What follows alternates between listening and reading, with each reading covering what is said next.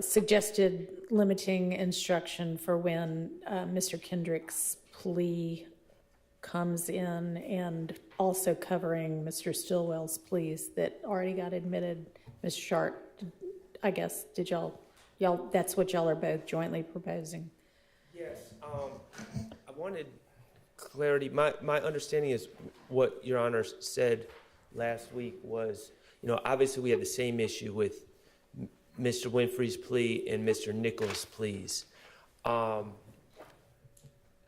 understanding from the discussions last week is that Your Honor was going to, I don't know what the term would be, but unadmit those convictions? No. Okay. Because those were still, I think, overt acts, right? Are they or not? Yeah. The whatever Mr. Nichols pled to and what Mr. Arnold? Winfrey. Winfrey. Well, Winfrey's was an Alford plea. Right, but the issue isn't the act or evidence of the acts. Yeah.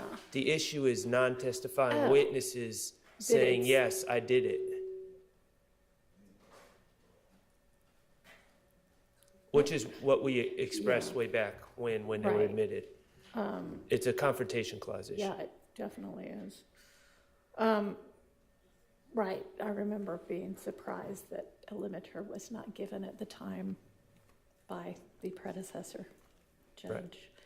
Right.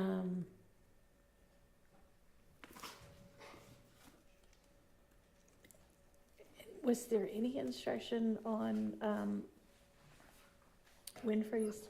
I cannot recall. Our stance is that the plea itself should not even be in evidence. Not even a limiting instruction wouldn't even be the issue. It just shouldn't be in. And same with Nichols. Same with Mr. Nichols. Although now that they are not. Mr. Winfrey never was sitting with us. So that our stance is that should have never been. But Mr. Nichols. He has come in though to sort of explain some of his testimony. No, he never testified. We were arguing that it was a controversial day because from our vantage point, the state was trying to suggest that Mr. Winfrey took a plea because of promises of a car or different things. But Mr. Steele at the time was rightfully pointing out that plea was not, the Supreme Court later found that plea was not voluntarily given. Right, didn't that come into evidence though? No, we were not allowed to get into that at all. Yes, that is. You mean the fact that The fact that it had been reversed and that he then entered an Alford plea instead of a guilty plea, right? That came in. That information came in, right? the information that he had to take the plea a second time came in. I don't think the reasoning came in, but the fact that he had to take the plea. So I want to be clear. I don't know if the underlying reason came in, but the fact that he had to take another plea about the month or so later didn't come in. Which that didn't help a lot for us because we wanted to get into the reasoning. But the bottom line is the plea, whether it was voluntary or involuntary at this point, it's still statements by Jimmy Winfrey, and he never took the stand. So, All right, you know what? I may need to just review that trial testimony. Who was on the stand? Okay.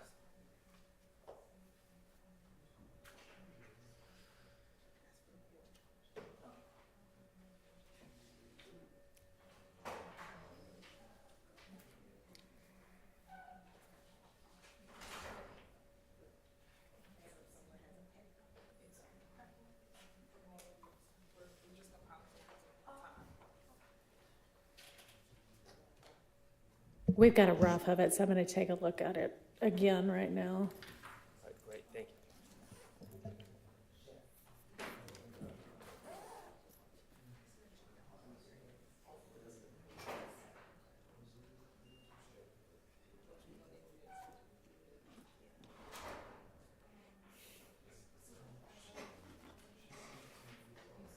Yes.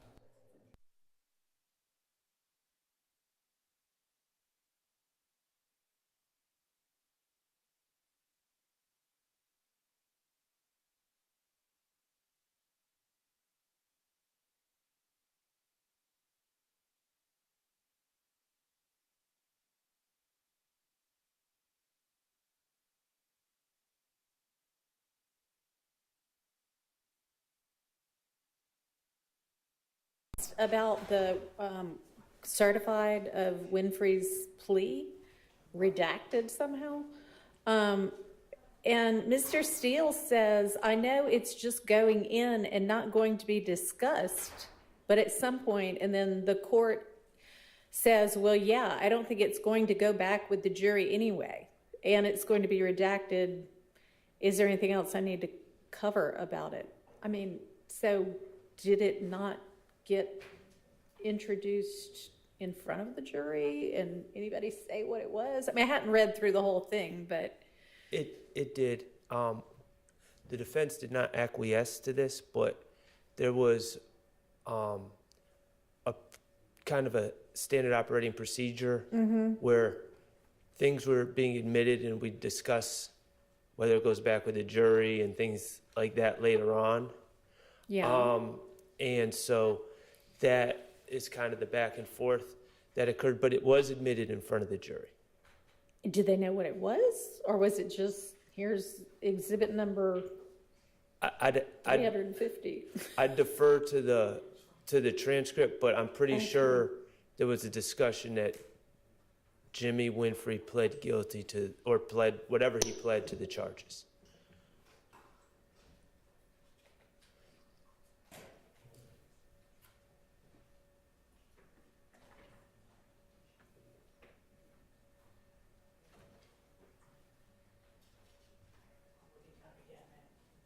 Okay, so this isn't the entirety of the transcript, but then it jumps to some questioning by Miss Hilton of a witness. I don't know who. Oh, yes. As it relates to this case, do you know if Jimmy Winfrey ever took a plea? Yes, he did.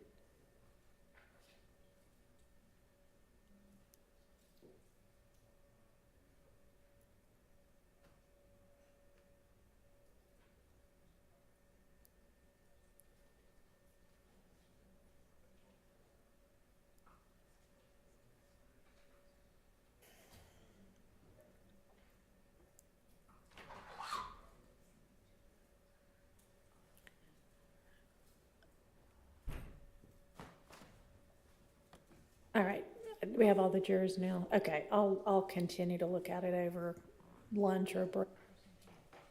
We're not gonna need this limiter this morning, right? No, Your Honor, we probably won't need it until when the investigative career finishes. Okay, great.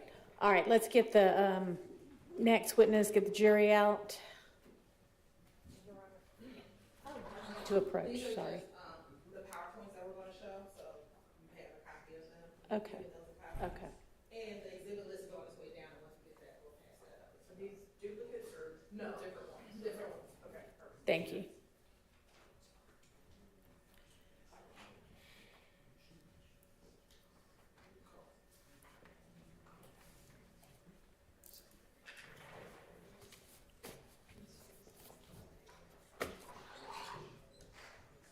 All right, for the jury.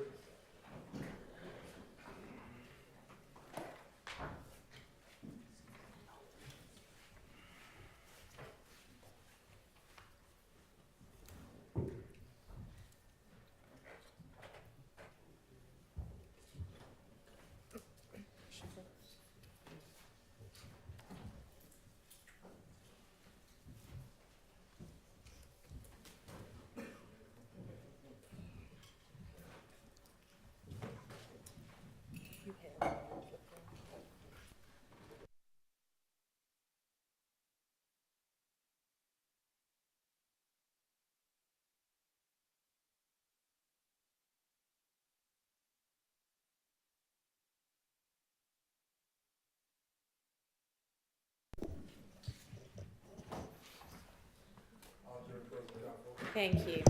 All right, y'all have your next witness on the stand. Sergeant Ingram, would you swear that witness for us? Can you stand up till you get sworn, please? Raise your right hand, you swear affirm testimony you give the truth, the whole truth, and nothing but the truth. That's it. All right, go ahead, Ms. Hilton. State and spell your first last name. Hollis Brown, Hollis, Brown, Brown. And good morning, Ms. Brown, how are you? Good, how are you? I'm doing well. Where are you currently employed? Atlanta Police Department, Crime Scene Unit. If you could speak up. Atlanta Police Department, Crime Scene Unit. And how long have you been with the crime scene unit at Atlanta Police Department? 5 years. And has your entire career with APD been as a crime scene tech? Yes, ma'am. Currently, what shift do you work? I'm currently on day watch And what time is that? from 7 a.m. to 3 p.m. When did you start on day watch? July. Prior to serving on day watch, what shift were you assigned? I was on morning watch, And what time is morning watch? 11 p.m. to 7 a.m. And how long were you on morning watch? I was on morning watch for 4 years.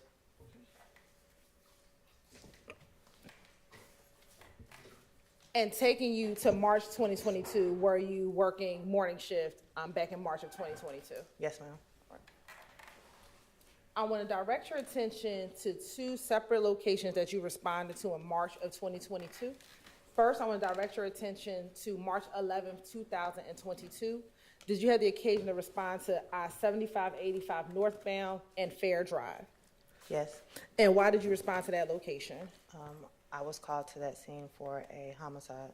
Okay. And I'm going to ask you today, do you remember the APD case number associated with that location? No, ma'am. Did you do a report in this case? Yes, ma'am. Will looking at a copy of your report help refresh your memory as to the location, the APD case number? I'm sorry. Would taking a look at your police report help refresh your memory as to the APD case number? Yes, ma'am. All right. Permission to approach, Your Honor?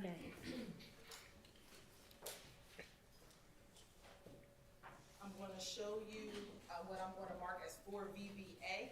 Is that your police report? Yes. And does that help refresh your memory as to the APD case number associated with that police report? Yes. What is the APD case number? 220700312.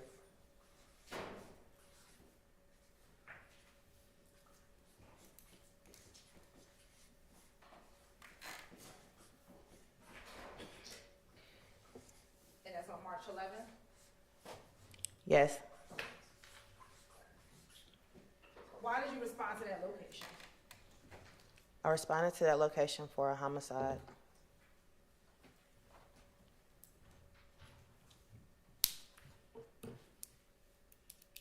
About what time did you arrive at that location? Approximately around 5. Is that 5 a.m.? Yes, ma'am. And why were you requested to go to that location? There was a vehicle on the expressway with a passenger who was deceased and another male had been transported. What did you find when you got there? I found a grayish-looking vehicle with defects all around the driver's side, the rear, and the passenger side, with a deceased male sitting in the passenger seat, front passenger seat. Did you see any of the shell casings? Yes, they were on the expressway.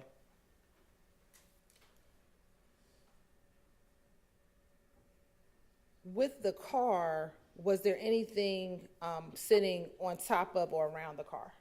There was a handgun sitting on the roof of the vehicle, On what side of the vehicle? the driver's side.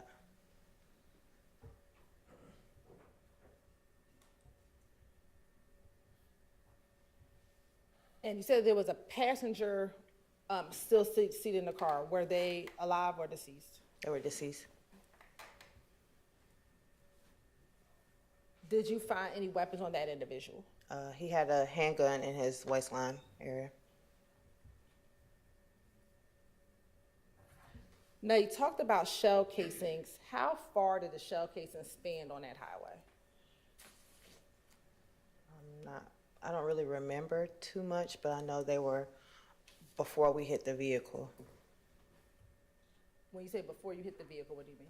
So they started a little bit further back, going towards where the vehicle was at. And did you take pictures of the scene as you found it? Yes, And have you had the opportunity to review some of those photographs that you took on March 11, 2022? yes, Okay, in front of you, you have the opportunity to look at State's Exhibit 4 VV through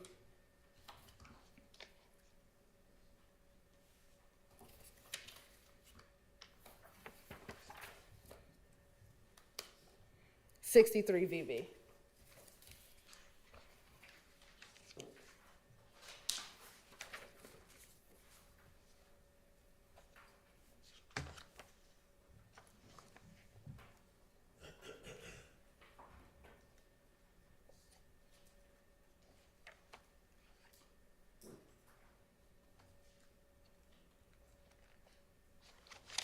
yes, And did you look at those previously when you were, before coming into court? yes, All right.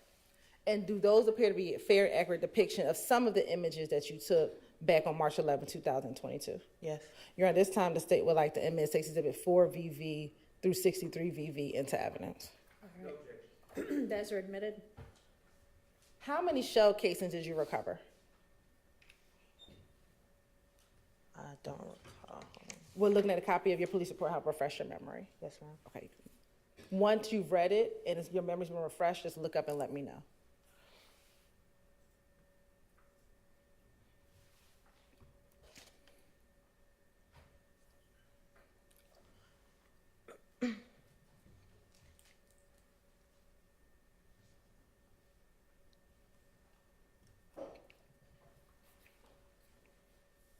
Okay, Okay. How many shell casings did you recover? it was 31.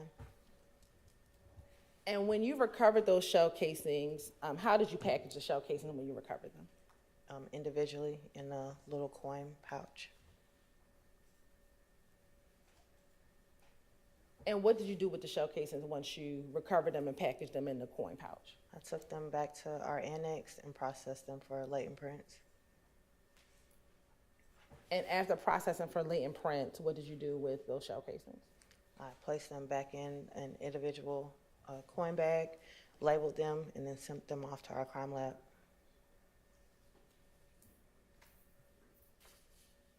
What caliber shell casings were they? 9mm.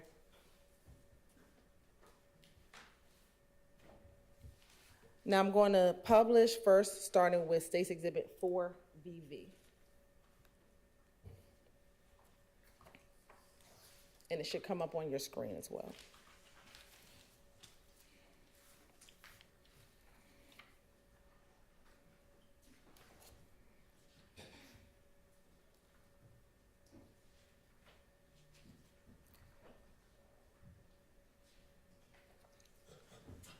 And now also looking at 6VV.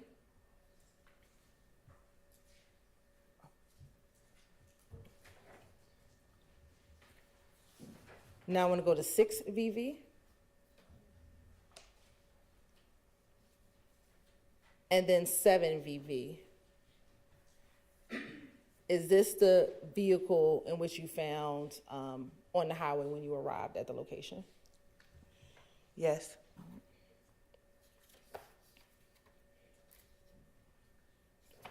Turning to 10VV.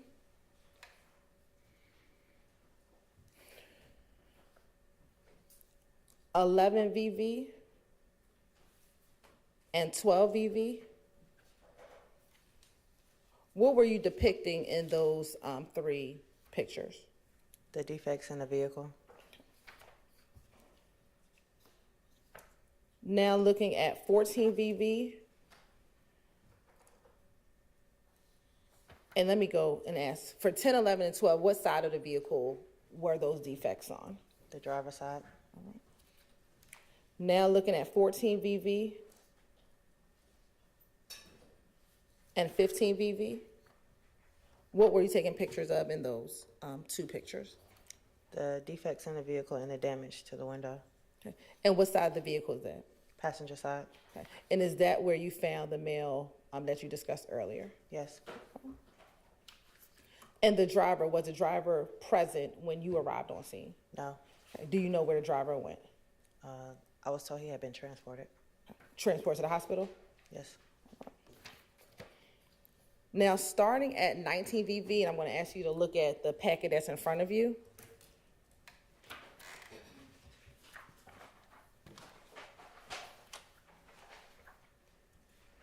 Through 51VV, what is in 19VV through 51VV?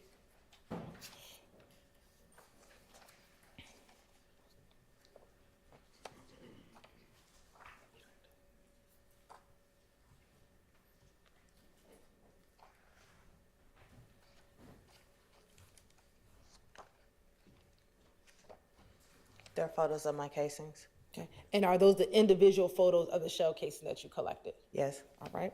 Now I want to go to 53VV.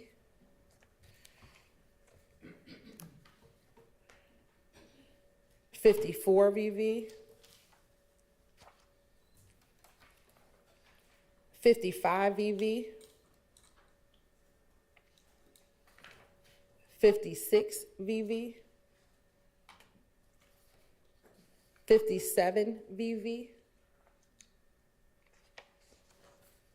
58VV, 59VV, 60VV, 61VV,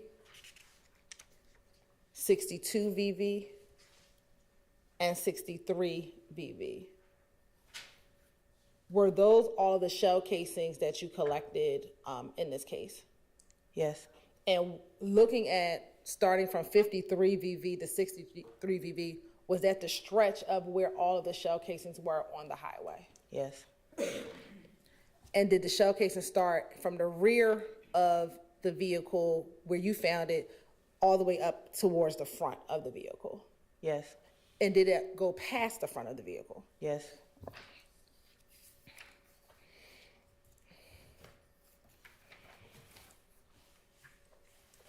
And were all the shell casings that you recovered on that scene 9mm? Yes.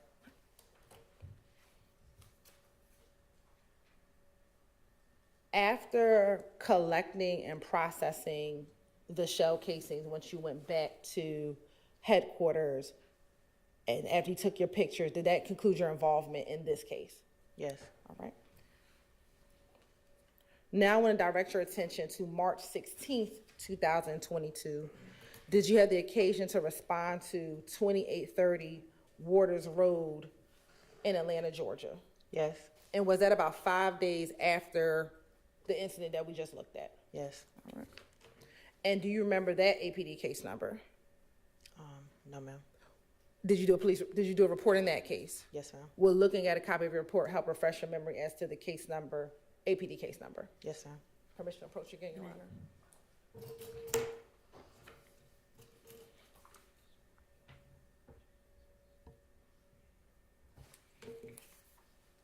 I'm gonna show you what I'm gonna mark as 248 VVA. Do you recognize 248 VVA? Yes, And how do you recognize 248 VVA? it's my report with my name on it. And what is the APD? Does that help refresh your memory as to the APD case number associated with this case? Yes, What is the APD case number? 220750015.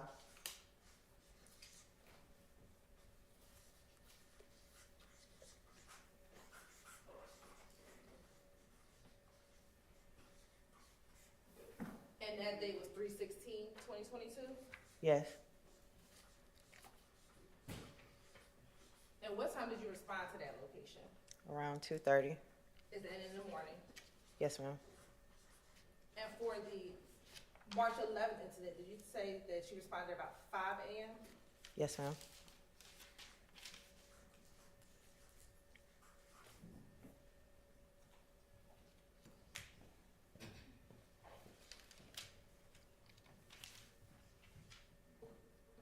And why did you respond to that location? I was called to this location for a shots fired call. And what was the weather conditions like when you responded to that location? It was raining a lot. You said it was. It was raining a lot. And does rain affect how you process a scene? Yes, it can. How? It can distort my photos a little bit. It can also be hard to find certain pieces of evidence. And when you say certain piece of evidence, what type of evidence might be more challenging to find when it's raining outside? Casings, anything involving glass, blood.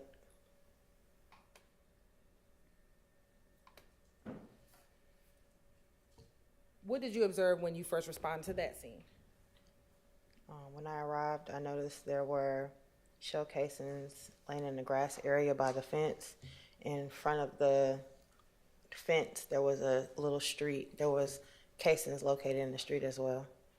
There was defects in vehicles to the next door, the house next door. There were defects also in the fence and the vehicle in front of the house.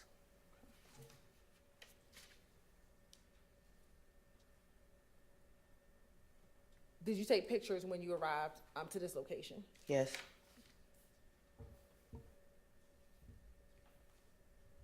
And have you had the opportunity to review those photographs before your testimony here today? yes.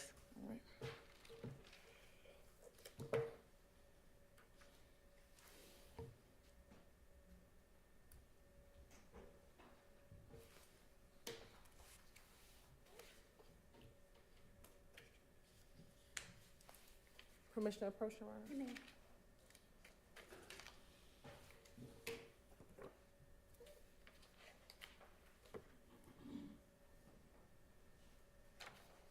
Okay, I'm gonna first show you 248 VV through 271 VV. Are these images that you saw prior to your coming into court today? Yes, And then I'm gonna show you next 272 VV through 308 VV. Are those also items or pictures that you saw prior to your testimony today? yes, And then last but certainly not least, 309 VV through 315 VV. Had you had the opportunity to review those photos prior to your testimony here today? yes, Do those appear to be fair and accurate depictions of the pictures that you took on March 16, 2022? yes. You're right, this time the state would like to tender State's Exhibit 248 VV to 315 VV into evidence. All right, those are admitted. And permission to publish. You may. First, starting with 248 VV.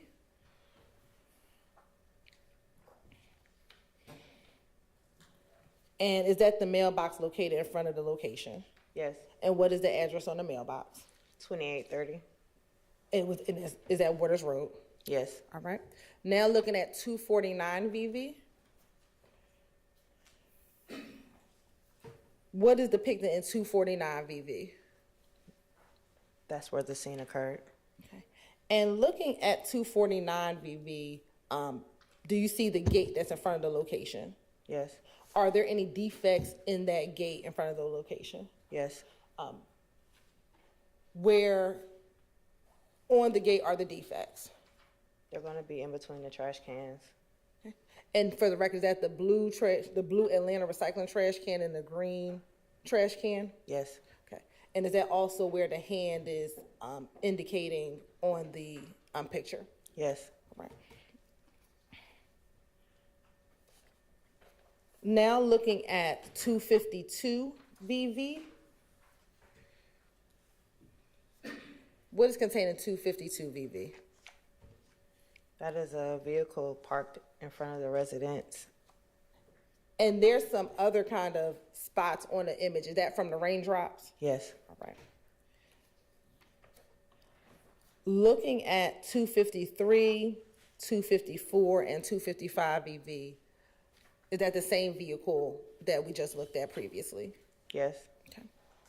Now, looking at 255 EV, what, if anything, were you depicting in 255 EV? The defect in the vehicle. And if we can scroll in, is that the defect that you're referring to? Yes. Do you recall sitting here now what side of the vehicle that defect is on? From this photo, it looks like the passenger side, Okay. rear passenger window.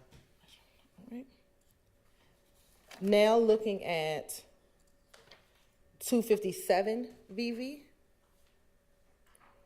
What is being depicted in 257 VV? The driver's side of the vehicle with defects. And I'm going to show you, where are the two defects, excuse me? Or not two, where are the defects that you see? The driver's side window. Are there any other defects on the driver's side of the car? I don't see, well, there's one right here below the side view mirror, a little bit further down where the mouse is. Is that where the hand is? Yes, And if we can pull the photo towards the left? Are there any other defects? I can't see from this photo, so no. Turning, if you can look behind you, are there any defects on the back window? It looks like it may be a defect. I can't really tell between the raindrops. Okay. Now looking at 258 VV. Is that a close-up of the defect that we saw on the front the front driver's side window? Yes, All right. 259 VV. Is that a defect on the rear driver's side above the rear tire? yes, 260 VV. Is that a close-up of the defect that was on the front driver's side of the vehicle? yes. Now looking at 261 VV. Where's this area of the home? This is on the right side of the residence. And this is on the front porch of the residence? Yes, All right. Looking at 262 and 263 VV. What were you depicting in 262 and 263 VV? the defect in the burglar bar and also the window. Now looking at 264 VV and 265 VV.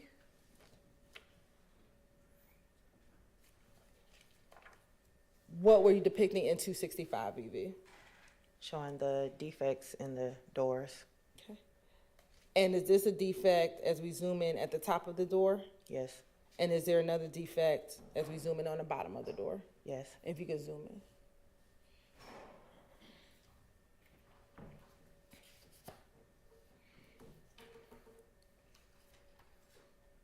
Now, looking at 266, 267, and 268 VV, what were you depicting the security cameras? Yes, All right. Now, looking at 269 VV, 270 VV, 271 VV. Are those the shell casings that you spoke of earlier that were on the scene when you arrived? Yes. And from pictures 272 through 308, are those just the individual pictures of all the shell casings that you collected? Yes. Right. How many shell casings did you collect? Around 40, if I'm not mistaken. And do you recall the types of shell casings that you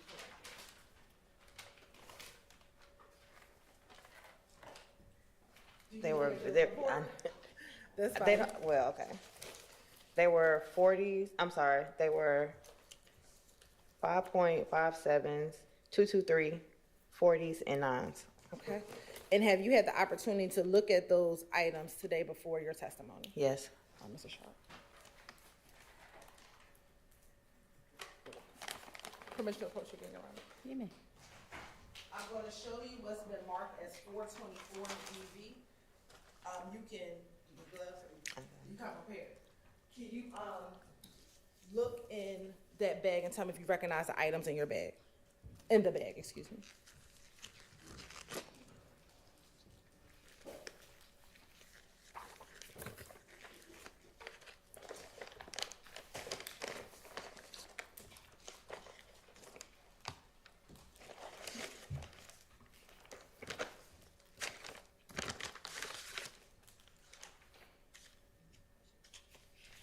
Yes. Okay. And how do you recognize those items? They're casings from my scene with my handwriting. All right. And do they appear to be in the same or similar condition as when you collected them on March 16, 2022? The casings or the packaging? The packaging. Yes. Okay.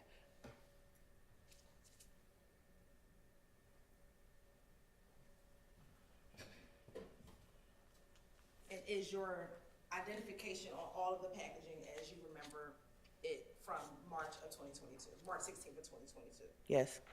This time the state would like to tender and admit the contents of 424 VV into evidence.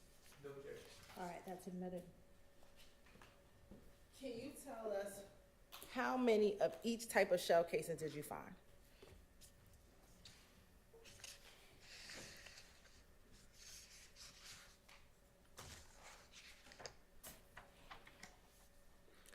There were 11 5.7s, 2 223s, 8 40 calibers, and 19 9mm.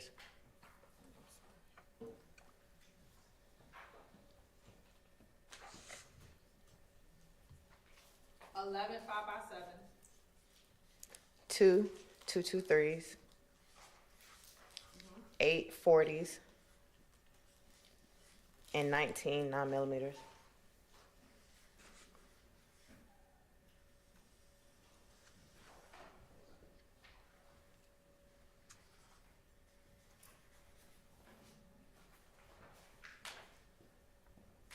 When you collected those shell casings, did you do the same thing that you discussed, that you did earlier with the March 11th shell casings? Yes. And when you talked about the March 11th shell casings and how you packaged them, did you package the shell casing from March 11th in the similar way that you packaged these shell casings? Yes.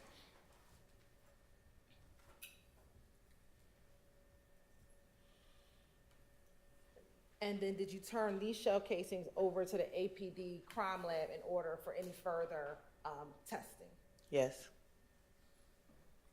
After taking the pictures, collecting the evidence, and turning it over to APD, that concludes your involvement in this case. Yes.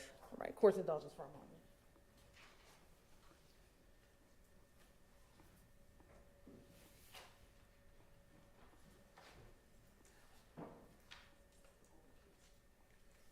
I have no further questions, Your Honor. Cross.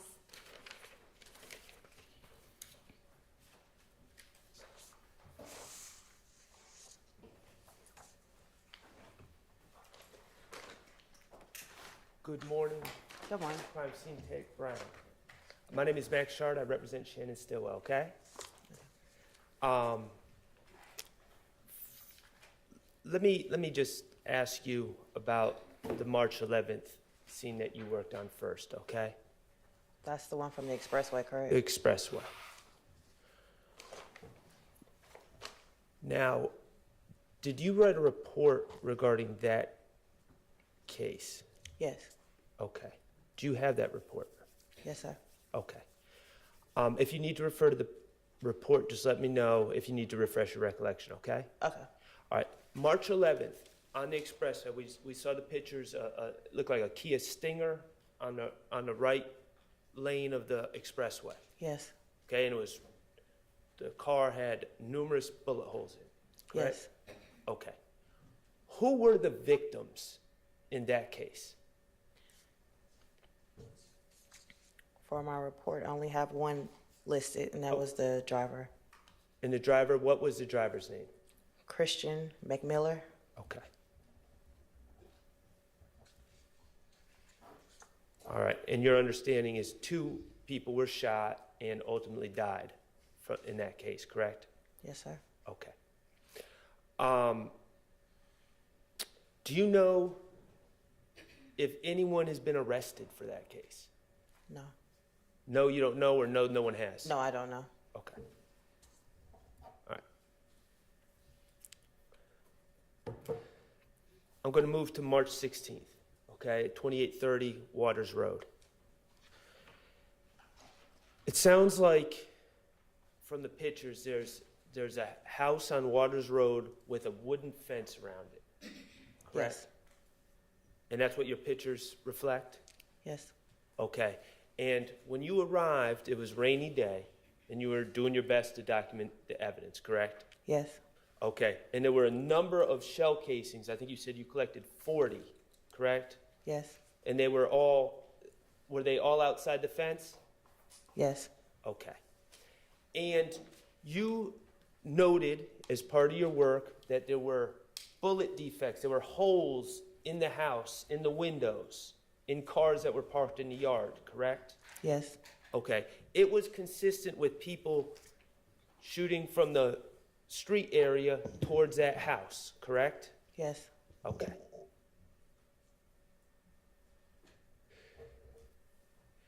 Do you know anyone who has been charged with shooting at that house? No, sir. Okay. Now, I just wanted to make sure I'm clear. Your Honor, may I approach? You may. Thank you. So, Ms. Brown, this brown paper bag is labeled 424VV, correct? Yes, And that's the paper bag that you put all the shell casings you collected from 2830 Waters Road, correct? yes, Okay. Now, you preserve that evidence so it could be later processed by GBI or other people for ballistics and things of that nature, correct? Not Yes. in hits, etc. yes. All right. If I am to ask the scientists or the GBI people later on about this case, what numbers would I need to know that we're talking about the same shell casings? There were 40 cases, so it should be numbers 1 through 40. As far as the case number, would it go by the APD case number, or what would be the cross-reference, if you know? I'm sorry, I don't know how GBI actually labels theirs. Okay, but you have it in the case number that you've already given us, correct? Yes, sir. All right. One other thing I just wanted to clarify and possibly correct. We talked about the different shell casings that were collected, right, in a total of 40. Yes, Okay. There was 2 223s, yes, 840 caliber, yes, 19 9mm, yes, and 11 5.7 by 28, correct? yes, Okay. Ms. Hill, do I have your permission to correct that? So it shouldn't say 5.7, it shouldn't say 5 times 7, it should say 5.7 by 28, correct? yes, And all of these And all these shell casings are for different caliber bullets, correct? Yes, And a gun wouldn't shoot different caliber bullets. A gun would just shoot one specific caliber, correct? I'm sorry, I'm not a ballistics expert. I Okay. just know they fire. Fair enough. Thank you.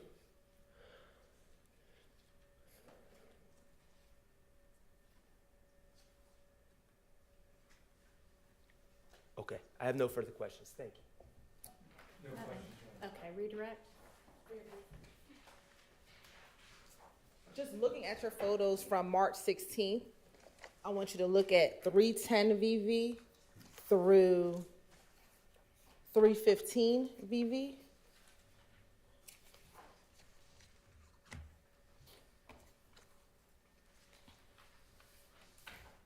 Which numbers? 310 VV through 315 VV. Okay. Earlier, you talked about going to another home and taking pictures of some defects. Is that the home next door to 2830 where you went and took other pictures? Yes, Right. And looking at 311 VV, 312, 313, 314, and 315, is that the vehicle that was of interest that had defects inside of the vehicle? yes. All right, thank you. No further questions, Your Honor. All right, thank you for your time. You're excused. Call your next witness. Yes, Your Honor, the state called Detective Ian Packer to the stand. Judge, Yes. you'd like for me to leave these here? Yeah, that's fine. Thank you. Thanks.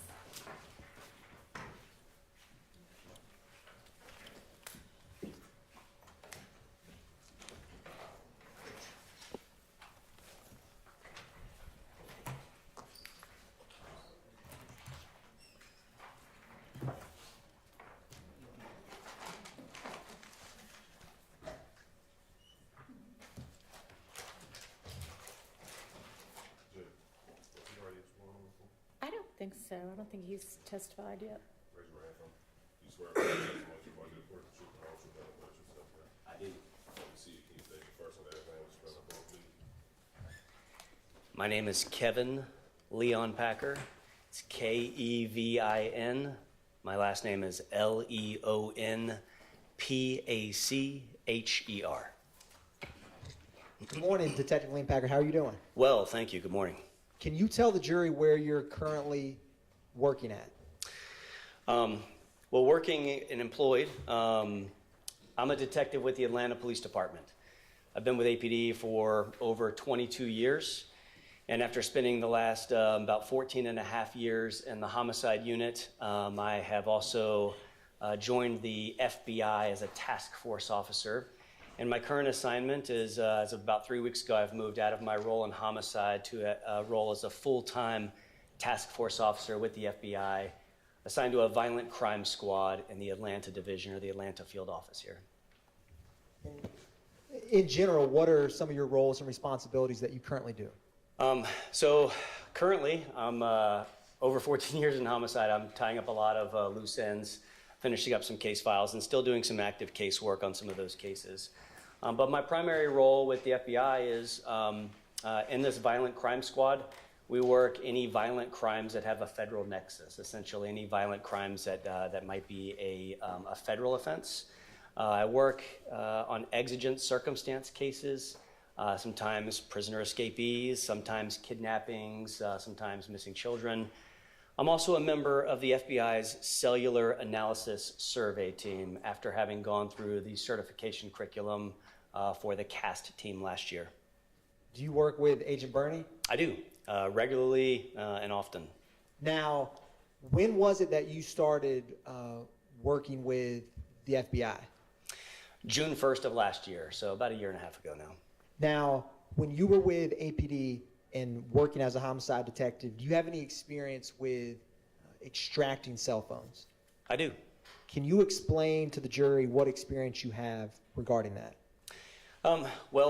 Starting with my experience with APD that led me to mobile device forensics or dumping cell phones.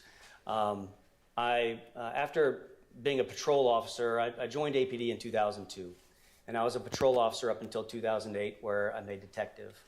I spent a year doing mostly violent crime investigations, but any generalized investigations. Sometimes I'd work shootings and robberies, and sometimes I'd work parcel thefts, like package thefts and fraud.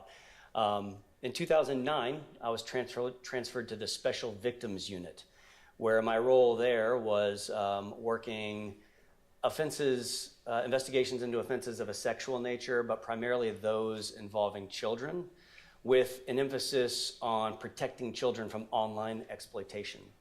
And in that role, I began to familiarize myself with mobile device forensics, because mobile devices were an instrument used to affect that type of crime. In 2010, I moved to the homicide unit, and there's been just an ever-increasing use of mobile devices in criminal investigations and the data that we can obtain from them. In 2014, I attended my first formalized training in mobile device forensics, and that was a class put on by the Public Agency Training Council. They're a very large private entity that conducts law enforcement training. And that instruction was cell phone technology and forensic data recovery. So that was instruction, a 1-week course, 40 hours on working with cell phone records, mapping out cell phone activity, how phones communicate with cell networks. But it was also mobile device forensics. And at the conclusion of that class, I also obtained a certification in Oxygen Forensic Suite, which is one of the many tools that we use to dump cell phones, or at least we did back then. In 2018, I attended a certification course put on by a company called MSAB, and they make a tool called XRY. Again, one of the forensic tools that are out there available for law enforcement to use to dump cell phones and get data off of cell phones. And I obtained 2 certifications from XRY. One was just a standard certification in mobile device forensics, and the other was an intermediate certification, which worked with doing some advanced extractions of mobile devices. In between 2014 and present day, I've taken other webinars, workshops, in-person workshops with various companies, including Gray Shift and Magnet Forensics, and product updates with XRY. I've attended and spoken at several conferences across the US and internationally, detailing how I use mobile device forensics and the extraction process and in sifting through data in criminal investigations, and learn from others and other law enforcement agencies that are doing the same to try to identify new strategies for sifting through data. Now, roughly how many phone extractions have you done in your law enforcement career? Several hundred would probably be a low number. It's not uncommon in many cases to come across, especially cases that have multiple suspects, to come across 10 or more devices in a single case.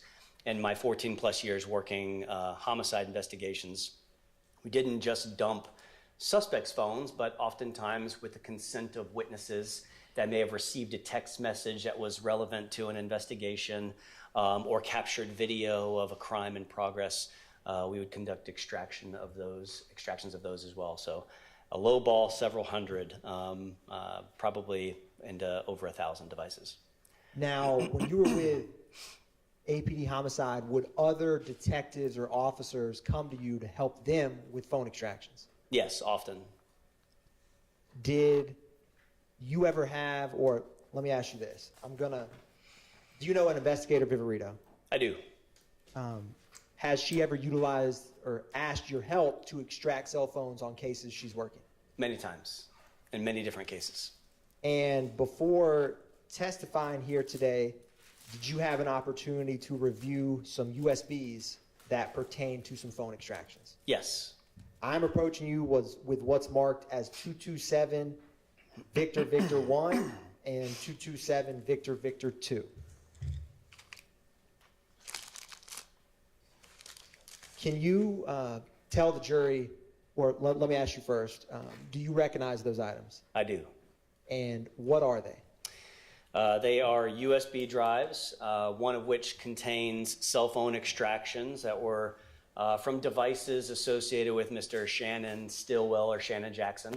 I'm familiar with him by both names. And the other is and I should say that one is States Exhibit 227VV1. That's correct. And then the other one, which is a silver and gray USB device, States Exhibit 227VV2, contains mobile device extractions for phones that are associated with Marquavius Huey. And how many phones extractions are there on each of those USBs? If I could review Yes. my notes, but I believe it was 3 for each device. Yes, 3 for each device, Now, each USB drive. can you describe for the jury, you've discussed phone extractions, what kind of data comes back? Can you kind of describe the process when you get a phone to extract? Yes, it depends, is the short answer. So it depends on the state of the phone, whether or not it's powered on or powered off at the time we recover it, and whether or not the user had unlocked it since it's last being powered on. That's a good state for us, and using some advanced forensic tools, we can still recover a lot of data, even if we don't even know the passcode to the phone. So in a situation like that, we would recover most data that we would want to see for investigative purposes, like calls, messages, not just messages that are text messages, but messages that are iMessages, which are not text messages, by the way. iMessages sent from iPhone to iPhone do not travel through the cellular network like an SMS message. Those do not appear on records from cell phone companies. Those will only appear in mobile device extractions. So we recover messages, photographs, videos, web history, sometimes health data, again, dependent upon the state of the phone, and third-party application data. So depending upon how an application works, if it stores data on the device, then we can sometimes recover that data, and depending upon the forensic tool we use, it could parse out that data and show it in the messages section as well. For instance, DMs on Instagram may appear in a cell phone extraction. In the case of a phone being powered off, Apple uses encryption to encrypt data. And if the phone powers off, from iPhone 5S, which is a long time ago, to present day iPhone 16, there's a whole separate chipset inside of Apple iPhones that does nothing but hardware encryption for iOS devices or iPhones. And that can present some challenges to us. If we do not have the passcode for the phone and the phone's powered off, we're gonna have a difficult time getting all that data that we wanna see for investigative purposes. And we'll be left with sometimes a list of blocked numbers on the device, sometimes some cached images or images that are temporarily stored in the phone's memory, but aren't the photos and videos taken by the camera inside the phone. We won't see messages or web history. So we're very limited if the phone's powered off. So again, it depends, but the shorter answer is, in best case scenario, we get pretty much everything that you have on your phone. Now, is 2 of the phones that investigator Viparito asked you to extract pertaining to Shannon Jackson or Shannon Stillwell, did investigator Viparito have a passcode for those? Yes. And roughly, was it in December of 2022 when you conducted the extraction on those 2 phones? Yes. I wanted to also circle back. You had mentioned web history. When the data comes back, are you able to look and see web searches? Yes. Can you describe for the jury what that means or what that may show? What's important to note that whatever we get on the phone is just a log of activity for the phone. So I may not know who was physically holding the phone unless we have a witness or it's on video to show who is physically operating a device. So when I see web history or I see a search that appears in the web history, what I know is that the phone navigated to the internet and conducted this search. So for instance, if I go onto my iPhone and I go to Google and I type in a search term, then I would see the URL or the web address of what that search term result is. That's the page that Google will navigate to, that my phone will navigate to. And in that URL, you'll see an indication that this may have been a Google search. You'll see some indication of what the search terms were. If there's multiple search terms like Kevin Leon Packer Court, then you may see Kevin plus Leon Packer plus Court. And what that means is that the phone navigated to that page that may have those results from Google. If someone were to send a link of search results, which I don't think I've ever seen someone send a link of Google search results, but that would have the same web address. So whether someone types in the search term or navigates to the page that resulted in those search terms because someone, say, texted them a link, then you would still navigate to the Google page that has the results for those search terms. Now, when you do these phone extractions for other detectives, like you did in this case for Vivarito, when you didn't personally, in this case, review the contents of the extraction, is that fair to say? Yes. Now, when you give it to them, are they able to navigate and see the data that you just described? Yes. And is the system that they see that data for messages or calls, are they able to tell if it's incoming, outgoing, and who they're communicating with? Yes. The tool that I use and used in this case is XRY. That's the one that's made by that company MSAB. And XRY has essentially, it's two different tools. One is the extraction tool, that's XRY, and then the reviewer or reader tool is called Examine. So Examine is used to open up the XRY extracted files, and it presents the results of the extraction. And you can create filters. You can say, I want to see all the calls, or I want to see all the messages, or you can select both and say, I want to see just calls and messages. And when you click on messages, it brings up the messages. It's essentially divided into 3 columns. Filters on one side, the left, calls, messages. And then in the middle, it'll display the calls and messages. And you can sort it by time or sort it by how frequently someone communicated with this person. And then when you click on a message, in the right-hand side, it'll give you more details about it. So you can tell in the center column or in the more details column on the right from whom the message was sent and to whom it was sent. Now, when you extract these phones, is there any data gleaned of if various SIM cards were used on a phone? Yes. Can you describe, one, what a SIM card is and how that data may show up? SIM cards, which are slowly going away. SIM cards are physical cards that insert into a mobile device. Before we had them just for like GSM phones. That's before we went to like what modern day LTE technology is. We would have a SIM card in like an AT&T phone, but maybe not a Verizon phone.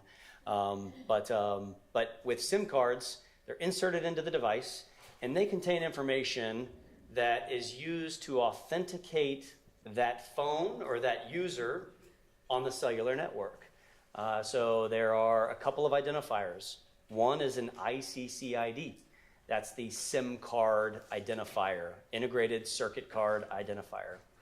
The other is the IMSI, or International Mobile Subscriber Identity. That's a unique identifier for a cellular network, and the IMSI is used in that authentication process. You put a SIM card in your phone, you turn it on. If you have AT&T or now Verizon, it goes to the Verizon cell sites, and it goes through an authentication process. Verizon looks at your IMSI, identifies your phone number. The phone number is stored on the SIM card as well. And it says, yes, Kevin's paid his bill this month. He's allowed to use the cellular network, and you'll have access to make and receive calls. In iOS devices or iPhones, some of that SIM data is stored. Even if you remove the SIM card from the device, we may still see the ICCID or the IMSI and the date that SIM card was in the device. It'll have a date last updated. Did you see any SIM card changes in the 2 phones associated with Shannon Stillwell or Shannon Jackson that you got in December of 2022? I did.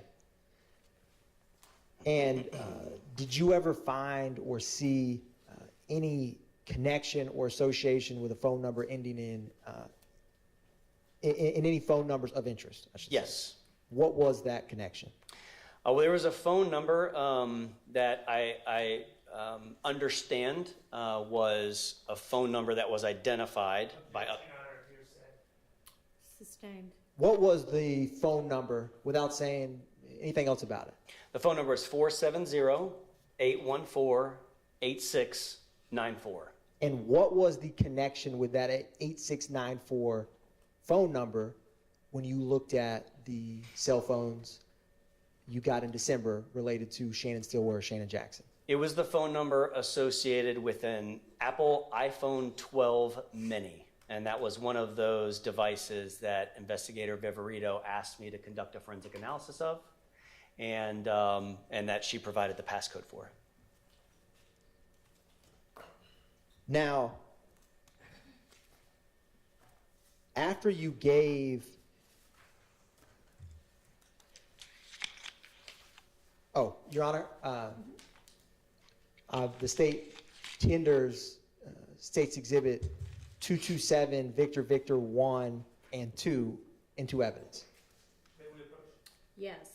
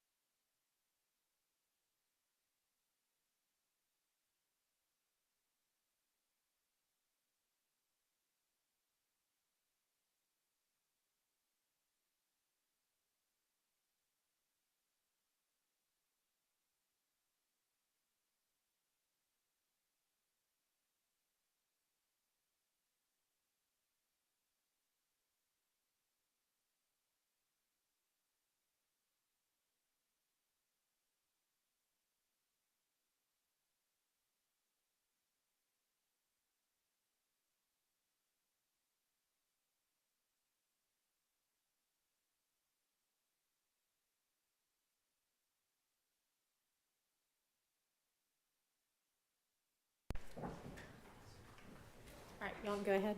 Thank you, Your Honor. Now, Detective Leanpacker, did you have the opportunity on March 17th of 2022 to participate in a search warrant Yes. at 2830 Waters Road? Yes.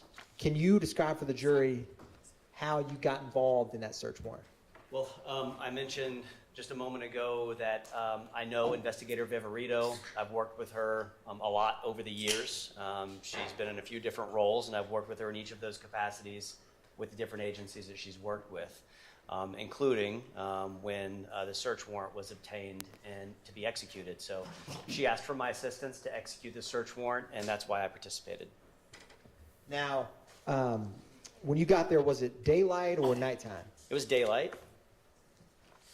And was there other units within APD that were there for the search? Yes. What were some of those units? The SWAT team, our intelligence unit, I think some gang unit investigators, and myself and I believe my sergeant and our homicide unit, Ray Layton, were there, and our crime scene technician. Now, you personally, when you go to scenes or work cases, do you take any photographic or video evidence yourself? Sometimes. And what do you use for that? Usually a city-issued cell phone to photograph or video a walkthrough of the area. And did you do that in this case? Yes. Now, Your Honor, I am approaching with what's been marked as 336 Victor.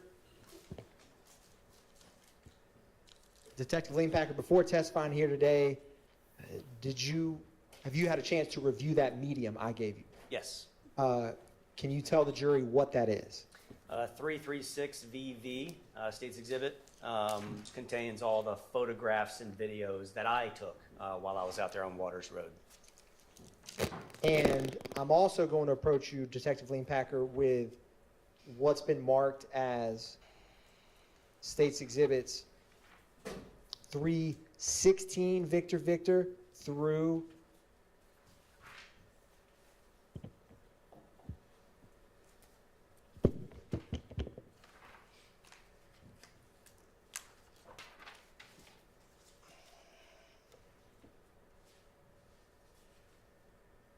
335 Victor.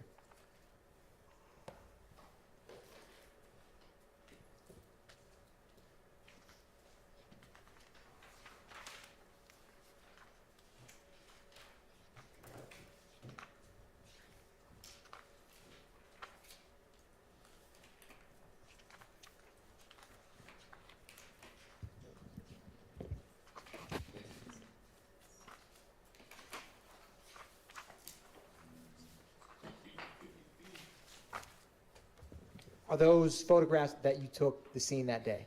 Yes, and at least one photograph is, I believe I took when I was back at Atlanta Police Headquarters after packaging some of the evidence, and I photographed the packaging of it. Your Honor, at this time, the state moves to tender into evidence 316 Victor through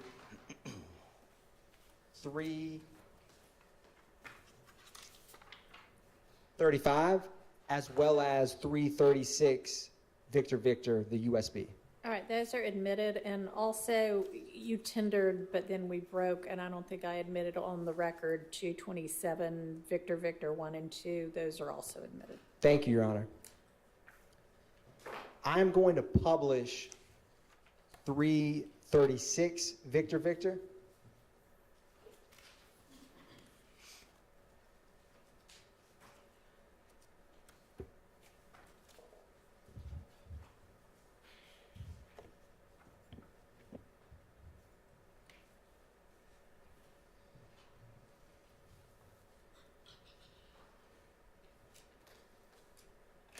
Now, is this the location that you were at, Detective Leanpacker, on March 17, 2022? Yes.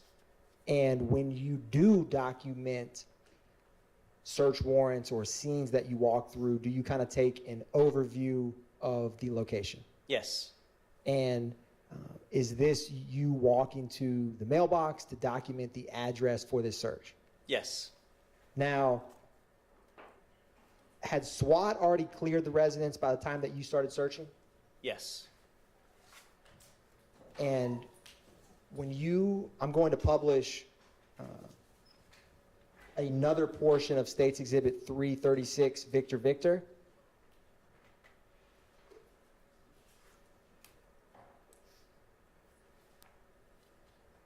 Was there a Audi that you see in this clip when you got there? Yes.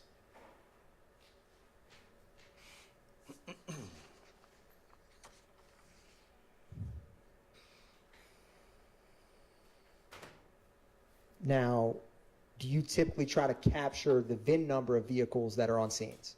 Usually. Can you tell the jury how were law enforcement officers able to get in this Audi vehicle? You can see on the left there at the door, there's a coat hanger. The window was ajar, and investigators used a coat hanger to tug on the door handle to open the vehicle and access the interior of it. Now, was there a firearm in that car? Yes, on the passenger floorboard, protruding up into there's me.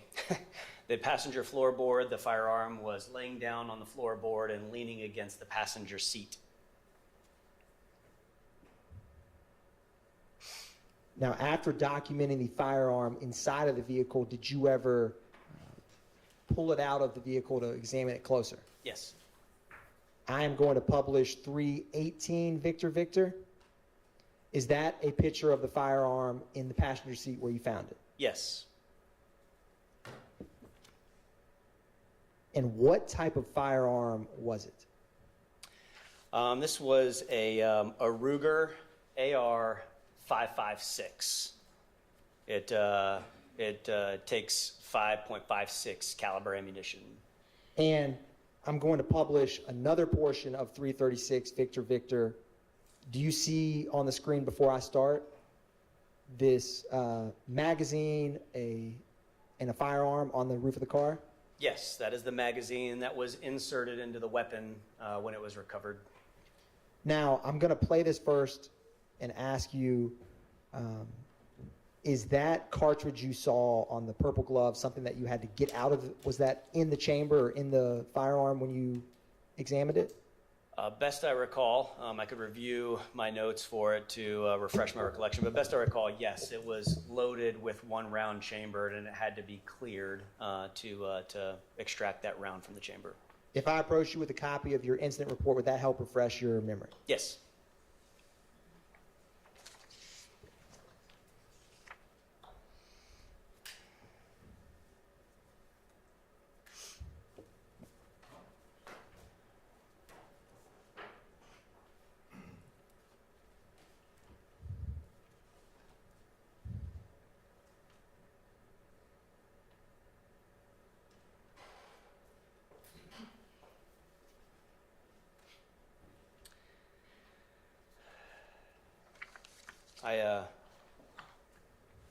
I've refreshed my recollection about what I wrote in the incident report. And what do you recall about that piece of ammunition? My recollection's unchanged, that it was loaded with one round in the chamber, but I did not specifically note in my incident report that that round was chambered. But you can see the magazines are loaded, and the one round out would have been the round that we cleared from the firearm, and that's what I recall about the condition of that firearm when it was collected. Now, I wanted to ask you, and I'm going to show you from this clip. Can you describe for the jury what is that, 2 magazines, and can you describe like what that was and with the tape and the different magazines? Well, there's 2 magazines that are designed to fit that weapon, that AR, and they're taped together facing opposite directions. So if one were to insert the magazine and fire enough rounds to use all of the ammunition in that one magazine, one could then pull the magazine out, flip it over, reinsert it, and get back in battery and begin shooting additional rounds without having to drop a magazine, retrieve an additional magazine from an alternate location, and then load it in. It's taped together so it makes a quick extract, turn over, reload, and then the firearm would be ready to fire again. Now, did you also collect this firearm that day? I did. Now, I am approaching with what is marked as 223 Victor Victor. And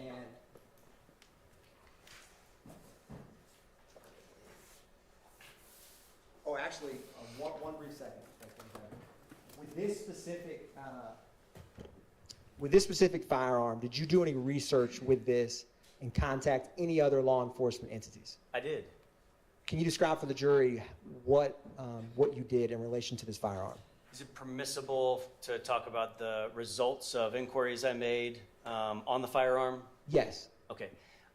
So I checked the serial number of the firearm in the same way we would run a license plate to see if a car was stolen. We can run serial numbers of articles and firearms to see if they have been reported stolen. What I found was this firearm was reported stolen while in transit from a Ruger manufacturer in North Carolina while it was en route, I believe via UPS, to Baton Rouge, Louisiana, somewhere between origin and destination. It was stolen in this essentially cargo theft from UPS. And so it was recovered when I wrote the report for it. The ATF investigates firearms stolen while in transit, and I communicated with an agent of the ATF who then recovered the firearm at a later time. Now, ultimately, did the ATF ever come or get in possession of that firearm? Yes, yeah, I made arrangements to ensure that the firearm, after being test fired for examination purposes and testing purposes, was then released into the custody of that ATF agent so he could continue his investigation. Now, Detective Liam Packer, I'm going to publish 319 Victor Victor. Is this another photograph of that same firearm? Yes. I'm going to publish 320 Victor Victor. Is this a close-up where the trigger mechanism would be? Yes. And 323 Victor Victor. Is this another photograph of those taped magazines in the gun? Yes. Now, did you find any other items in that vehicle that you documented that day? Yes. What did you find? There was a pink colored wool cap, I believe in the back seat. Did you collect that item? Yes. I'm approaching you with what's marked as 340 Victor Victor. And Detective Liam Packer, when you collect items at a scene, are you familiar with how APD property evidence labels and case numbers are for pieces of evidence? Yes. And is there any identifying features on that? And if you need to open it, you by all means can. That helps you know what is inside of it. Well, I packaged this item and sealed it. My initials were on the original evidence seal. And I also wrote on there that it was a pink wool cap recovered from the Audi. And in the evidence label that I created, I labeled it as the brand Time and True pink wool cap. So at the time that I packaged it in this evidence envelope, it was a pink wool cap.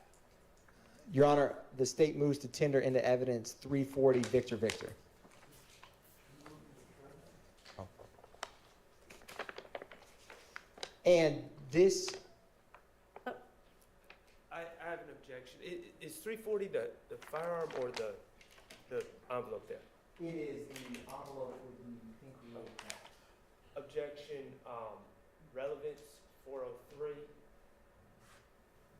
Overruled. And Detective Liam Packer, to be clear, the vehicle where officers put the coat hanger inside of it, is this the Audi we're talking about where you found this pink wool cap? Yes. That first vehicle, if you were to enter the property on kind of the right-hand side of the yard. I'll go back to 318 Victor Victor. Is this the vehicle that you found that pink wool cap? Yes. Did you also find any temporary tags or license plates in that vehicle? Yes, multiple. I am going to publish 324 Victor Victor. Are these some of the temporary plates that you found? Yes, And did you ever find a driver's license or identification in that car? I did. I'm going to publish 325 Victor Victor. Who was the individual's name that you found? Eric Jerome Moore.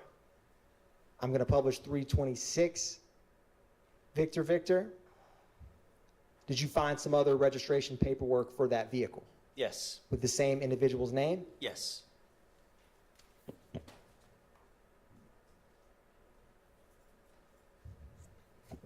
Now, I'm going to publish another portion of, and is this the pink wool cap that you were just discussing?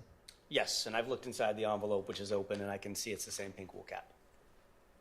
I'm going to publish another portion of State's Exhibit 336, Victor Victor. And just to be clear, this is the video footage that you personally recorded that day. Is that fair? Yes, And to the right, that's depicted on the screen, is the vehicle we were just discussing. yes.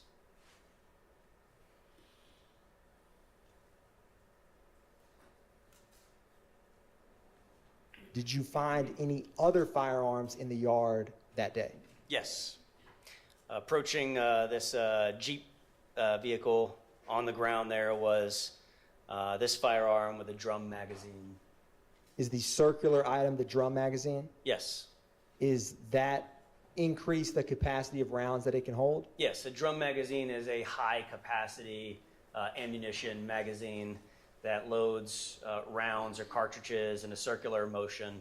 And as rounds feed into the firearm, they continue loading a round in that circular motion to feed into the firearm. So it's just a high capacity magazine. Now, Detective Leanpacker, I am approaching you now with what's marked as 223 Victor Victor.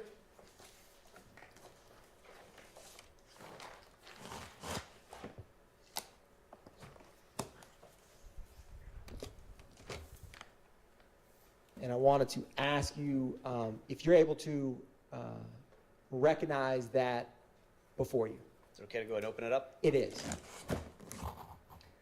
Yes. And what is that item? It's the firearm that was just depicted in the video, and it's a AK M10762P firearm, and the drum magazine that was there as well.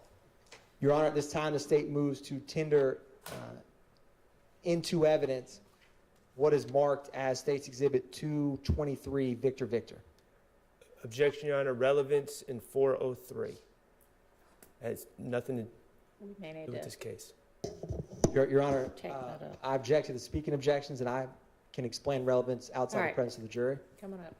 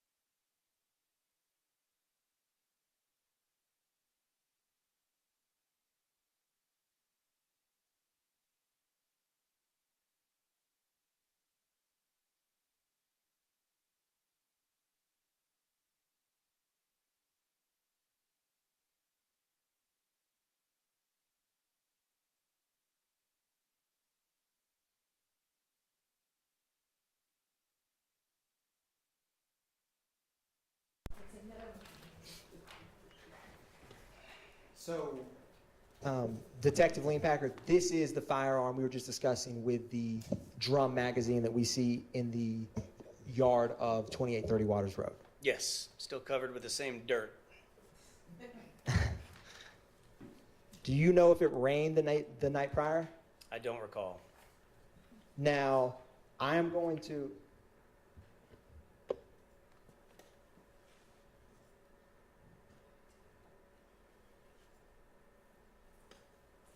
And I'm going to publish 328 Victor Victor. Is this the firearm that we were just discussing? Yes.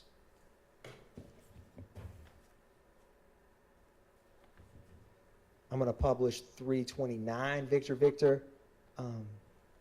And with this specific type of magazine, do you see how the ammunition at the very end to the right? Does it keep feeding into it until all rounds are discharged or something else? Until all rounds are discharged, or whoever's operating it stops shooting, as long as there's still rounds left. But yes, that's how it feeds, and that it's loaded in that circular motion and feeds up through the magazine into the firearm.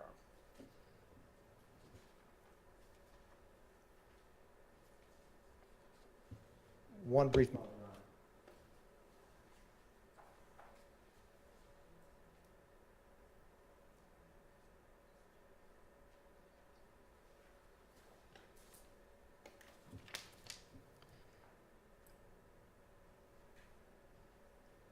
Now, you had mentioned that Jeep Liberty that we saw in that video. Yes.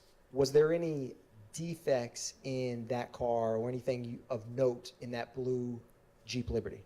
Yes. What did you see? On the driver's door, there appeared to be what we often say in homicide cases, we don't know what caused it, but it's a defect consistent with gunfire. It looked like a bullet hole in the door. Now, I am about to publish, before I do another portion of 336 Victor Victor, what part of the house is this frame right here? This is the rear of the house. And is that a stairwell in the rear that you see in this photograph? There's a set of stairs that leads up, and then there's an open door in the back. And did you ever go and explore or examine the basement level of this residence? Yes. I'm going to publish this next portion of 336 Victor Victor now.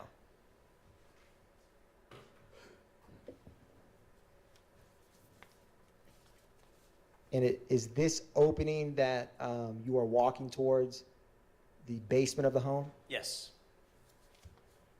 Was there another stairwell inside of the basement? There's stairs, yes. Were you able to get inside the home from those stairwells? No. No, it's closed off. It's like wood that's like nailed shut, so it did not permit access from the basement level into the house.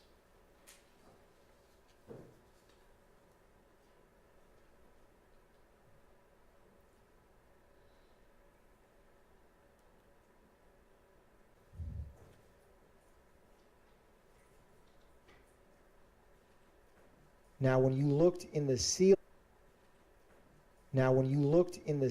in this basement, was there any openings that were in the basement? Yes. And do you know where that went? Into the house level above, but I don't recall which room it was.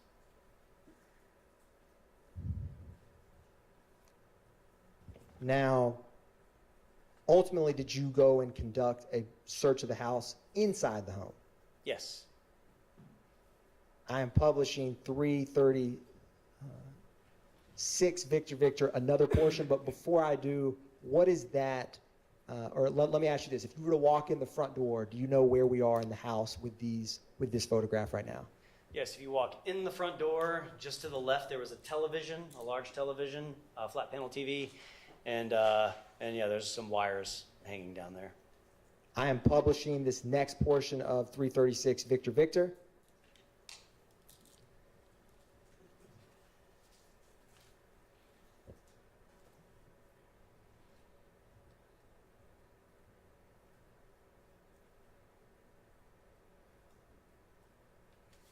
Did you ever find or see any device that normally would be plugged into those when you were searching there at that time? Yes and no.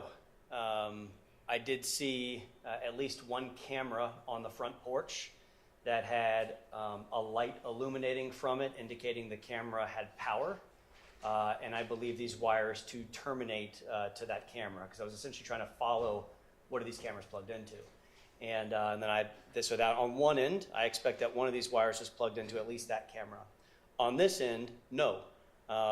You see those wires, they said to DVR, which I would expect to be a video recording system, a digital video recording system that would capture surveillance video from any cameras that terminated at the end of those wires. And these wires dangling there suggested there may have been one, but there was none there when I was there.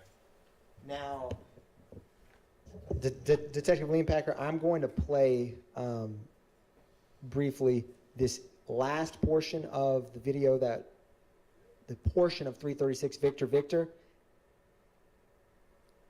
Was there a bedroom nearby where these cords were? Yes. And after looking at the cords, did you ever go into that bedroom? Yes. And did you ever look in the closet in that bedroom? Yes. And in just a second, that right there, did you see that in the floorboard? Yes. What is that? It's a void in the floor. And do you know, did that go down, if you know, to the basement? As I recall, yes, that was the hole in the floor that led to the basement. Or that, I should say, opened up to the basement. I want to say led, as if one would navigate through that hole to get down there. That's fair enough. Now, I'm going to show you what's already been admitted as 163 Victor Victor. Did you ever see this item when you were in the house on March 17, 2022? No. I am going to publish the next video portion of 336 Victor Victor. Can you describe for the jury, before I play it, what you see here and what you found? This is a plate carrier vest. It's a bit like the tactical vest I wear when I'm in uniform for APD. It has an insert inside of it. When you purchase it, it typically doesn't have an insert, but it's made to have an insert that's body armor. I'd say bullet-resistant vests that we wear for law enforcement and that military often wears. And did you, search through this body armor? I did.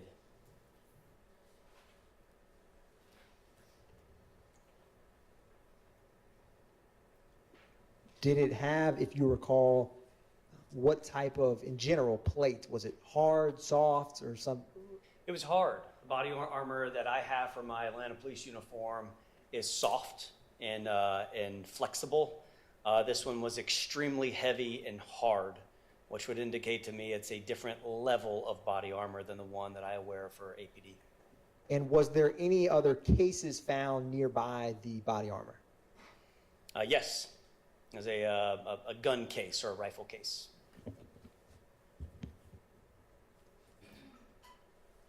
Now, I wanted to ask you, did you ever find any firearms inside of the house? Yes. Where did you find it? In a bedroom closet on the top shelf, there was a pistol. I'm going to publish the next portion of 336 Victor Victor. Is this the inside of the home? Yes.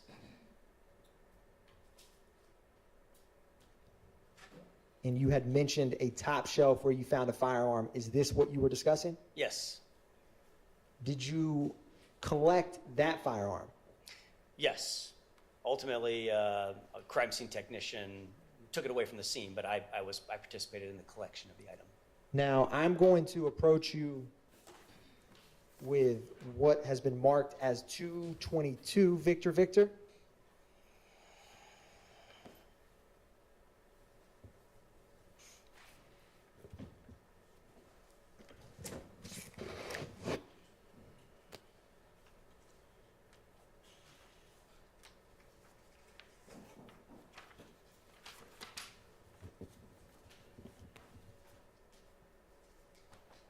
Do Do you recognize that item? I do. What is that item? It's the Taurus pistol that was on the top shelf here. And was that firearm loaded? Um, And if you need, I don't recall. It's got a magazine inside of it, but I think that the full processing of it was done by the crime scene technician. that's fair. I'm publishing 317 Victor. Is this the firearm we were just discussing? Yes. And 330 Victor, is this another photograph of that firearm? Yes. Now, did you ever go up into the attic of that home? I did. How did you get up to the attic, if you recall? I don't recall if there was a pull down stairs or a scuttle hole. I don't recall. Now, before I play this next portion of 336 Victor, is this the attic area of the home? Yes. And did you find anything up in the attic? Yes. What did you find? There was a bucket full of ammunition of various calibers. Now,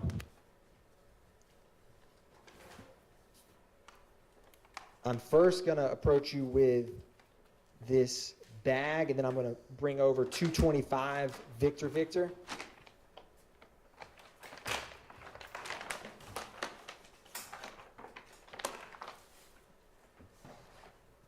And I'm going to set it down by your feet and ask you if you recognize that item. Yes. What is that? That's the bucket of ammunition that was recovered from the attic. And at some point, was that bucket inside of that bag that now has a hole in it? Yes. The the bucket was packaged by the crime scene technician. I misspelled my name, but it's on there nonetheless. And yes, that's the bucket that was inside the residence. Can you explain for the jury, and feel free, well, Your Honor, at first the state's going to tender 225 Victor into evidence. It's admitted. Thank you, Your Honor. And Detective Leanbacker, feel free to examine 225 Victor. What kind of ammo was in this bucket in the attic? 5.56 ammunition. It's pretty much a full box. 223 ammunition.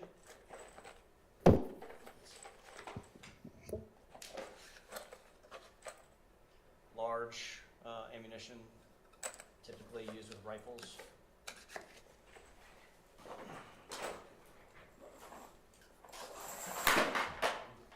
And the 5.56, the green tip ammunition, much like the ones that were loaded into that stolen rifle, had green tips as well. Two magazines taped to each other. Only 4 popped out, so excuse me. You did say feel free to examine it. Thank you, Detective Leanbacker.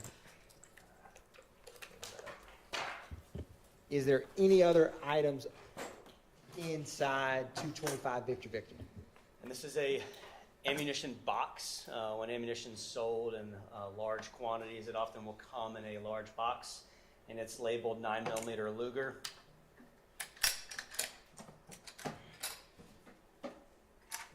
Which contains a Glock magazine for a semi-automatic pistol, a magazine for some type of rifle, semi-automatic pistol, which appears to, that's a 5.7 by 28 caliber, and an ammunition loader, which is used to quickly reload magazines with ammunition. And it's got one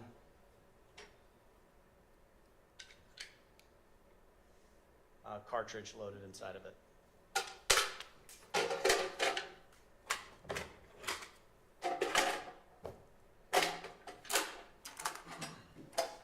Thank you, Detective Leanbacker. I'm going to help you when you get that back, move that bucket to the side. There's more. There's more. Keep going, Detective Leanpacker. What else is inside? Another box of .223 ammunition. That's pretty full. It's okay, I will open that one. Plastic sandwich bags. Another box that's pretty full of 5.56 ammunition.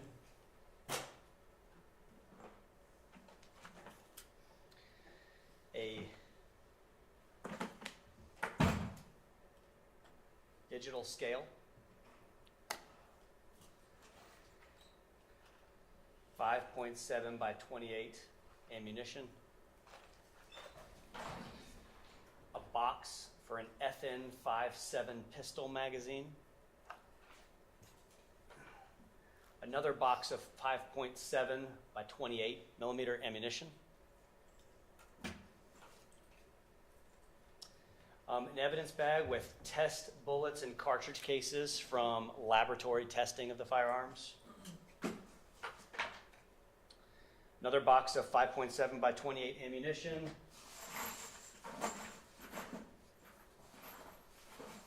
Some loose bag packaged ammunition.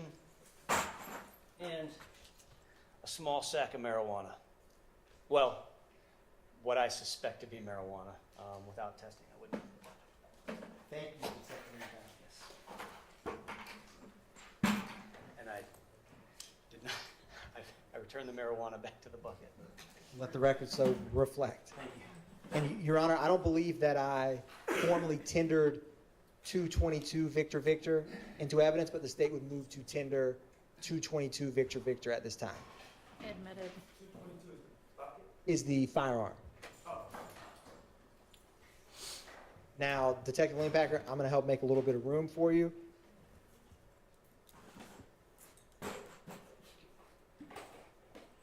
Is that a different firearm than 223 was? Yes, Your Honor. Okay.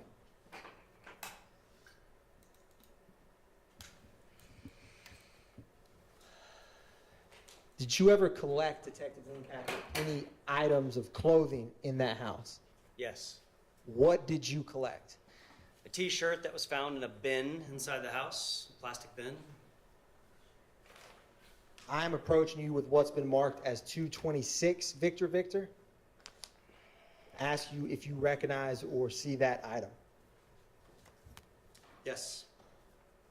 Is that the piece of clothing that you were describing? Yes. And I'm going to publish 332 Victor Victor. What did that piece of clothing say? The front of it had a print on it that read slime, and then in quotation marks it read slime. Its adjective is listed below that, and then it says, 1, can't be trusted, a repulsive or despicable person, wipe your effing nose. I'll just say F asterisk asterisk ing. So wipe your effing nose, and then is you slime enough? Did you ever examine the front yard for any possible shell casings or cartridges? I did.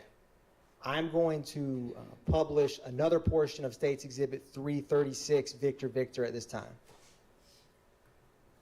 Can you tell the jury what we're looking at as this plays in terms of right here? This is a portion of the front yard near those Herbie Kirby cans where I recovered 2 cartridge cases of different caliber.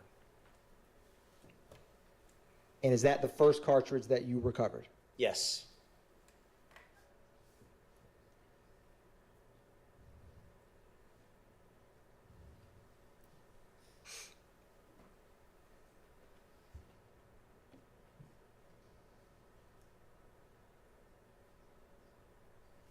Is there a second cartridge case that you recovered? Yes. Is this documenting that second cartridge case that you recovered? Yes. The first one was a 5.7 by 28 millimeter, much like the ammunition that was in that bucket. And the other one was a 223 Remington ammunition. And did you package those items or help them get transported back to APD? I did. I packaged them and then photographed the packaging, which I referenced earlier. Is publishing 334 Victor Victor, are these cartridges that we just were discussing? Yes. Another picture of them at 335, and Yes. then 316 Victor Victor, is that the packaging that you just discussed? Yes. I'm approaching you with what's been marked as 224 Victor Victor. Do you recognize that, Detective Leonpacker? Yes. Is that, or what is that, I should ask you? These are those 2 cartridge cases packed as I packaged them. And initially I sealed it, and my initials were on the evidence seal before it was submitted to the crime lab for additional testing, which is that additional seal on there.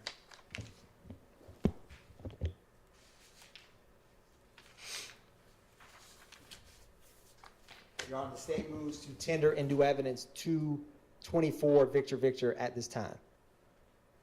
Okay, it's admitted.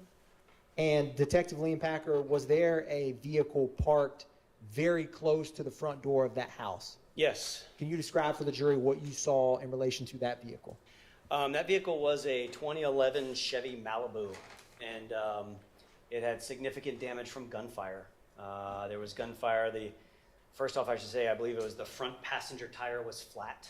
And then there was gunfire, I think, through the window, through the fender, through the pillar, like on the back. We'd call it the C pillar, it's the rear driver's side pillar. So there was just damage from gunfire in the car. And then there was damage behind it as well on portions of the residence, the facade of the residence.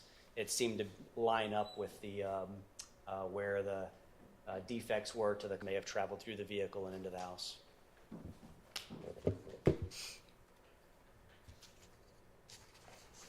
Was there any cell phones on scene that were collected? Yes. Do you know how many? As I recall, I think 5, and I can refresh my recollection. But if looking at a copy of your report would refresh recollection? Yes. Please do. Yes.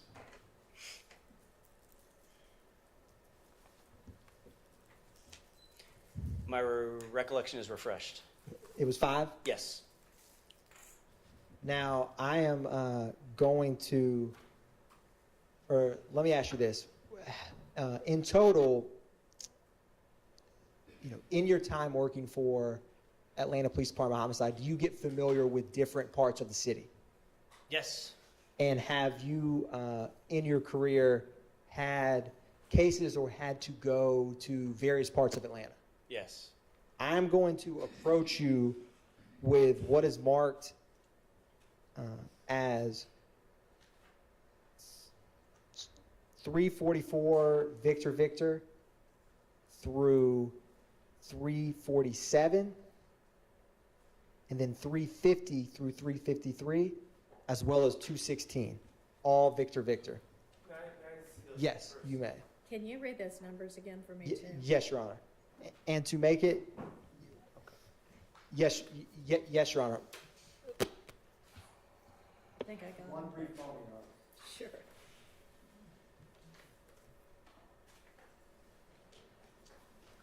So, Your Honor, it is 344 through 353 minus 348 and 349, if that makes it easier for the court. So, and I'm not admitting 216. 350 through 353, and you're not tendering 316. 216, Your Honor, not tendering 216. So it's 344 through 347, Your Honor, and 350 through 353.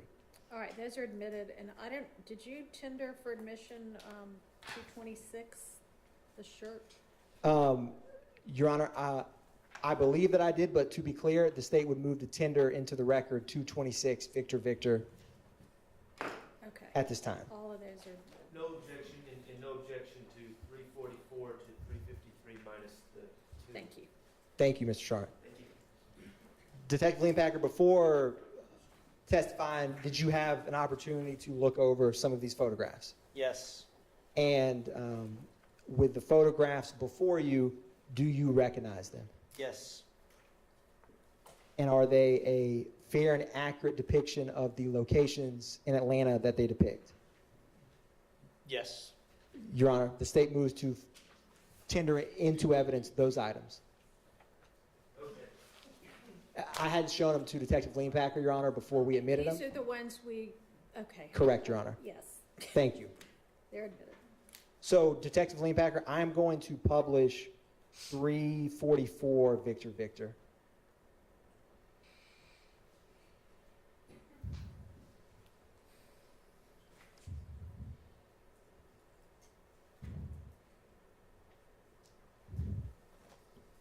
One brief moment, Your Honor.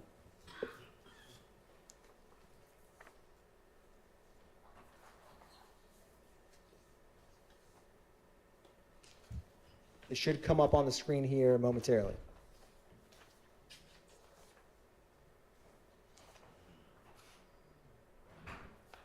Where is this area, Detective Leanpacker? That's, I believe it's 464 Windsor Street. It's at the corner of Windsor and Fulton, the northeast corner. Is it near I-20? Yes. I'm going to publish 345 Victor Victor. Is this another photograph of that same location? Yes. I'm going to publish 346 Victor Victor. Is this the inside of that BP gas station? Yes. I'm going to publish 347 Victor Victor. What is this? It's the liquor store that's next door to it. It's kind of attached. I'm going to publish 350 Victor Victor. Do you recognize where this area is? Yes, that appears to be Windsor Street, orientated looking northbound. So if you were to come out of that BP gas station, again, which is at Fulton and Windsor, go north on Windsor, you're looking north towards I-20. And I'm going to publish State's Exhibit 351 Victor Victor.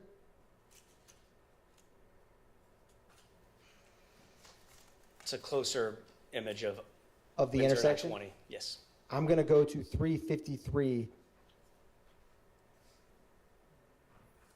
352 Victor Victor. Yep. Same intersection. Now, Detective Leanpacker, if you were to leave that BP, go to that intersection and get on I-20 West, would you ever hit the perimeter? Yes. And what highway or would you cross over, intersect if you kept going down I-20 West? If you go I-20 West, you would eventually hit Interstate 285, the perimeter. That's in the Adamsville neighborhood of Atlanta. And then if you keep going I-20 West, another major roadway you hit just after you pass over 285 is Fulton Industrial Boulevard. Thank you, Detective Leanpacker. One brief moment.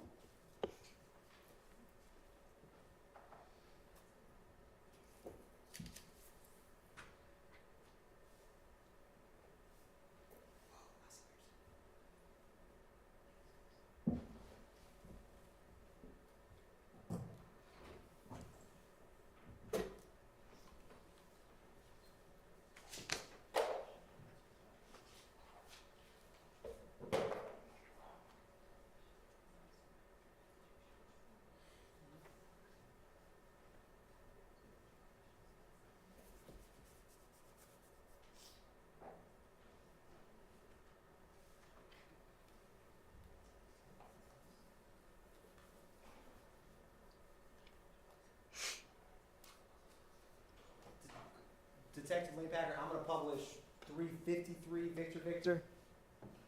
And that's a Scribner's error, Your Honor. It shows 253, but that's what has been admitted as 353. Is this also what you were just describing, Detective Leanpacker, with I-20 near Windsor?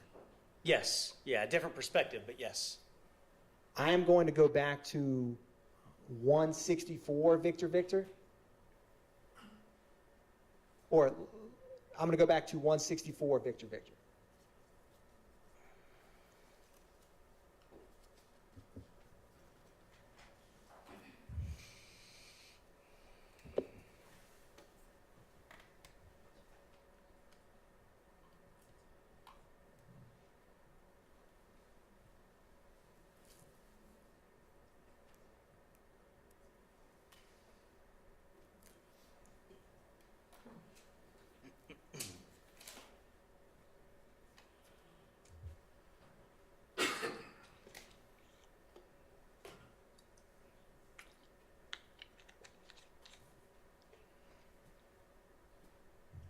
I'm going to go one.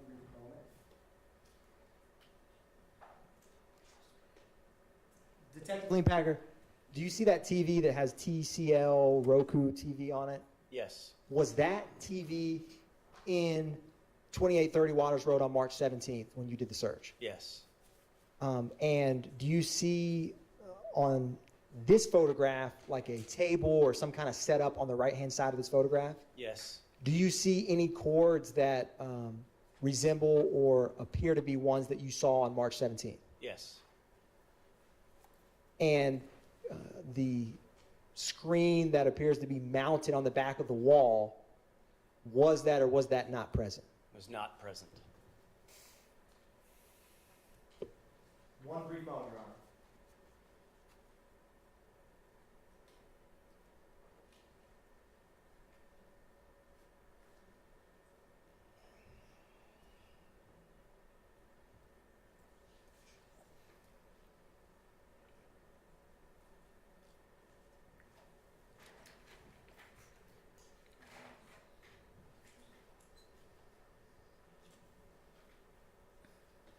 Detective Lane Packer, I'm going to go back to 252. It should come up on the screen in just a minute. And if you were heading north from that BP gas station at 464 Windsor and we're trying to get on I-20 West, where's the rampway that you would get on? You go underneath the Interstate 20 and then go west from there. Yeah. You'd have to go past the interstate then to go west. Okay. Thank you. Or I'll publish 253. What is really, yep. So is this what you were discussing? Yes. That's the westbound ramp. So this perspective is looking south along Windsor Street. And that roadway that goes at the right edge, that would be heading west on I-20 there. Thank you, Detective Lean Packer. Your Honor, no further questions at this time by the state. All right, I assume y'all are gonna have cross, is it gonna be like 30 minutes? All right. Y'all wanna just go ahead and get this finished before we break for lunch? Yes, okay, go ahead.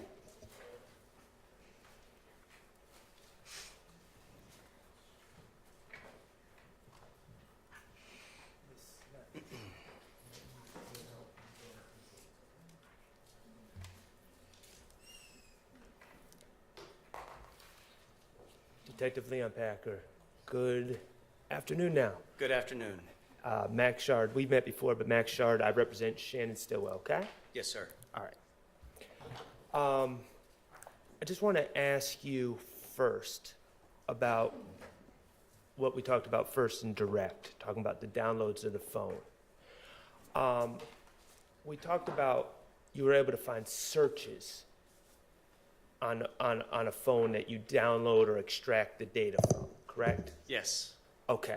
I should say I didn't find searches because I didn't sift through the data, but I'm aware of there being some links associated with searches. So let me get this clear. You extracted information from several phones, including my client's phones, but you did not review any of the downloaded information.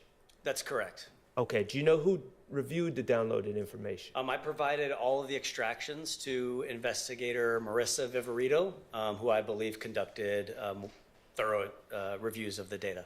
Okay, now it seems to me that your role now in law enforcement focuses a lot on cell phones, correct? Yes and no. I actually, in my role now at the FBI, I expect that I'll be spending a lot more time working with cell phone records from providers and less time working in mobile device forensics. So I'm transitioning now. But yes, over the past several years, I've been working a lot with mobile device forensics. You were once a homicide investigator, though, correct? Up until about 3 weeks ago, yes, sir. Okay. Now, as a homicide investigator, if you see a search in a phone, is there some information you'd want to know? Let me back that up.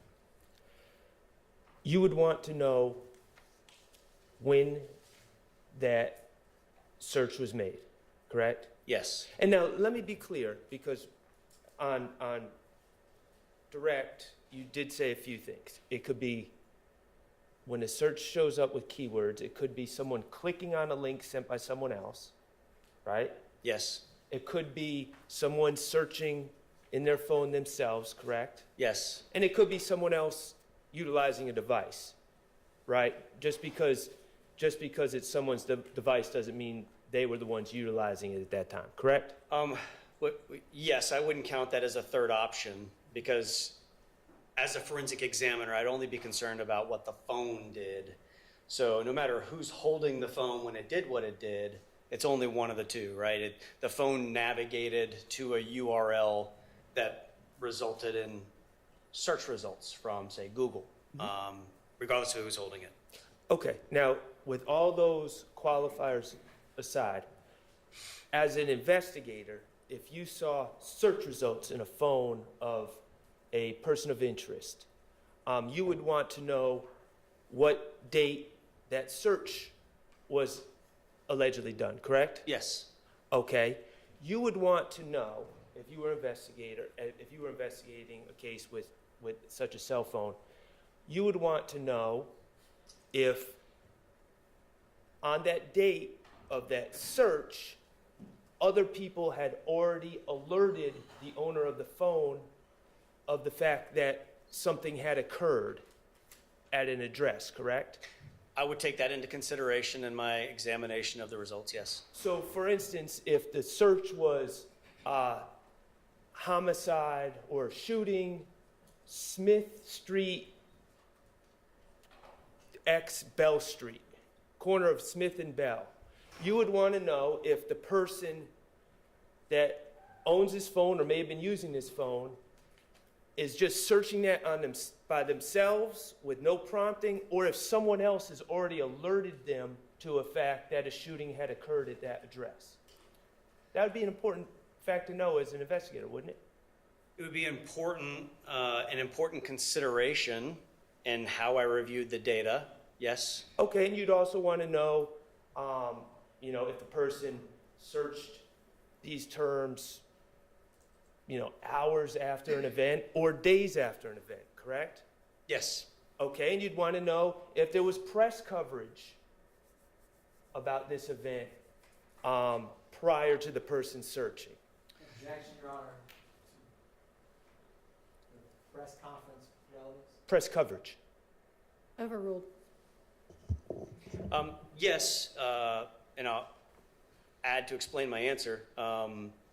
It's not uncommon in cases of, I've worked homicides and I've been on our complex case squad in homicides, so I've worked a lot of violent crime cases, even those that haven't been homicides. I'm going to object as non-responsive if we're going to get into what usually happens. I will let him explain his answer. Okay, thank you. And it's not uncommon that there is media coverage of violent crime incidents when I'm conducting an investigation into such an incident. And it's not uncommon for those searches to be related to that media coverage of that incident. Right. Okay, but certainly there's a difference between someone, a suspect searching unknown keywords that no one else would know except them versus searching keywords after there's been media coverage, correct?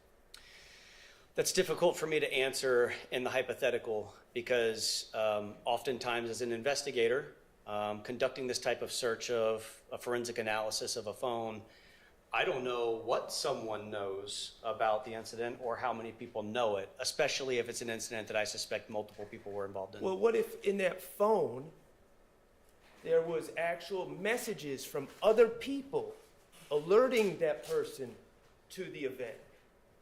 Would that give you insight as to whether they knew about the event? The person conducting the search? Yes. If other people had told them, Yep. texted them, Yep. sent them news articles in their phone. Yes and no. Yes, and that it would give me insight that there's evidence in the phone of the person operating the phone likely receiving information in that text message that, hey, this incident occurred, but know in that I've worked many homicide cases where I see people that that I did charge with participation in a murder that were receiving notifications from other people, hey, did you hear about this incident? So one may have nothing to do with the other, but one could have something to do with the other. It could be important.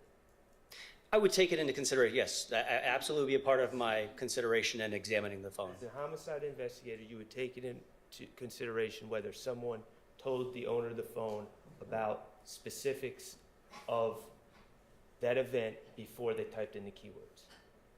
Yes. Okay. And do you know what ATL Scoop is? Yes. Okay, ATL Scoop gives updates or really quick news about events around Atlanta, correct? Yes, largely the reposting of individual Instagram users' coverage of events around Atlanta. It's a big reposting site typically. Did ATL Scoop, to your understanding and knowledge of this case, Jamal Drink's shooting, did ATL Scoop have updates being sent throughout Atlanta within hours of the shooting? I don't know. It's assuming facts. Okay, well, he said he doesn't know anyway. If you know. I don't know. I honestly know very little about this case other than I worked next to the detective that was the lead detective, Al Hogan. But I know very little about the circumstances of this Do case. you know if my client's girlfriend reached out to him within hours of the shooting just to check if he was okay and alerted to him about the shooting? Objection, Your Honor. Lack of foundation, assuming facts not in the Sustained. Do you know if my client's grandmother did the same? Same objection. Sustained. Okay, so you didn't review the phone, so you don't know any of these answers that could add context to any searches. From the phone or my knowledge of just being in the homicide unit next to the lead detective, no, I still don't know the answer. Okay, great. Now, let's turn the page to the search warrant on 2830 Waters Road. Okay, is that okay? The execution of the search warrant. Yes, sir. All right, awesome. Now that happened on. There was, to your understanding, there was a shooting in the morning hours, March 16th going into March 17th of 2022 at that address, correct? Yes. Again, I know very little about the other shooting as well. I just went to assist in the execution of the search warrant, so I don't know very many case details about the other shooting, but it is my understanding that, yes, there was another shooting that was just before this incident. And you observed holes in the house, you observed holes in vehicles that were parked in yard, etc., correct? Yes. All right. Do you know how many people were living at 2830 Waters Road at the time that you executed the search warrant? No. Do you know how many people frequent that address, were frequenting that address in March of 2022? No, any evidence of that would have been on that video surveillance system that was no longer present when I executed the search warrant. Do you know of who the registered owner of that address is? No. Okay. Now, I wanted to just clarify a few things about your direct testimony. First of all, Ms. Knight or Mr. Atkins, could you kindly display 318 Victor Victor?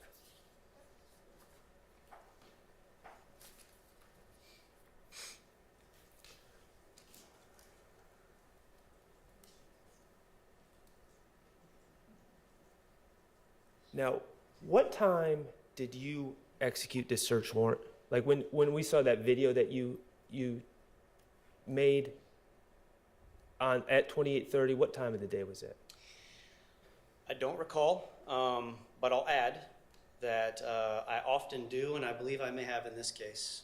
When I start recording a video, I verbally say aloud the date and time that I began the recording of the video. And I know that the audio is not included in this published version of this video. But I'd have to refer to that to tell you the exact That's time. fine. Do you have an approximate time? I'm not going to hold you. Okay, it's fine. Sorry, I don't. Yeah. Light hours. Daylight, yes. Okay. All right. You are aware that on March 17th, around the same time that you were conducting the search warrant at 2830 Waters Road, my client was being arrested at Meadowlark Drive in a white a white Audi with Maryland plates with tinted windows. You're aware of that? No. Okay. If I was back then, I don't have any recollection of it now because I wasn't involved in that investigation. All right. Well, I want to be very clear about a few things. 318, okay, we see a blue car, correct? You're talking about the vehicle that's here? Yes. Yes. Okay. Blue car. It is an Audi. Yes. Okay. And you found various things in the car, and we're going to get to that in a second. You are not suggesting that this is the white Audi with tinted windows that was rented to Shannon Stillwell, are you? I have no idea. I don't know anything about that. Okay. All right. This pink hat, 323 Victor, if you would, Ms. Knight. Thank you.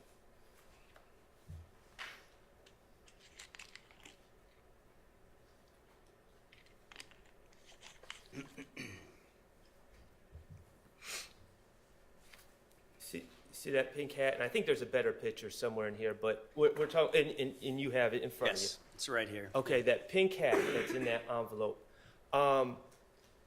You aware that Mr. Stillwell was arrested on the same day in the white Audi wearing a pink hat? No. Okay. This pink hat would not have been something that you took from the scene and then somehow met up with Shannon Stillwell and gave it to him to wear for when he would be arrested, is it? No. Okay, so this is a completely separate pink hat. Isn't that correct? I don't know when Mr. Stillwell was arrested or what the circumstances were, what time that was, if it was before or after the execution of this warrant. If I accept what you're telling me as fact, then sure, he was arrested before with a pink hat, but I don't know. I just know that this hat was recovered in this car on March 17th. I put it in this envelope, sealed it, and put my initials on it, and that's the last time I saw it before today. Okay. All right. Well, I think that answers the question. Now, in this car, you also found a gun, a very large gun. And that's what's in front of you on that table, correct? Yes, sir. And what kind of gun? No, that's the gun that went back to the ATF. You're right. The Thank you for stolen that firearm. correction. And what type of gun was that? That was it was a Ruger AR 5.56. Okay. And that gun was found in this blue Audi, and it was also inside the blue Audi was a license in the name of Eric Moore. Yes. Correct? Okay. And Eric Moore, did you investigate further into who Eric Moore was? I believe I ran Eric Moore's driver's license at some point to identify who he was, but no, I didn't conduct any follow-up investigation into that aspect of the processing of this vehicle or its contents. Okay. Ms. Knight, if you could put up 319 Victor, please.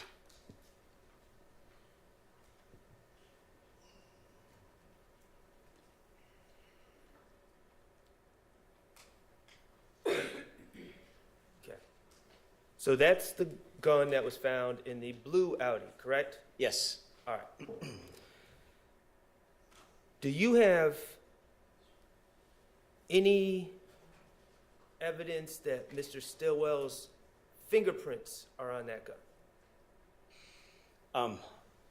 I don't physically have any evidence of that. I believe the gun was taken by the crime scene technicians for additional processing. The results of that I'm unfamiliar with.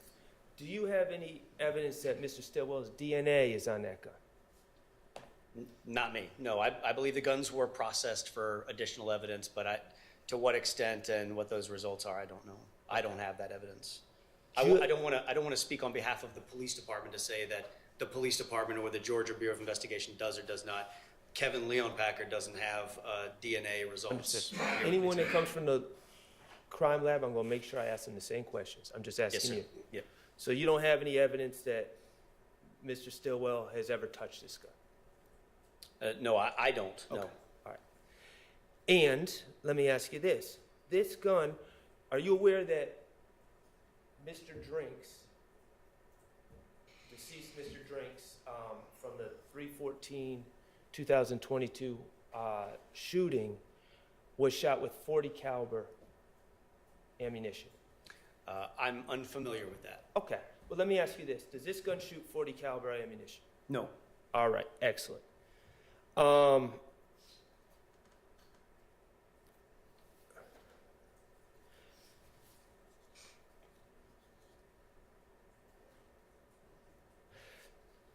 Miss Knight, if you could help me out and pull up 328 VV.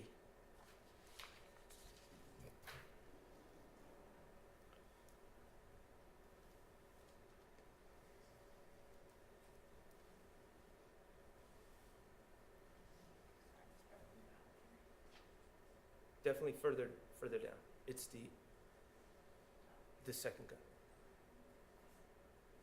No, up.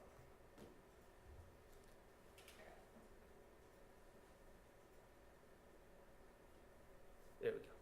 Thank you. All right. This is the second gun that you collected at 2830 Waters Road, correct? Yes. And that was in the mud. This gun was in the mud by a Jeep Liberty. Yes. Okay. Did again, I'm going to ask you any DNA or fingerprints that you're aware of that link to Shannon Stillwell? Not that I'm aware of. Okay. And how about that Jeep Liberty? Are you aware of any links that would link or connect Mr. Stillwell to that Jeep Liberty? Not that I'm aware of. Okay. So, and let me ask you about what type of gun is this? It's a 7.62, I believe. It's a Romarm Cougar 7.62. The model is M10-762P. It's an AK-47 type firearm with a drum magazine. And it shoots 7.62 bullet or caliber bullets? Yes. Okay. It does not shoot .40 caliber bullets, does it? Correct. All right. Excellent. And Miss Knight, if you could, 330 Victor Victor.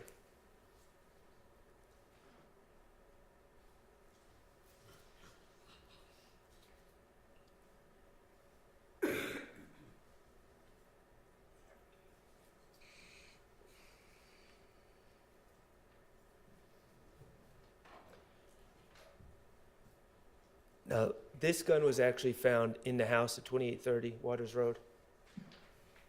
Yes. Okay. And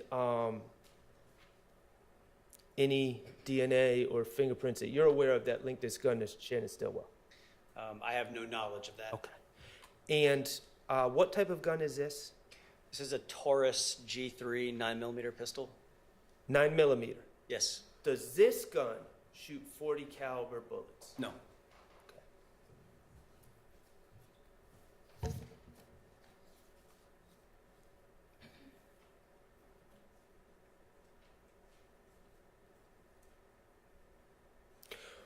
Were you involved in the search warrant of 855 Allison Way, No. the residence of Jeffrey Williams? No. Okay, fair enough. All right, couple more questions. A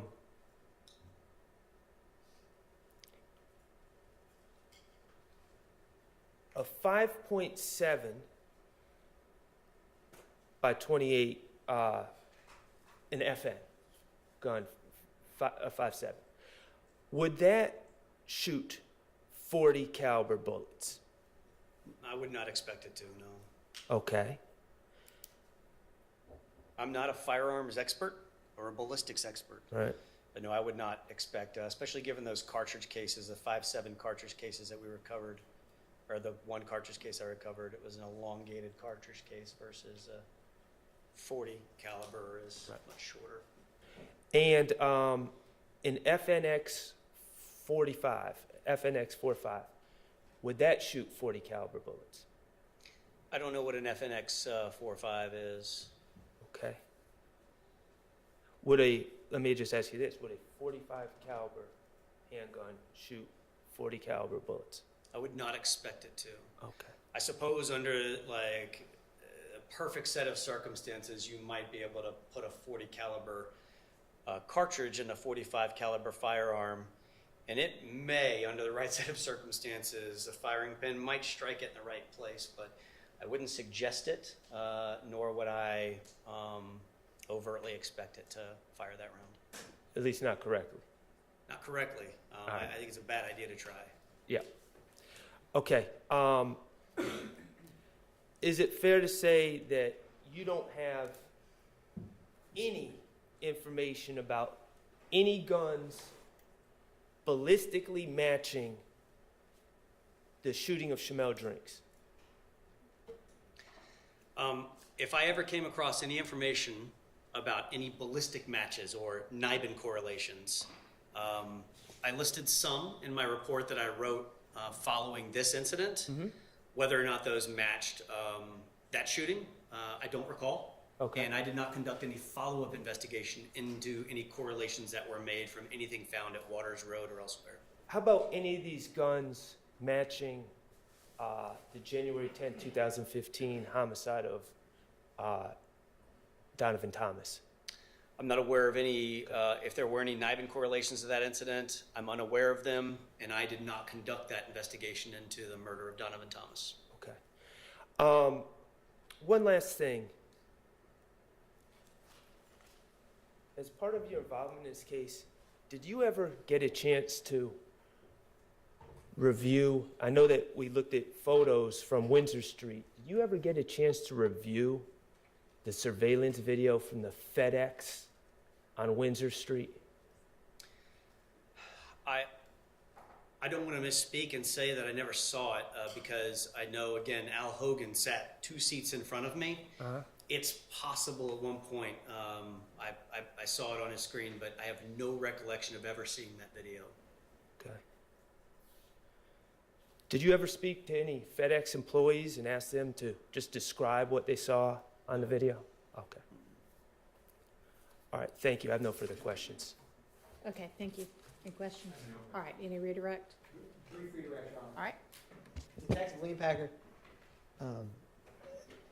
how many murders have you worked in your experience with Atlanta Police Department Homicide Unit? I've worked on hundreds of homicides in my tenure with APD Homicide. How often would you find the homicide suspects, the murder weapon used in the murder? Overruled. It was more common to not find the firearm used in the offense. I have recovered weapons used in homicides, but I'd say it's far less common. And do you know why that is? Sustained. Detective Leanpacker, on cross, you were asked a lot of questions about searching of a location in a phone. Do you recall that? Searching a location of a phone? A suspect searching a specific location in their cell phone. Yes. And you were also asked questions about if they were notified or hypothetically what someone knew. Do you remember that? Yes. If you had information that a possible homicide suspect was either at or within minutes at the scene and searched that location, how would you take that piece of information? Sustained. On cross-examination, do you remember Mr. Shard asking you about 8 to 10 questions about searching a location of an incident? Yes. And how that would impact your investigation? Yes. With those line of questionings that you remember, how would it impact your calculus if the person that searched the location was on the scene when the murder happened? I would perceive that as being intelligence gathering to determine what the police knew about the incident through media reporting. And if I obviously knew who my suspect was because I'm searching his or her phone, then I would incorporate that into a series of questions that I might ask that individual given the opportunity to interview them about their search of these items. It's not uncommon in my experience for people that have been determined to be involved in an incident to say that they had no involvement and they weren't there, and that they had little if no knowledge about the incident at all. So whether I confront them with the knowledge of knowing they searched about the incident and probably other evidence that suggests that they may have been at the scene, and the duration of time that passed between the incident occurring and when the search occurred would all be things that I'd want to talk to that individual about. One brief moment, Your Honor.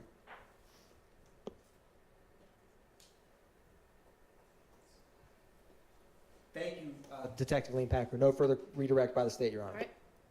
I'm glad you answered that last question. Said if you had a suspect that said they had no involvement and were not there, you'd think that's important. Yes. What about a suspect that says, I have no involvement, but yes, I was there. I was there. What if you have him on tape at a BP, crystal clear, wearing distinctive clothes, and he's not denying he's there? Would you make sure that you watch the surveillance video of the killing pretty darn carefully? Yes, among other things, given that assertion made by that person, there's additional things that I would do as well. You wouldn't just ask someone that works for a business with no law enforcement training, hey, tell me what seems to be going on your videotape that you have, would you? You would want to watch it for yourself, wouldn't you? Yes. You'd want to watch it several times for yourself, wouldn't you? Probably yes. You'd want to look for details that are important in that videotape, wouldn't you? Yes. All right, thank you. All right, let's take our lunch break. Thank you, Detective. You are excused. Thanks for your time. Let's take until 1:30.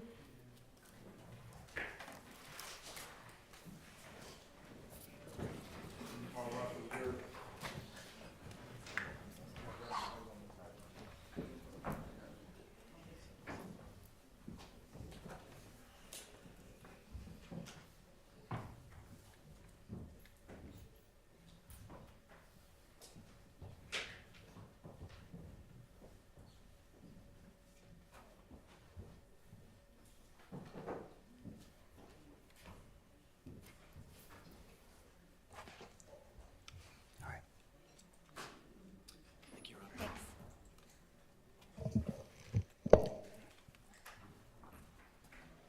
Okay, y'all should have a copy. I received your proposed instruction and I took a look at it and made some potential edits, and it's about to get sent to you. And we don't have to sort it out right now, but if y'all will take a look at that, see what you think, and then maybe we can come back at maybe 1:25 and put whatever on the record about that then, okay? All right, anything else before we take our lunch break? All right, see y'all at 1:25, thanks.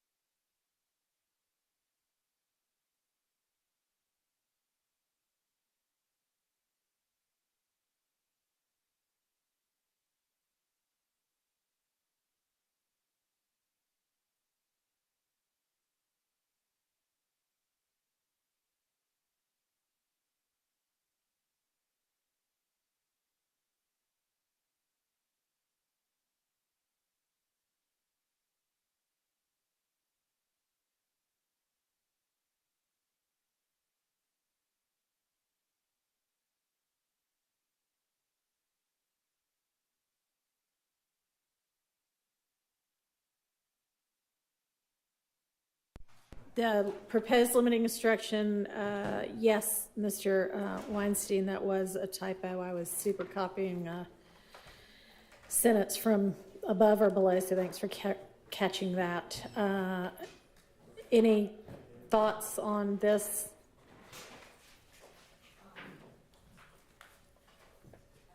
I had none other than that one. Okay. Mr. Shart and Mr. Shart, do you,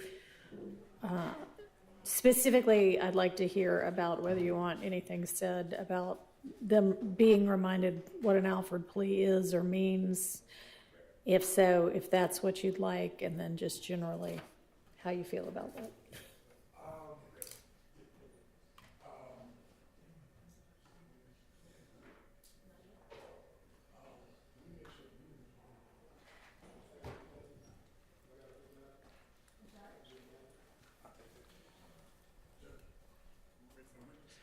No, we're not. I mean, we almost are, but not quite yet. Let me just ask the court a question first. The idea of Mr. Stillwell entering a guilty plea and an offer plea, is that coming just from me? That's not, I mean, that part I didn't create. That was in what y'all sent over. Okay, well, let me just say this. When I was working with Doug, I put guilty plea and offer plea in there as kind of a placeholder as a reminder to check Okay. the Evidence? right. Okay. Because I wasn't.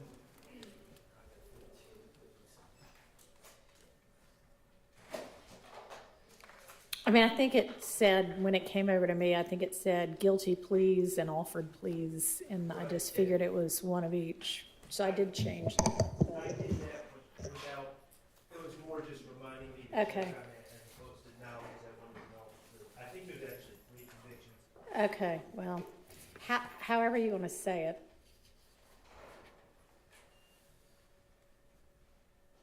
Do you guys know those certified convictions?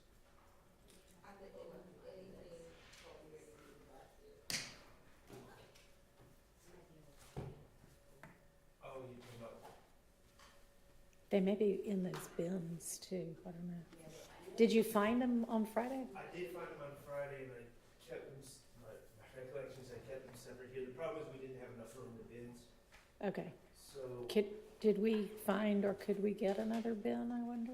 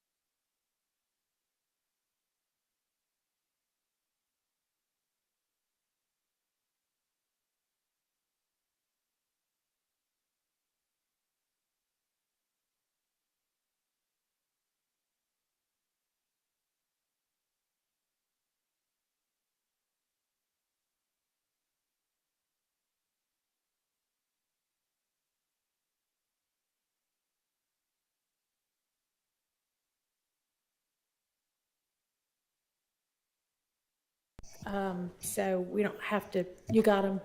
All right, what do we know? All right, so there appears to be a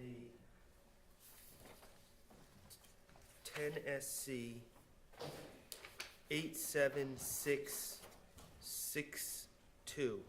10SC 87662. Okay, I'm just trying to figure out where they would. all right. You know what, let's figure it out on the next break or after court today, because we don't have to deal with this today. I just, and then we have to still sort the Nichols thing too. And I found out some more information about Winfrey, but we'll do all of this after, you know, not on the jury's time, but, yep. And these are in Q. Q? Yes, in folder Q. Okay, I'm just getting on the thank you. right forget. All right. All right, is the jury ready? Okay. Just find out and we'll do it on the next break. All right, we're ready for the witness, next witness.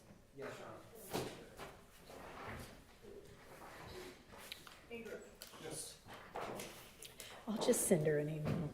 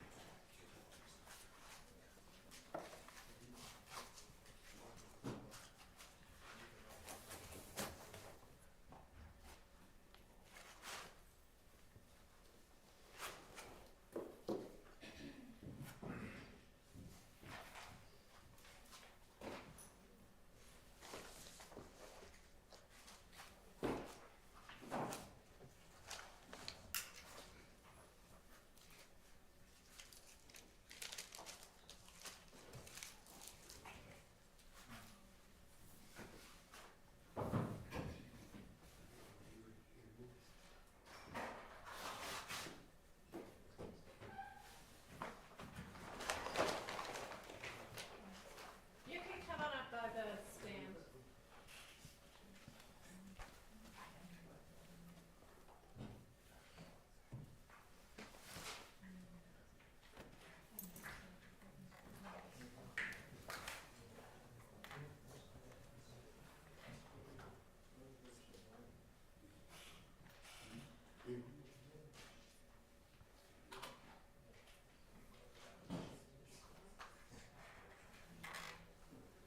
Yeah, we're ready.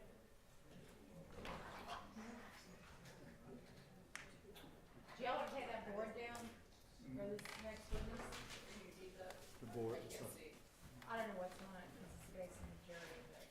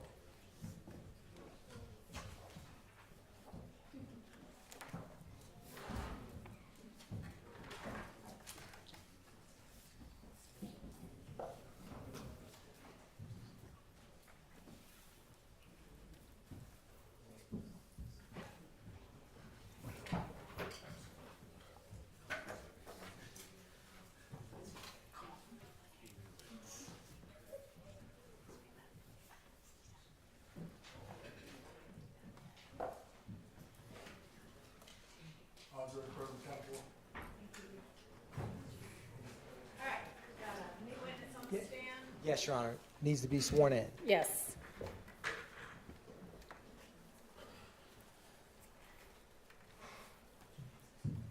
Raise your right hand. You swear affirm testimony you give the truth, the whole truth, nothing but the truth? Yes. That's all. State and spell your first and last name for the courts, please. My name is Doug Bailey, Dougbailey. Good afternoon, Mr. Bailey. How are you doing, sir? I'm doing well. How are you? Doing well. Can you tell the jury where you currently work? Yes, I'm the operations manager of GPS monitoring and tracking services. Can you explain a little bit about what GPS monitoring and tracking services does? Yes, we are an electronic monitoring service provider. We install GPS ankle monitors and alcohol ankle monitors on people to track location and alcohol consumption. Who is your primary client?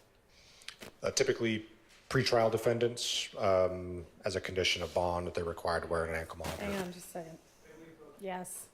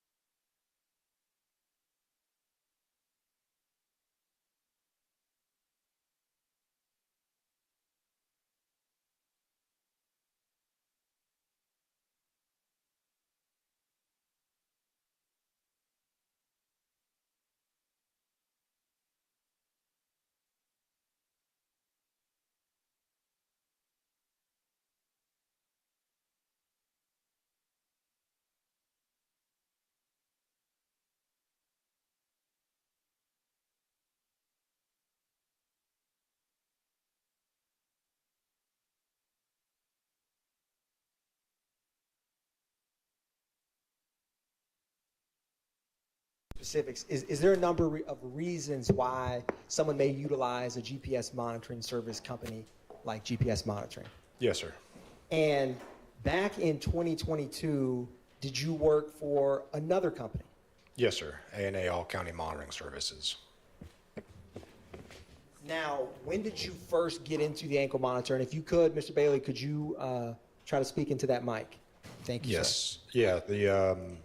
I started in ankle monitoring in September of 2016. And can you, or let me ask you this. Since working in ankle monitoring since 2016, can you tell the jury your experience with the data that's collected on ankle monitoring in general? Yes, for the Scram GPS ankle monitor, which we've used probably since 2017, I've seen all sorts of use cases and all kinds of data, location, and just a lot of data. Is some of the data in what's called a Scram report? Yes, sir. Is some of the data in Excel spreadsheets? Yes, sir. Now, before testifying here today, did you have the opportunity to review, and I'm approaching you with what's marked as 397 Victor Victor and 397 Victor Victor Alpha? One of those is a disc. Did you have an opportunity to review that disc before testifying here today? Yes, sir. And did you initial that disc after reviewing its contents? I did.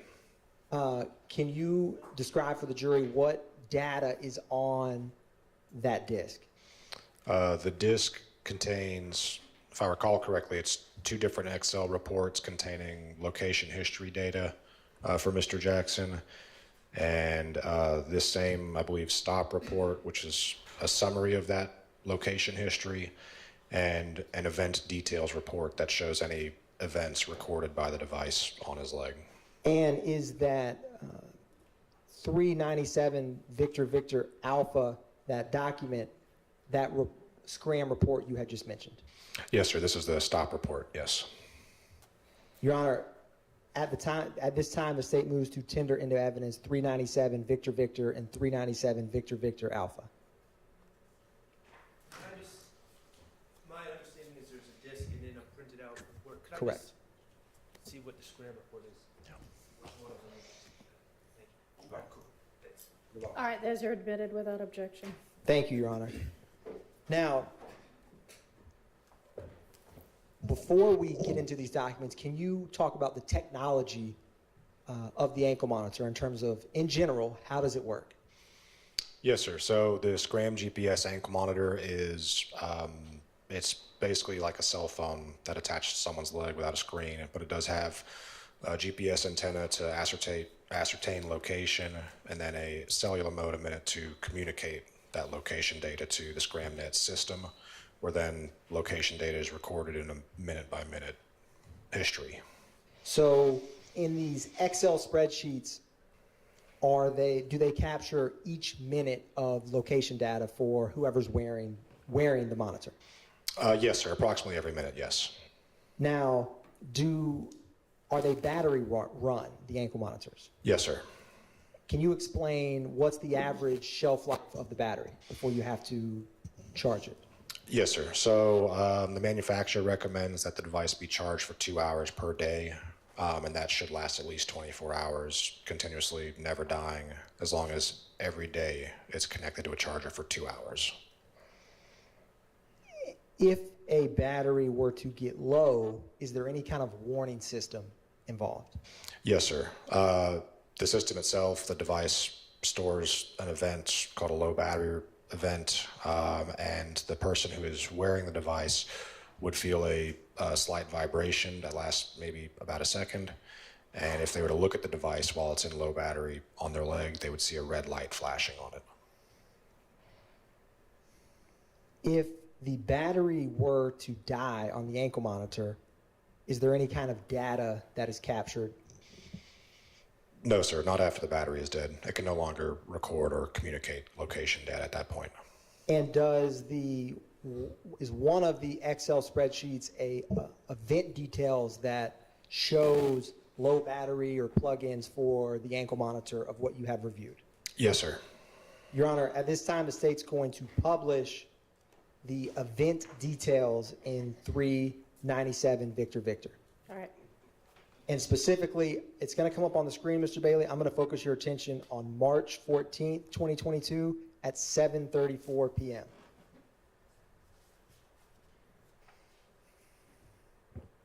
And we're going to zoom in a little bit on this document. And what I may ask you, Mr. Bailey, and if I have a old school pointer that I may use so you can help orient the jury to what we're discussing. I'll find it here in a moment, but I also have a laser pointer that I think would do the trick. But can you describe the columns for this to the jury while I'm pulling that up? And I'm going to give you this laser pointer. You click this big red circle, and it should, well, that screen consumes the laser pointer, but we'll make it work. This one should work. Yep, and it does. So I'm going to give you this laser pointer. Use it carefully, Mr. Bailey. Can you tell the jury what the columns and data this has? So the first two columns are the person wearing the device's first and last name. The third column, column C, the events. That is any events that is logged by the device, including when the service was complete, anytime the location failed or communication failure occurred, typically due to a dead battery. There's also battery critical events, low battery, and any type of event that the device records. And then column D is just the date and time that that event was recorded.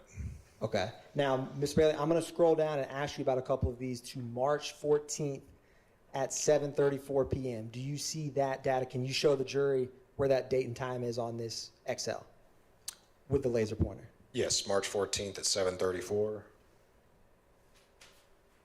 What is the event detail for this ankle monitor at this time?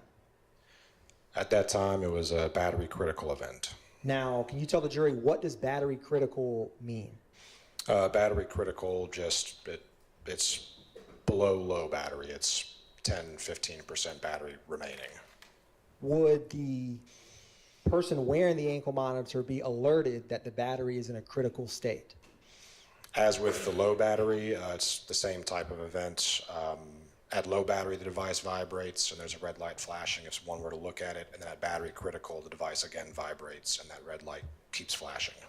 Now, do you see the entry above that? And if you could show the jury at March 15th, 2022 at 12:07 a.m. What is the event detail at that point?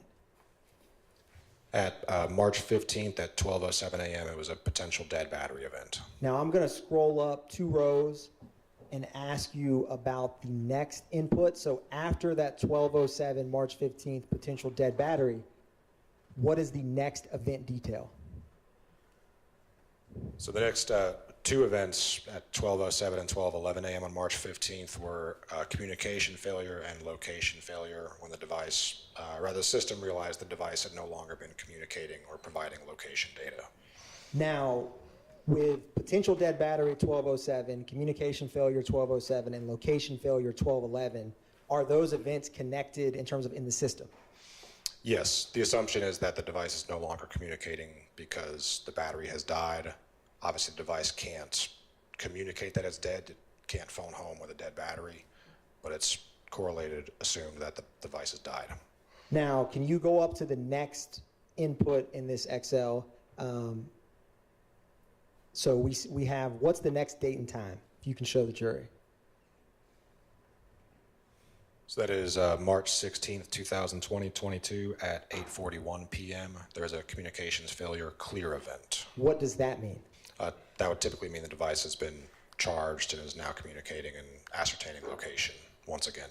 So from March 14th, 2022, you have battery critical. When, can you explain to the jury, you have this potential dead battery at 12:07.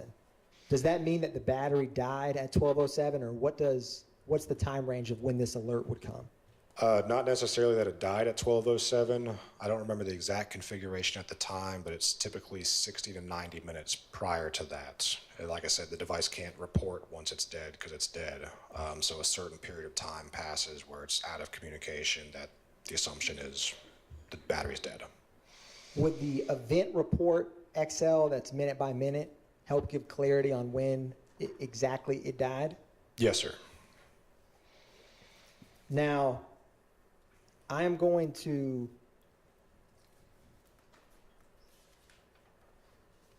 publish for you report 2 Excel spreadsheet.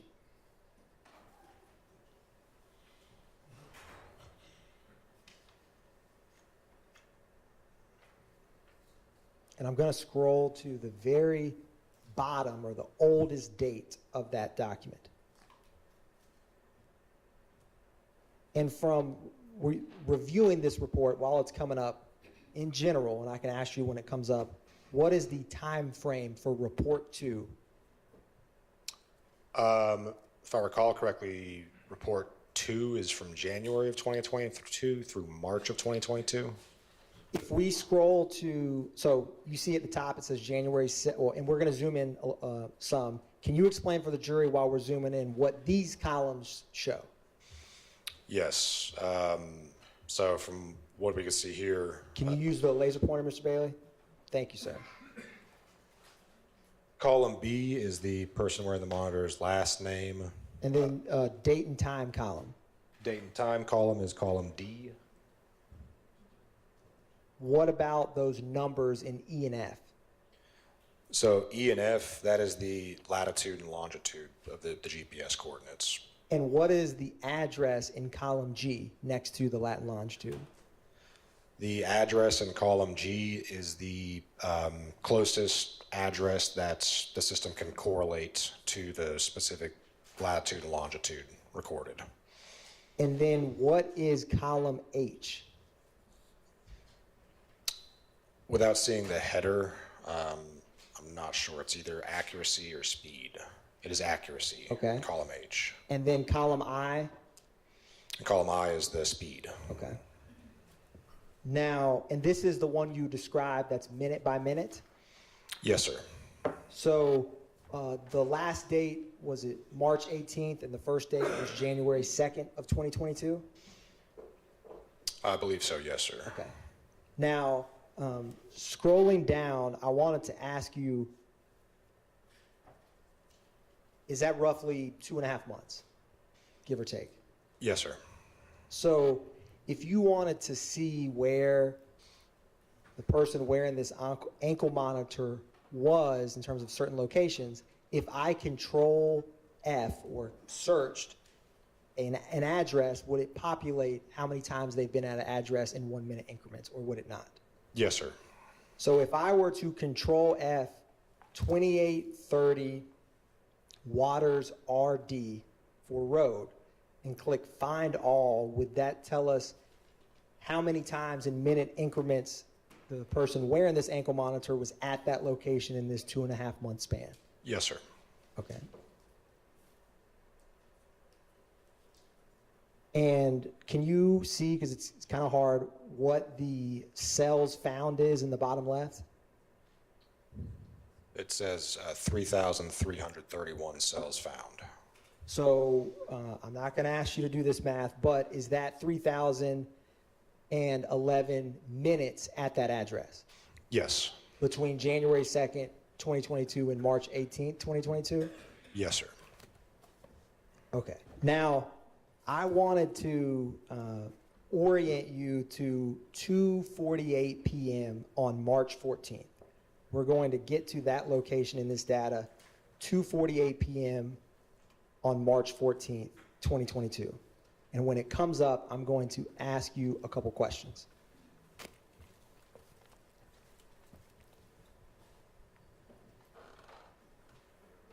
What is the location at 2:48 p.m.? And if you can use that pointer, Mr. Bailey, I appreciate it.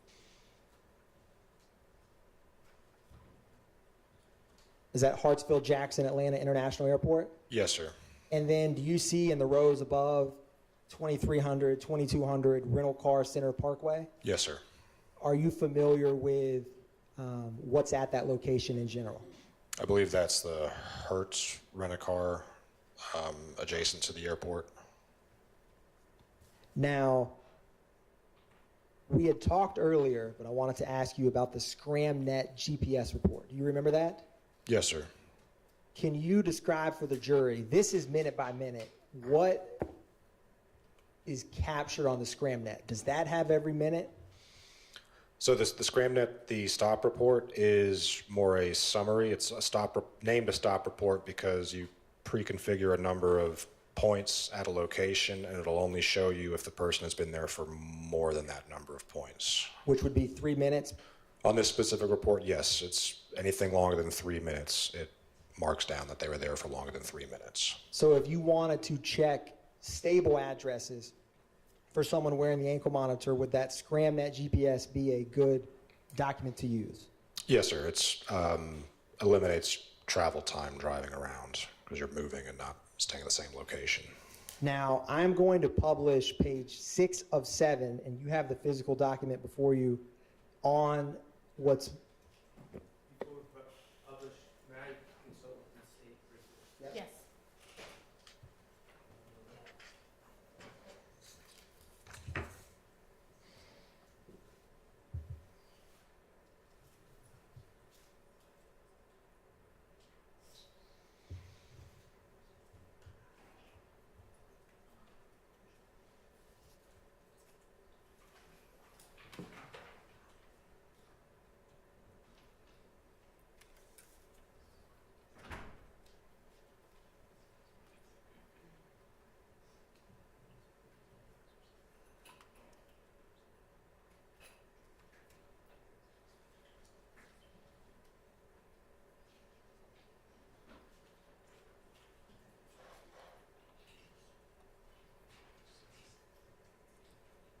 So, Mr. Bailey, you can use that physical copy. We're going to zoom in on page 6 of 7 of that report on March 14, 2022 at 3:10 p.m.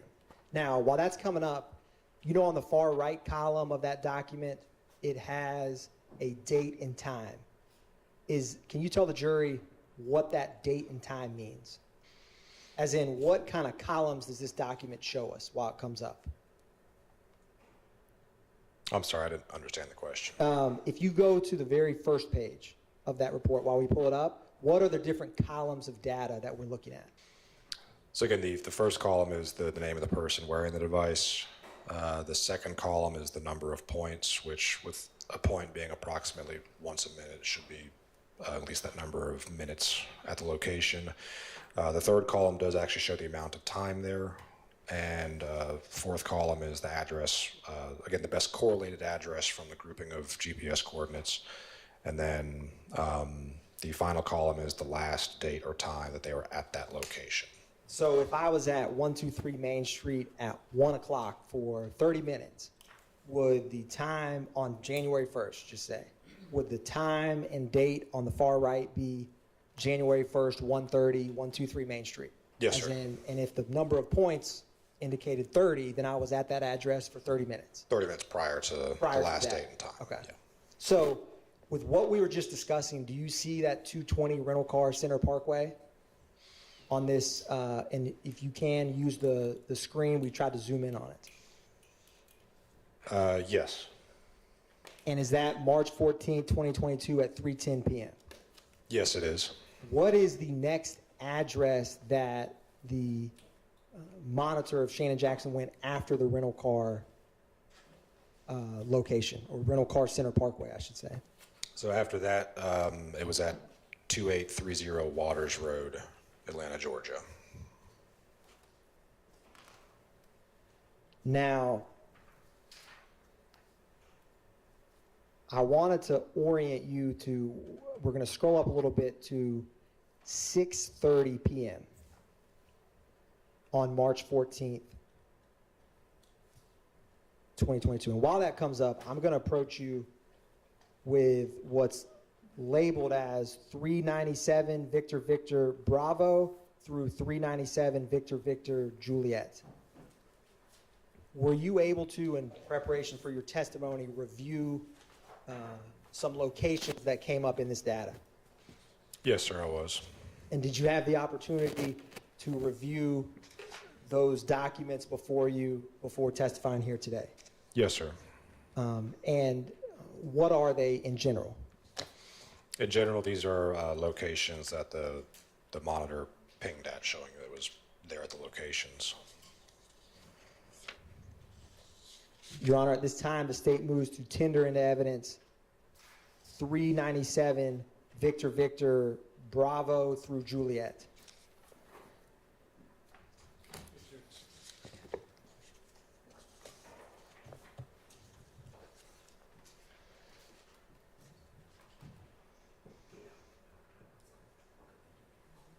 No objection. All right, those are admitted. So, to orient the jury, this is March 14, 2022, what's displayed on the screen. Yes, sir. Can you describe the date and time in minutes for this 257 Flat Shoals Avenue, Southeast Atlanta, Georgia? So it was March 14th, 2022 at 6:56 p.m. and then again at 7:52 p.m. And is there also one at 6:30 p.m.? Yes, sir. And in general, with the amount of points or minutes there, what's a rough ballpark of how long at this address? Just on the three on this page, approximately an hour and a half. Now, I am going to publish what's just been admitted as 397 Victor Victor Bravo.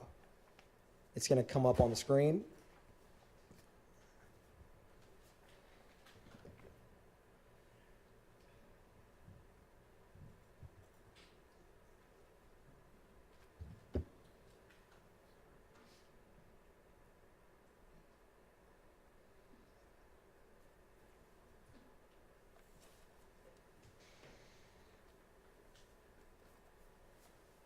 And we're going to zoom in a little bit, but is this 257 Flat Shoals Avenue Southeast if you were to look at it on Google Maps? Yes, sir, it is. And do you see that red Dodge truck in Yes, the far sir. left?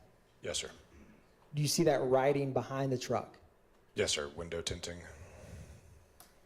And is this the address we were just discussing for roughly hour and a half on March 14, 2022? Yes, sir, it was. Now, what is looking back on page 5 of the GramNet report, do you see a time at 8:36 p.m.? On page 5, yes, March 14th, 2022, 8:36 p.m. is at 2830 Waters Road.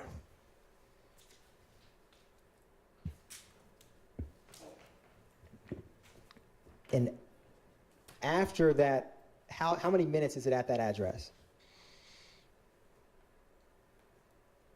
On this occasion, it says 3 minutes. And do you see a 2830 Waters Road at 9:37 p.m.? Yes, sir. How many minutes is it at Waters Road on March 14, 2022 at 9:37 p.m.? 43 minutes. Now, I'm going to go back to the report to minute by minute XL, and I'm going to go to March 14th, 2022 at 9:50 p.m. It's going to come up on the screen here in just a minute.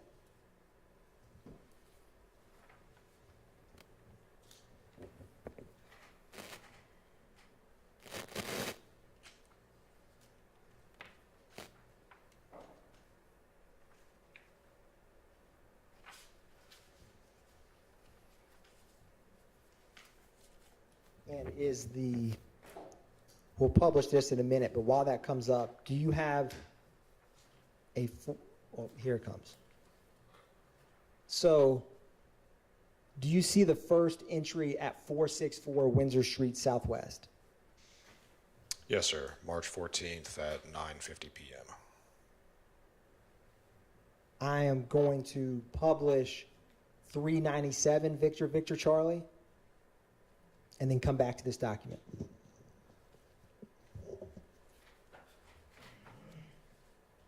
Was this one of the addresses that you reviewed that was contained in this data, the 464 Windsor? Yes, sir. And on the screen, is this the 464 Windsor Street Southwest? Yes, sir. And is there a gas station at that location? Yes, sir. It's a BP gas station, I believe. And this is at 9:50 on March 14th, 2022. Yes, sir. I'm going to go back to the report 2. If you look at this report minute by minute, can you tell how many minutes someone's at a location? Yes, sir. So starting at the first 464 Windsor at 9:50, we're going to scroll up a little bit until the last time we see 464 Windsor. We'll stop right there. What's the last time it's at 464 Windsor? March 14th at 10 p.m. And can you show the jury that with the laser? So it's at the ankle monitor for Shannon Jackson is at the BP gas station for about 10 minutes on Yes. March 14th. Yes, sir. Now, earlier you had described about this latitude and longitude that we see here. Do you remember that? Yes. If you put in latitude and longitude into Google, will it give you an address? It will. Now, at 10:01, does the address change from 464 Windsor Street? It does. It changes to 405 Cooper Street. Now, if you were to put in the latitude and longitude depicted there, would you also get that address? So I'm going to show you or publish what's admitted as 397 Victor Echo.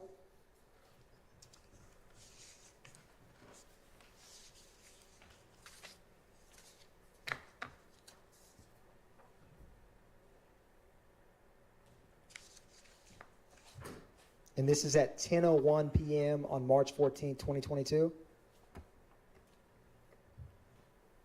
Yes. And you see that red dot in the middle, is that GPS coordinate location? That'd be the GPS coordinate, yes. And do you see that King's Liquor and a FedEx icon on this map?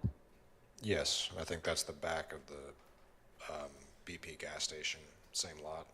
So at 10 p.m., the ankle monitor is at 464 Windsor, the BP, and then at 10:01, it is this location of Windsor Street. Right. Yes, sir. Now, going back to report 2, at 10:02, where is the ankle monitor's location?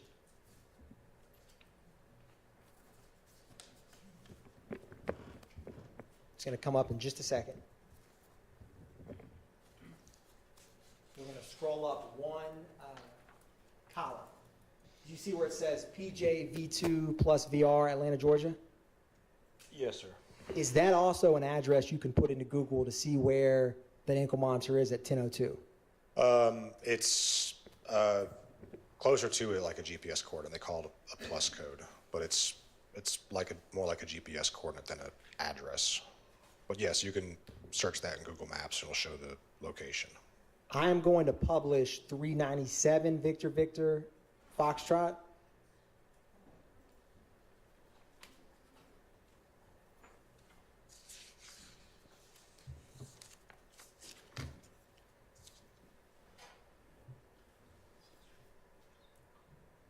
We're going to zoom in just a little. Is this that address at 10:02 p.m. on March 14th, 2022? Yes, sir.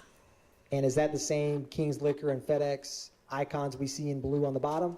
Yes, sir. Is it fair to say that this is more north on Windsor Street than where it was 1 minute before? Yes, sir. Just north. And is that I-20 that major highway that you see depicted on this exhibit? It is. Now,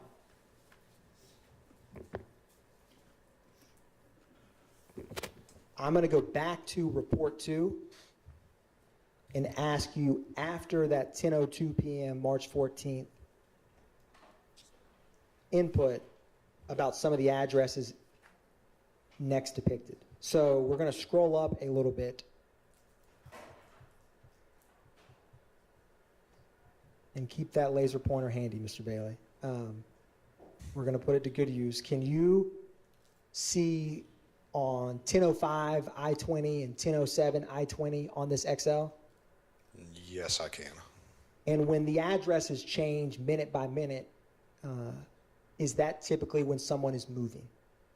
That would be indicative of traveling, yes. Now, going back to, or I'm going to say this, we're going to scroll to the right, to the column. You had mentioned earlier about speed and of the ankle monitor. Yes, sir. If I'm in a vehicle, will it track the speed of my vehicle? Yes, sir. I mean, in terms of my ankle monitor while I'm moving. Yes, yeah, I believe it just takes the distance between the 2 points and the time it took. Divide distance by time, you get speed. And was it column I that is the speed? Yes, it is. Now, what's the speed when it's at the intersection PJV2 plus VR at 10 o'clock? What was the intersection right there? At that intersection, it's reading 18 miles per hour. And can you use that laser pointer, Mr. Bailey? Yes. To show the jury? Now, 1 minute later at 10:03 p.m., how fast is the ankle monitor of Shannon Jackson going on March 14th, 2022? It says 90 miles an hour. And at 10:04 p.m. on March 14th, 2022, how fast is the ankle monitor of Shannon Jackson going? Yeah, I'm going to object at this point. 403. What time did you ask about? 10:04 p.m. Overruled. So at 10:04 p.m., it says 83 miles per hour. Now, Mr. Bailey, how fast is it at 7:05 p.m.? Can you use that laser pointer, Mr. Bailey? Thank you, sir. Do you mean at 10:05 p.m.? Sorry, 10:05. Yes, sir. That'd be 77 miles an hour. What about at 10:06 p.m.?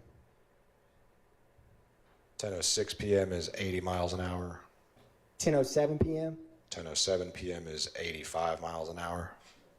I'm going to go up another column to 10:08 p.m. 10:08 p.m. is 79 miles an hour.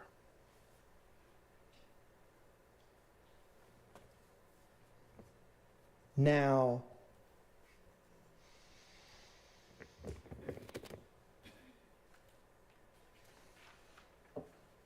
I'm going to go back to the ScramNet GPS report to specifically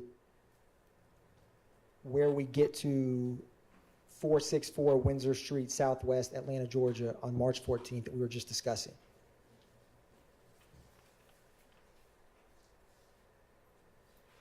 Okay, yes, sir. What is the next stable address after that? Captured on that report. So after Windsor Street, March 14th at 10 p.m., the next address where the device, where the stop report marked that it was longer than 3 minutes was 600 Interchange Drive in Atlanta, and it says it was there for 38 minutes, ending at 10:55 p.m. Now, I'm going to publish 397 Victor Victor Golf.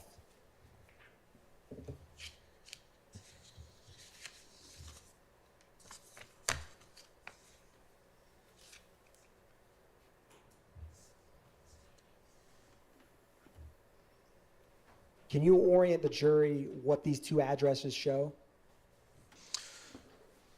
So the right side of the screen is, I believe, the Windsor Street starting location. And the left icon? Is the 600 Interchange Drive. And that, this is just a Google Map demonstrative, but what's highlighted in this screen is that I-20 going westbound. That is the route between the two, yes, sir. I am going to publish. Oh, I wanted to ask you something else. Going back to the, remember how earlier we had mentioned to you about the battery critical and then getting recharged? Yes, sir. On this report 2 data on March 14th, 2022, we're going to pull it up now, and I'm going to ask you if the minute-by-minute increments ever stop.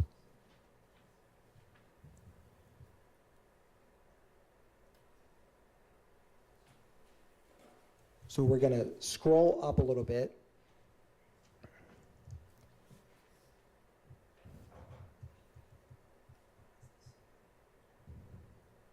And is this the 600 Interchange Drive we were just discussing? Yes, it is.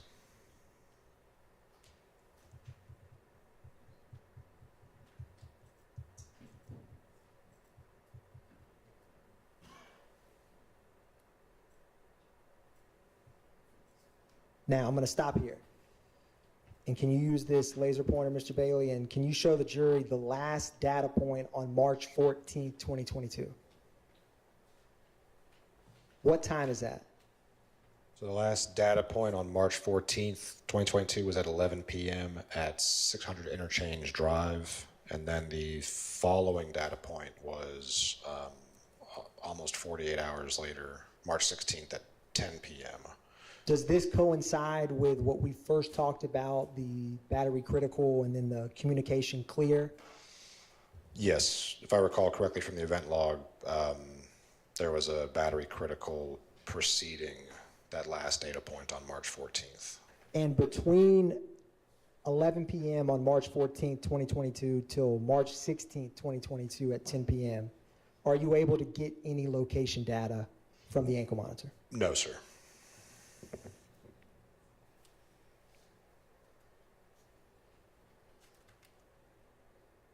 Now, when the ankle monitor does plug or comes back online to register data, what is the address? The address is 7055 Concourse Parkway in Douglasville. And is that at 10 p.m. on March 16th, 2022? Yes, sir, it is. Now, I am going to publish 397 Victor Victor India.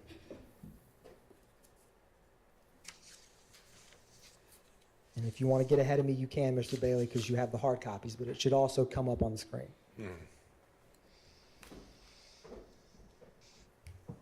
Is this the address that comes up for that 7055 Concourse Parkway? Yes, sir. It appears to be a hotel.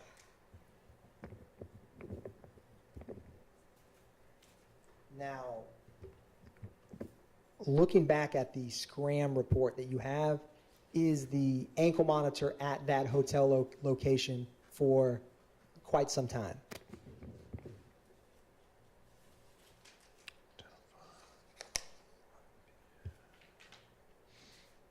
Yes, sir. Yeah, at least several hours.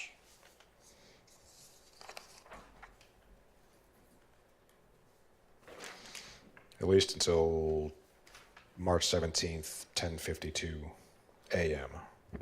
It's a little over 12 hours later. So what is the next address after that 10:52 a.m. on March 17th, 2022 at the Concourse Hotel location? The next address after leaving Concourse Parkway was 2481 Meadowlark Drive in East Point. That was March 17th at 11:37 a.m. was the last point at that location. And I'm going to publish the Scram report on page 2.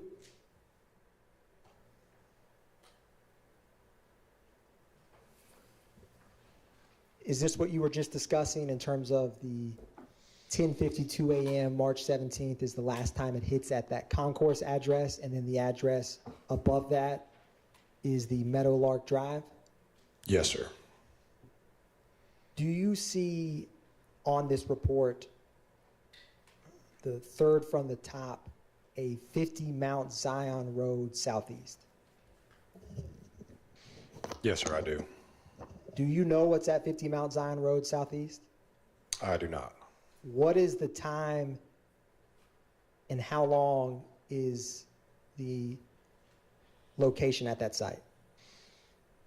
So 50 Mount Zion Road, the last point at that location was March 17th at 1:22 p.m. And it says it was there for 20 minutes, so it would be from 1:02 p.m. to 1:22 p.m. Now, I want to fast forward to page 1 of this report at 2:56 p.m. on March 17th, 2022. What is the location at that time?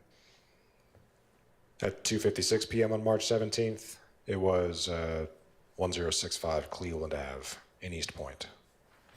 And was that also one of the locations that you looked at in preparation for your testimony? Yes, sir. I'm going to publish 397 Victor Victor Juliet.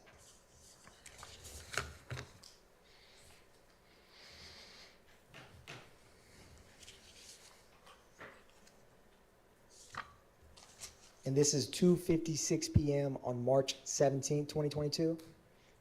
Yes, sir. Does it appear to be at Chick-fil-A? Yes, sir. Now, after that location, from the Scram report, what is the next stable address that the ankle monitor reports location data for? Be back to the Meadowlark Drive in Atlanta.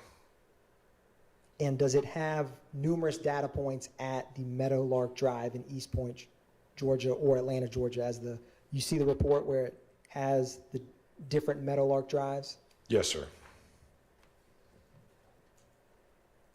And does that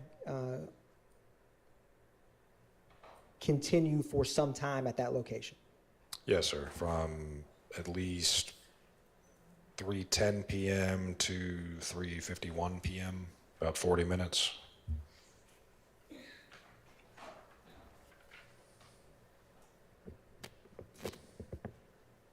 One brief moment, Your Honor.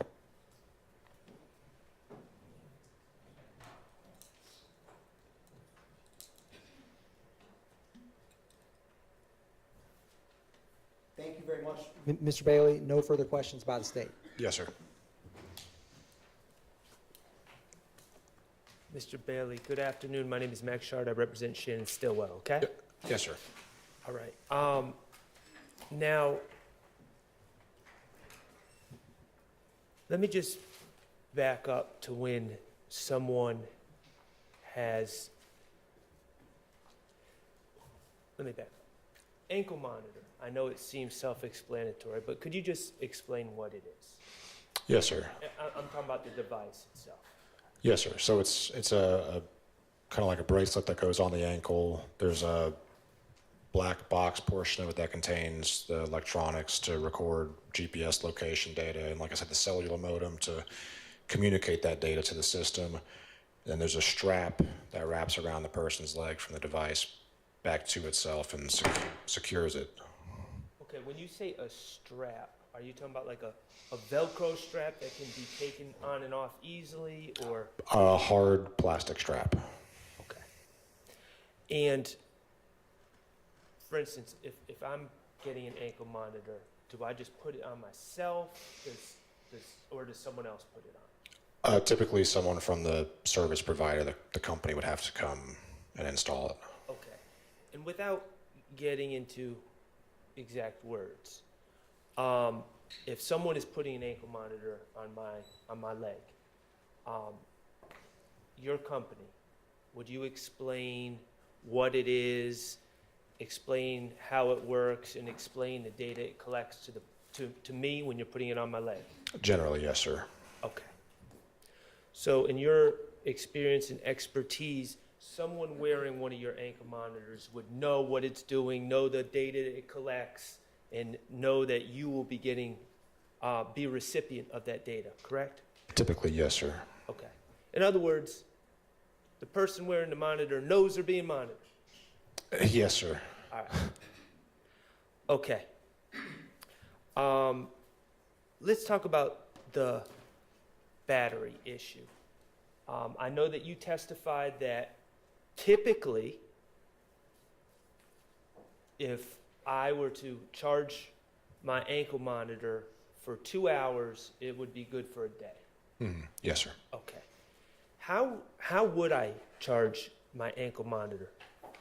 So there's a proprietary charging cable that is issued to the person when they get the ankle monitor. It's standard, plug one end of the wall, and the other end attaches to the monitor. Okay, and how many chargers do you typically give each person that's getting an ankle monitor? One at time of install. Okay, so there's no car charger like we have for phones? No, sir. The manufacturer recommends not to do any kind of car charging. Okay. And so to charge my ankle monitor, I would have to plug it into the wall, plug the charger into the wall, typical outlet, I'm assuming, in a house? Yes, sir. All right, and then plug it into my monitor to charge it, but the monitor stays on my leg. Right, yes, sir. Okay. So when we say you got to plug it in for 2 hours. Typically what we're saying is you got to be still for 2 hours while your leg has a device on it that's connected to the wall. Right, yes, sir. Cool.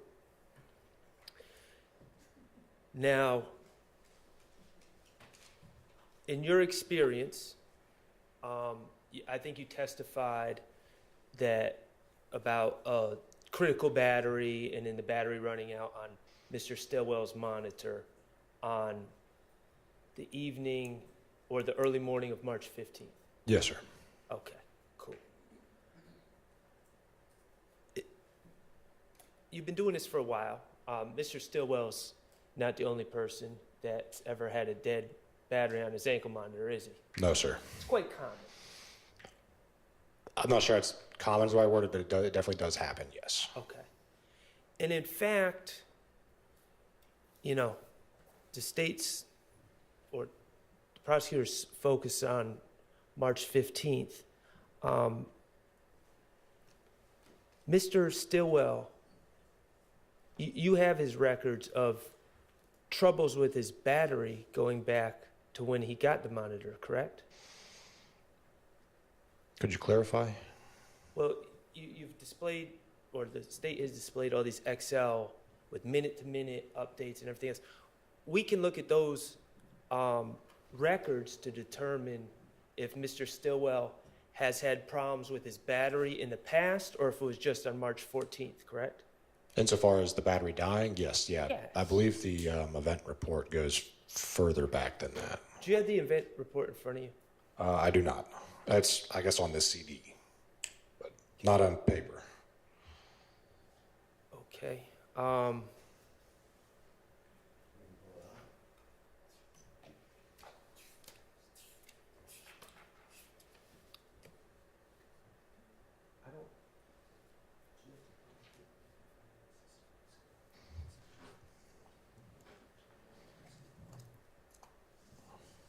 We're looking at the printed out copy of the event report. Yes, sir.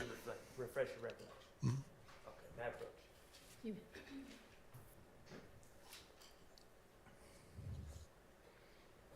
All right.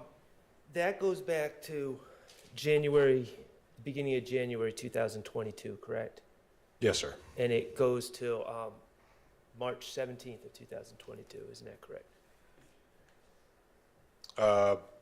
March 18th was the last event prior to when the turning it out of the system in September, but yes. Okay. Let's just start, let's just, for time's sake, begin on February 1st. Okay. Okay. February 1st, going into February 2nd on Mr. Stillwell's ankle monitor. At 6:18 p.m. on February 1st, it was a low battery. Yes, sir.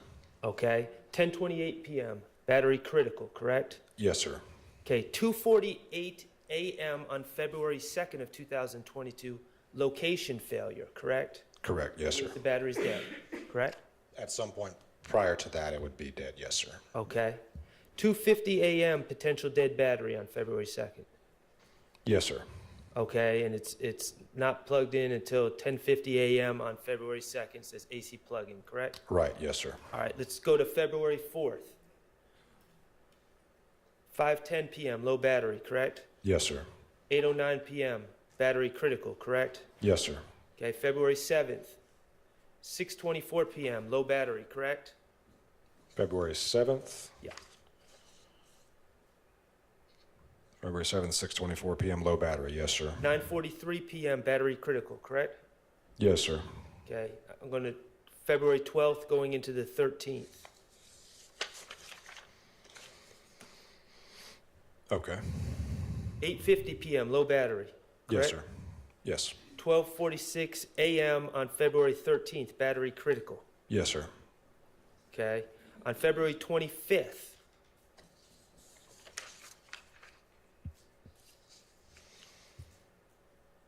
Yes, sir. 8:58 a.m. low battery, correct? Correct. 1 o'clock p.m. battery critical, correct? Correct. 4:55 p.m. potential dead battery, correct? Correct, yes, sir. All right, and on that particular instance, the charger stayed uncharged or dead for some time, correct? Correct, March 25th or February 25th through March 3rd. Okay. So we're talking about 7 days, Yes, sir. approximately, February, 28 take days, maybe 6 days. 6 days, yeah. All right, cool. March 4th, going into the 5th. Yes. 8:57 p.m., low battery. Yes, sir. 12:20 a.m. on March 5th, battery critical, correct? Correct, 4:45 a.m., potential dead battery. correct. Okay, let's look at March 7th going into the 8th. Okay. 9:04 p.m., low battery, correct? Yes, sir. March 8th at 12:34 a.m., battery critical, correct? Yes, sir. March 8th, 5:13 a.m., potential dead battery. Yes, sir. All right.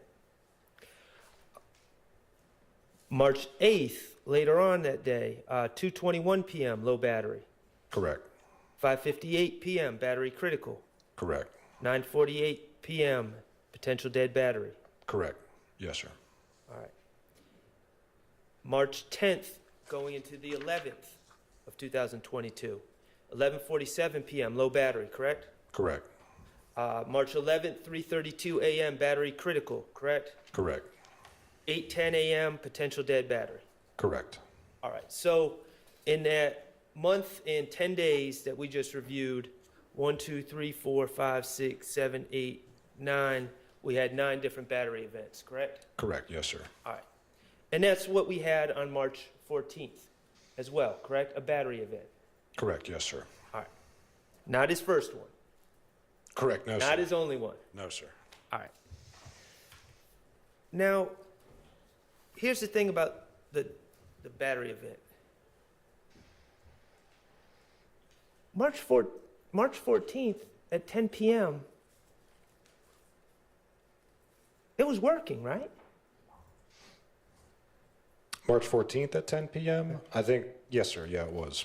Right. It's that monitor that he was wearing that allows you to put him on Windsor Street, correct? Correct, yes, sir. Okay, so we're talking about dead batteries. March 10th, 10 p.m., the battery was still working. March 10th at 10 p.m.? Excuse me, March 14th, 10 p.m. March 14th, 10, yes, sir. Still working. Yes, sir. All right. So, now, other than just hoping your battery runs out, there's other ways to stop a monitoring company from tracking you, correct? Yes, sir. You could smash the monitoring device, correct? Yes, sir. You could also, and this is quite common, you could gnaw at with a knife and cut off the monitor from your leg if you didn't want someone to monitor you.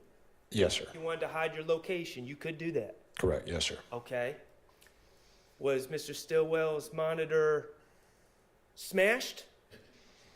No, sir. Either of those two scenarios, the device can tell if it's been smashed or if the strap is cut, and it would show an event. Mr. Stillwell didn't cut off the device either, did he? Doesn't appear to, no, sir. Okay, and in fact, at 10 o'clock on March 14th, the device was working just fine. It just needed to be charged eventually. Yes, sir. All right.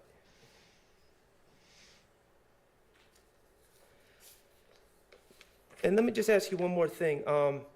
When you were going through those locations on March 14th, 15th, and you Googled different addresses in? Mm-hmm. Okay. Do you remember at 10:55 p.m.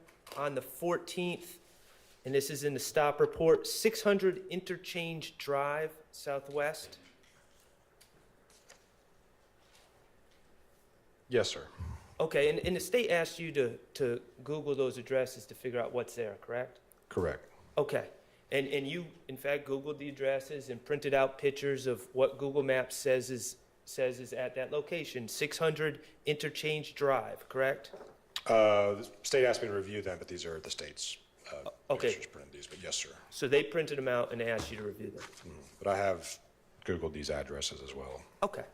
600 Interchange Drive, your monitor was showing Mr. Stillwell there on 3/14/22 at 10:55 p.m., correct? Yes. And that was the first location in your stop report from the Windsor Drive, or excuse me, Windsor Street address, correct? Yes, sir. All right, do you have that picture of 600 Interchange Drive? I do. Yes, sir. Could you publish that for me?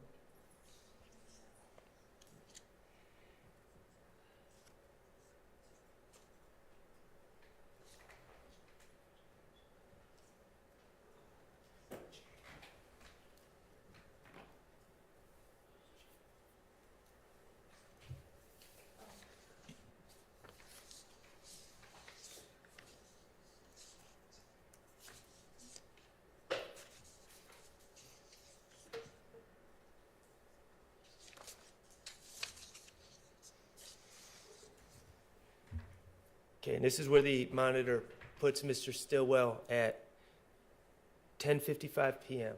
on March 14th, 2022, correct? Yes, sir. All right, and have you been to that location? I have not, no, sir. Do you know if there is in fact a recording studio at that location? I do not. Okay. Thank you. I have no further questions.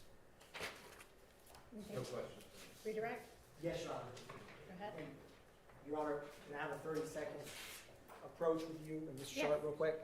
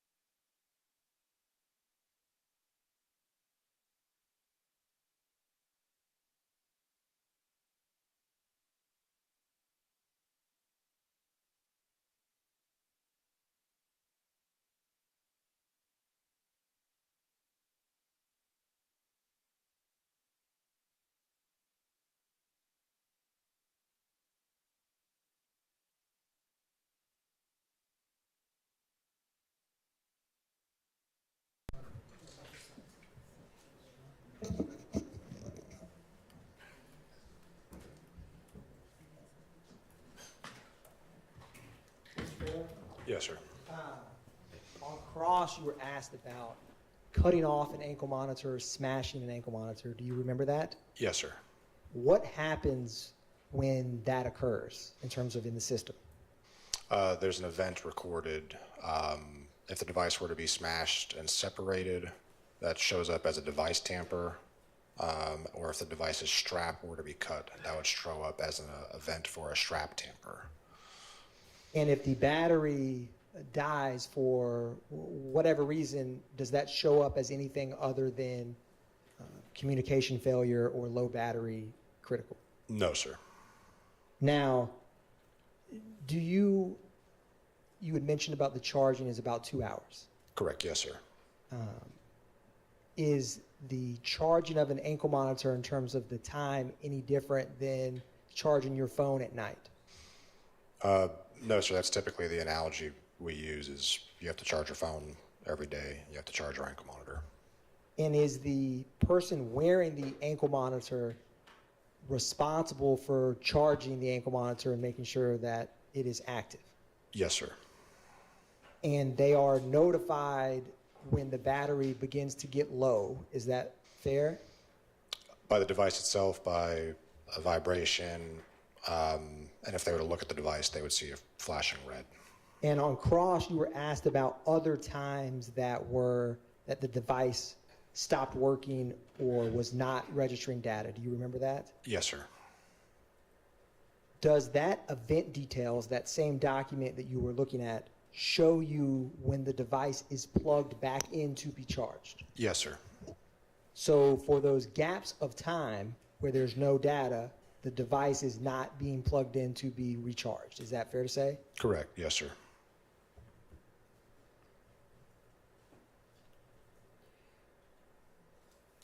And you also had mentioned that the battery critical warning, there's a window of time for when it can die. Do you remember that?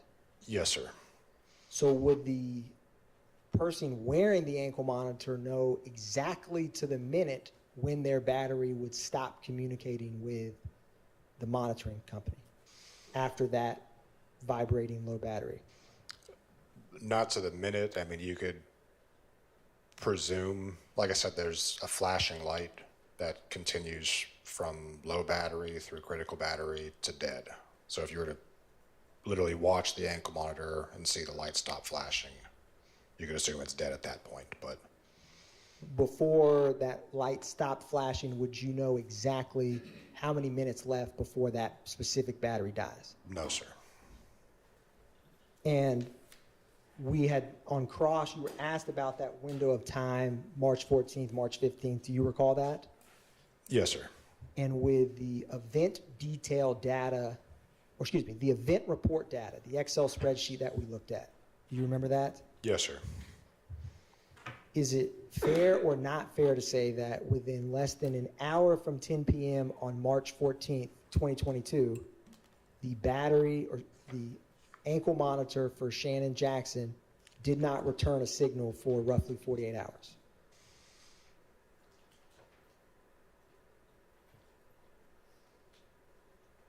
Yes, sir. No further questions. Thank you, Mr. Bailey. Okay, yes, sir. Your Honor, may I ask one last question? My apologies, but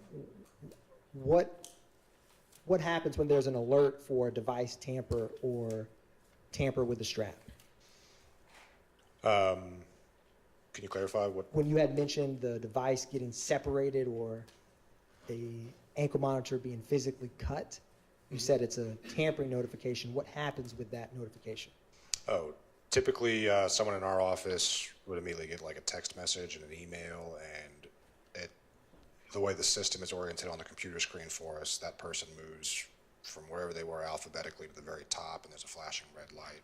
It's a high alert for a tamper, and one of our employees would then call the person, see if it's something happened out of their control, and see if we can get them in to get it corrected, or if there's belief that there's an issue for public safety, we might call 911 and ask law enforcement to respond to the location. But tampers are addressed as soon as possible by our staff to make sure the device is still functioning and on a person. Thank you, Mr. Bailey. No further questions. Yes, sir. Mr. Bailey, I believe either you or the prosecutor said tampering. Charging a monitor is like charging a cell phone. Like I said, that's the analogy we use. You have to charge your phone, you have to charge your monitor. Right. I mean, that's fine as an analogy, but okay. Do you connect your cell phone to your body when you're charging it? No, sir. Okay. Do you have a car charger and a travel charger for your cell phone? Yes, sir. Okay. And about these alerts, you never received a device tamper alert. Bottom line is you never received a device tamper alert for Mr. Stillwell with his No, ankle. sir. And you never received a strap tamper alert. No, sir. Okay, thank you. All right, thank you for your time. You are excused. Call your next witness. And are y'all going in order? Is our next? No, we had to go slightly out. Okay. Your Honor, the state calls Michael Sayas. Jurors, if y'all need to stand and stretch or anything while he's making his way in, go ahead and do that.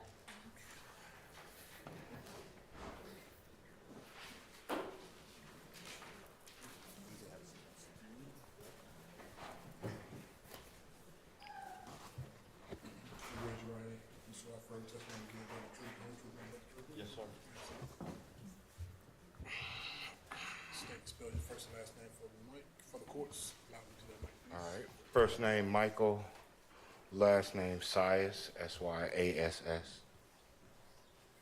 Good afternoon, Mr. Sias. Good afternoon. Mr. Sias, please tell the jury where you reside. East Point, Georgia. And how long have you resided in East Point? 4 going on 5 years. Okay. And I know you're wearing a mask, but can you just speak it to the mic a little bit? Yes, sir. 4 to 5 years. Thank you. Mr. Sias, on or about March 17th, 2022, did you report finding a gun to the police? Yes, sir. Okay. Can you tell the jury what you were doing when you found the gun? I was walking my dog up the street, Okay. And when you say street, what street? Metal Art Drive, Okay. And where did you find the gun? off to the side in the field near a fence. Okay. Permission to approach, Your Honor? You may.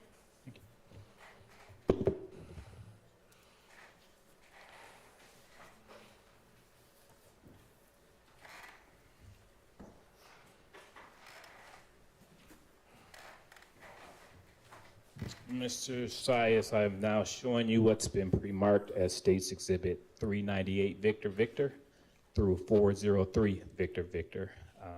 Okay. Do you recognize what I've just handed you? Yes, this is the street going down to my block. And how do you recognize those photos? I walk down this street every day. Okay. Is it a fair and accurate depiction of the area where you found the gun that you reported? Yes. Okay. Your Honor, this time the state moves to admit 398 Victor Victor through 403 Victor Victor. Admitted. Thank you. I'm now going to go ahead and publish. Permission to publish, Your Honor. You may. Thank you. Now going to publish 398 Victor Victor. And right in front of your right hand, Mr. Sias, is a pointer. It looks like a marker on the top of the desk. Mm-hmm.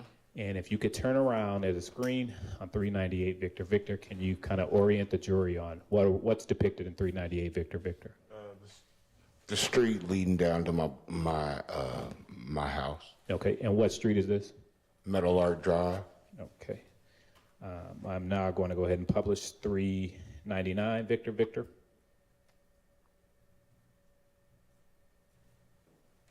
And tell the jury what's depicted in 399 Victor Victor. The road leading down to my house, the area where I found the gun at.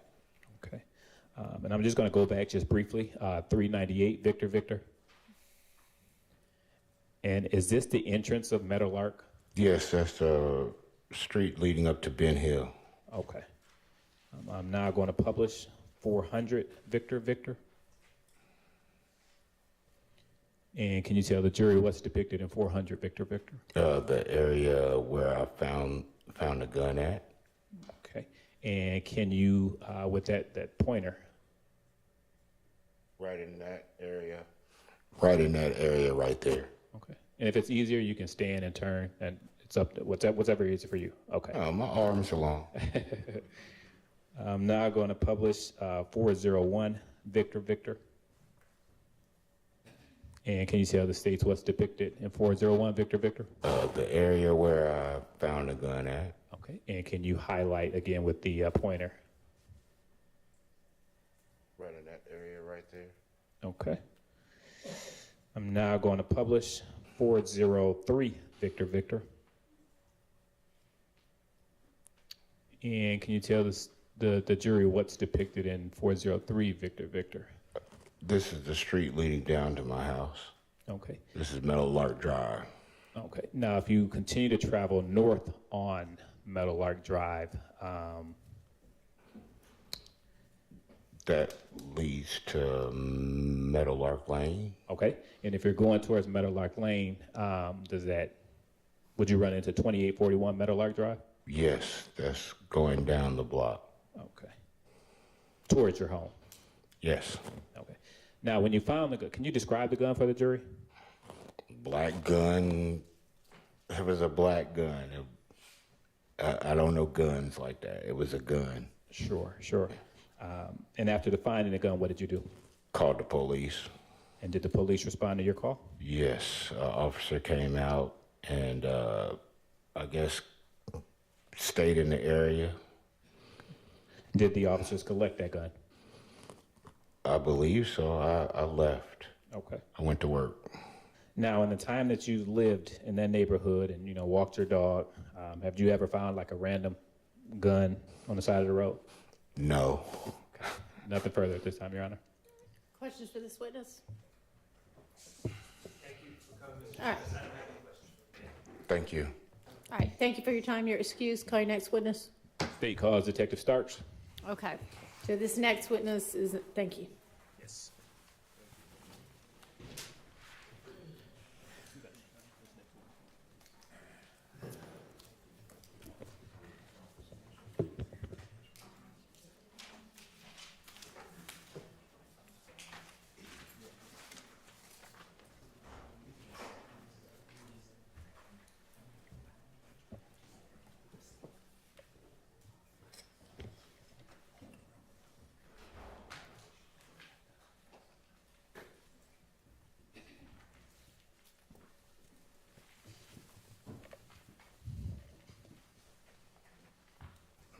Raise your right hand. You swear firm testimony to be within the truth, the whole truth, and nothing but the truth? I do.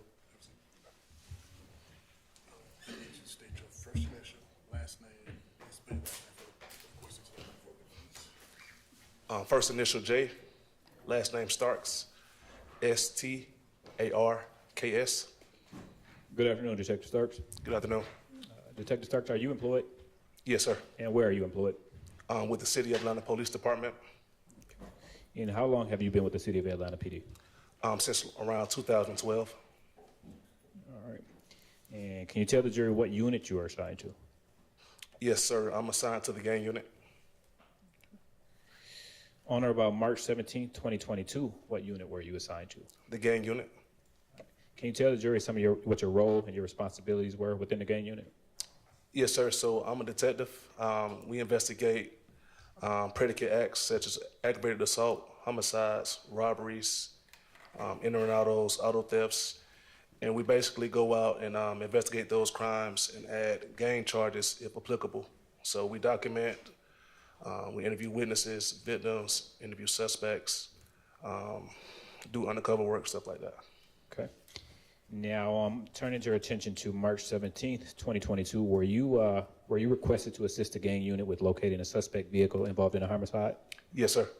Okay. And what type of vehicle were you looking for? It was an Audi A5. And where did you locate this vehicle? So I was hungry, so I went to Chick-fil-A off of Cleveland Avenue. I was going to order some food, and while I was in the drive-through, the vehicle drove through. Okay. I'm now going to publish 397, Victor Victor, what's already been admitted. Oh, Juliet, 397, Victor Victor, Juliet.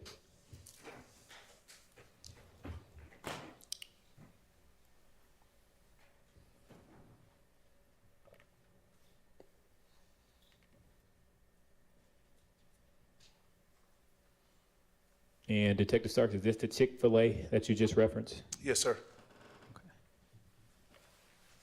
Now, can you tell the jury what caused you to locate this vehicle? So that morning, when I rode to work, my supervisor handed me a bolo, and he told me to look out for this vehicle in the area of Cleveland Avenue.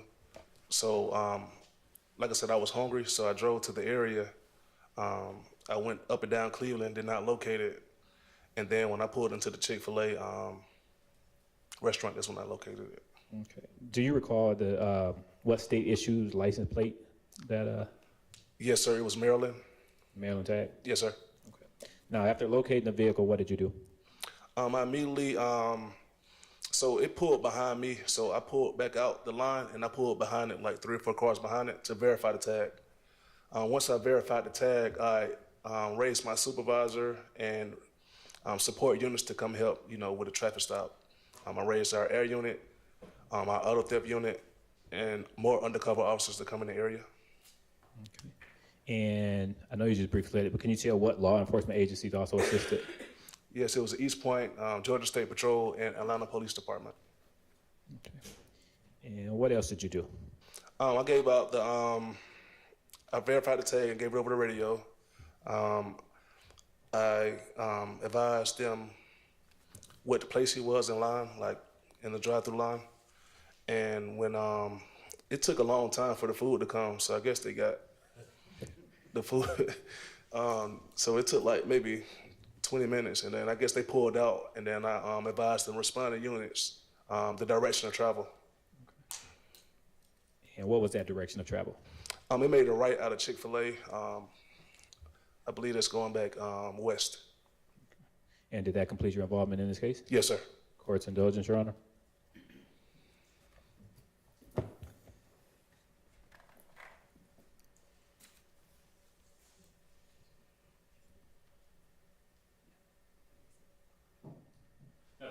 All right, questions for this witness? Investigator Starks, good afternoon. Max Shard, I represent Shannon Stillwell. As part of your work in this case, were you able to review a FedEx video? No, sir. From March 14th of 2022? No, sir. Okay.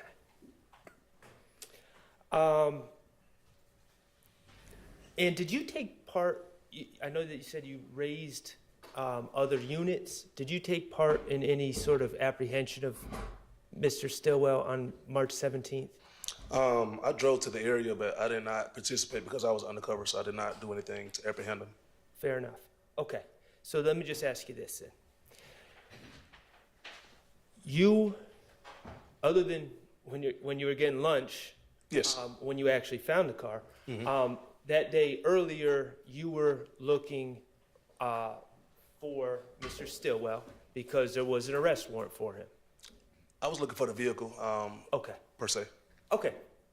You were looking for a particular vehicle that information had been given you emanating from Detective Hogan to be on the lookout for this vehicle so an arrest could be made. Is that fair to say? No, sir. So my supervisor just gave me a bolo with a vehicle with the tag description and said, hey, this vehicle was involved in a homicide.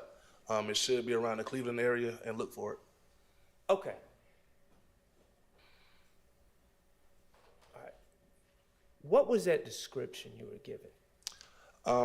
A white Audi A5 with a Maryland tag. I don't recall the tag. What about tints? The car was tinted because I could not see the occupants of the vehicle when I was in Chick-fil-A. Right. You could not? No, the windows were up. Okay. Exactly. So you were looking for a white Audi A5 with Maryland tags? Yes, sir. All right. And now, in your experience as an officer, this is not the first time you were looking for a specific vehicle, is it? No, sir, it's not the first time. In your experience, sometimes when you're looking for vehicles for law enforcement purposes, people ditch the vehicles or hide the vehicles or put them in a garage or put them up, correct? That's a fair statement. Okay. Other times, people might get a wrap. You know what a wrap is? Like a paint job? Yes. A wrap or a paint job on a vehicle to change the appearance of the vehicle. Yes. Right? Yes, sir. Other times, people might get a different license tag number and take off the tag that they normally have on the vehicle and put on a different tag number, right? Yes. All to throw you off because they know that you're looking for them or they believe that you're looking for them. Yes. Okay. In this particular case, when you were looking for a white Audi A5 with Maryland tags, was the Audi in fact still white? Yes. Did it in fact still have Maryland tags? Yes. Did it in fact still have the same license number as you were given as part of the BOLO? It had to because, like I said, I verified the tag and everybody came to the location and verified it was the correct tag when I gave it over the radio. Okay. Thank you. I have no further questions. Any redirect? No, Your Honor. All right, thank you for your time. Here's your next witness gonna be. Sergeant Newman, the Phoenix camera. Okay, that won't take long, right? It's about We need a 15 break? Break? Yeah, we have Okay, all right, let's take a quick break. All right, so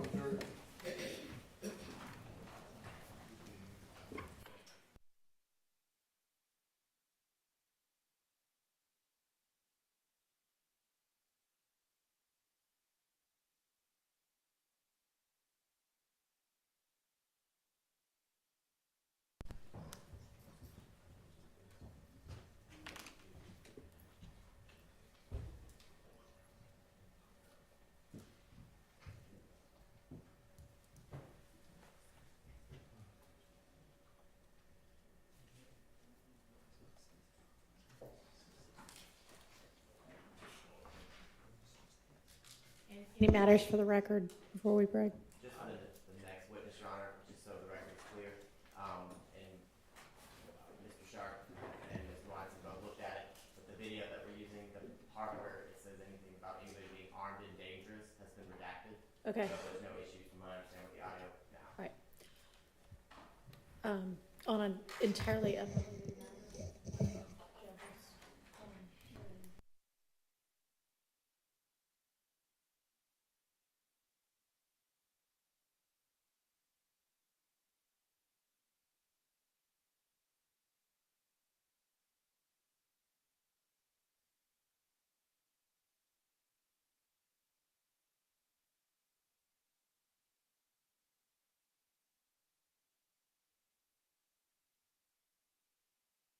Yes.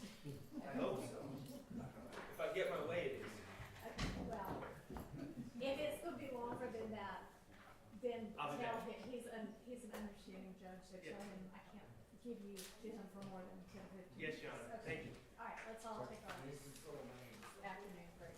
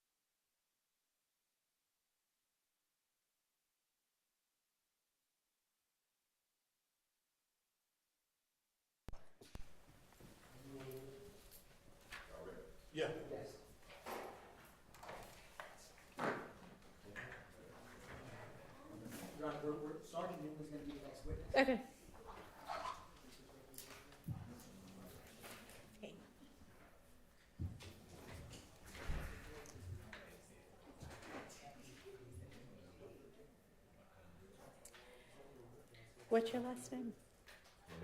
Okay.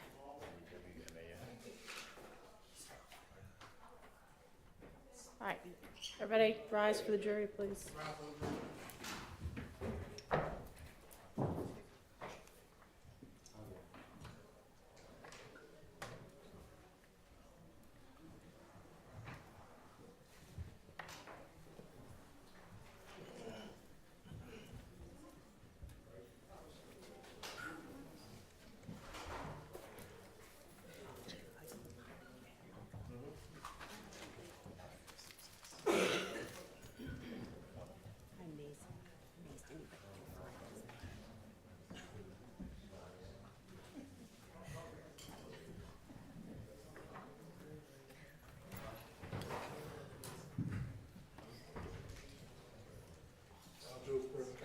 Thank you. If you can swear our next witness.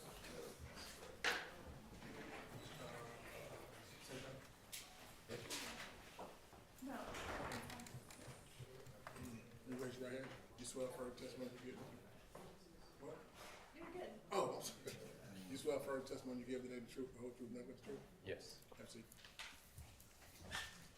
State, spell your first and last name.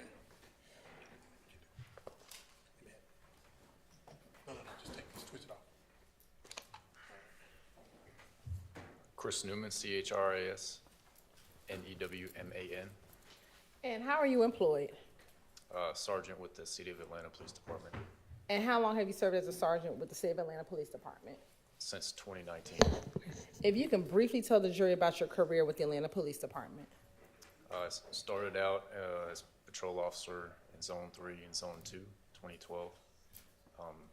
Then I transitioned to the aviation unit as an officer in 2018.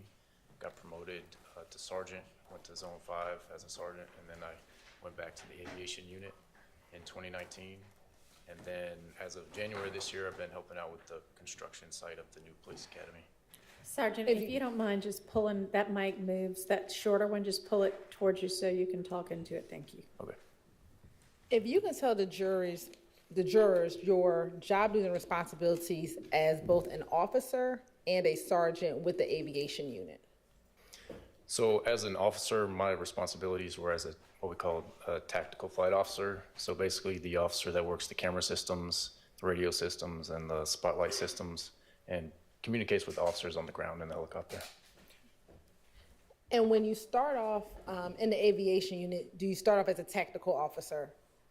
Yes, kind of the pathways. You start as a tactical flight officer, and then then you can become a pilot if you transition into that. And as a supervisor, what are your job duties and responsibilities with the aviation unit? So my responsibilities were twofold. Main responsibilities were tactical flight officer and a pilot in command, as well as various administrative responsibilities. Now, what types of calls will the aviation unit assist on? Anything from helping locate missing persons, providing overwatch for parades or dignitary visits, or assisting with pursuits, police chases. I want to direct your attention to March 17th, 2022. Did you have the occasion to assist the homicide and gang unit with a pursuit call? Yes. How did you get involved with assisting with that pursuit call? That day I was performing the duties as a tactical flight officer, and we were requested to assist follow a white Audi. And where is the aviation unit housed? Hartsfield. Once you received the call, what, if anything, did you do? We had to get to the helicopter, start it up, and then get airborne and get this. My responsibility is get the systems going, camera system, radio systems, and then transit to the call. And when you say get them going, what do you mean? Turn them on. Is there anything else you have to get in order to actually assist the police officers? Like what has to happen with the actual system itself? So after we turn it on, the GPS systems has to sync on the camera, so it can get the GPS location log for the camera system and the mapping system. And is your pursuit video and audio recorded? Yes. And have you had the opportunity to review that pursuit from March 17, 2022 in preparation for your testimony today? Yes. Permission to approach, Your Honor? You may.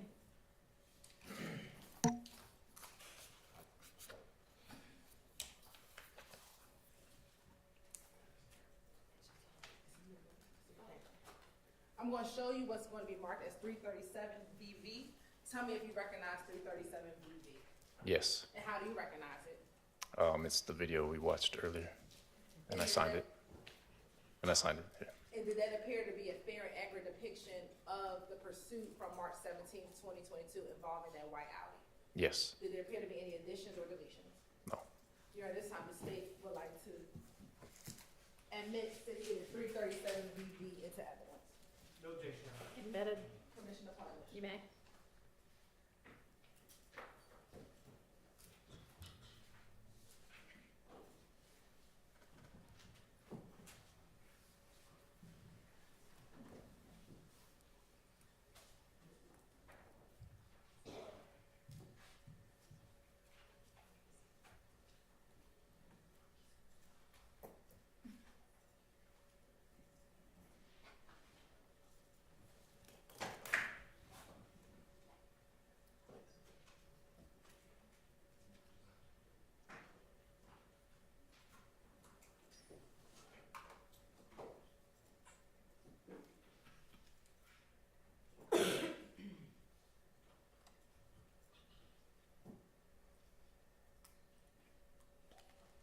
From the airport to where you first encountered seeing the white Audi, about how long did it take to travel that distance?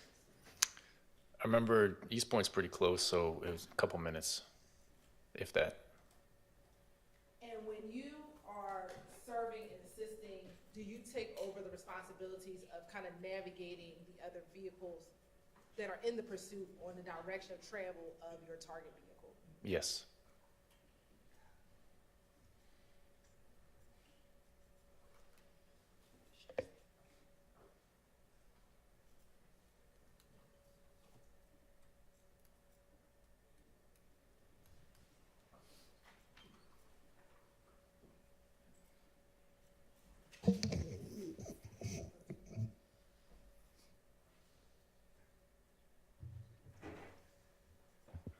Now, if you could just orient the jury to where we are when we first, if you could orient the jury to the green items that are contained on the screen that we're looking at first.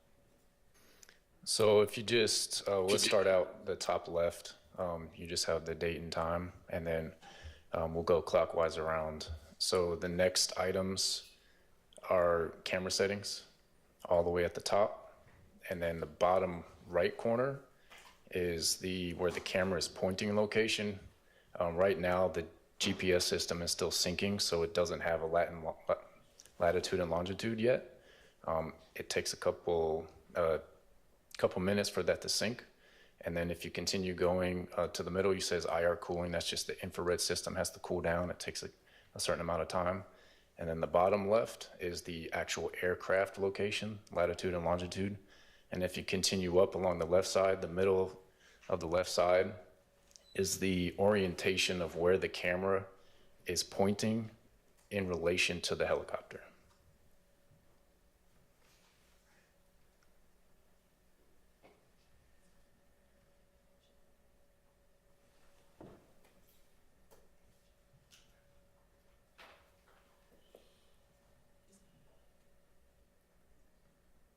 I just have enough UCs in the area. Yeah, I'm at a blunt in Cleveland, so when he pulls out, I can pick him up.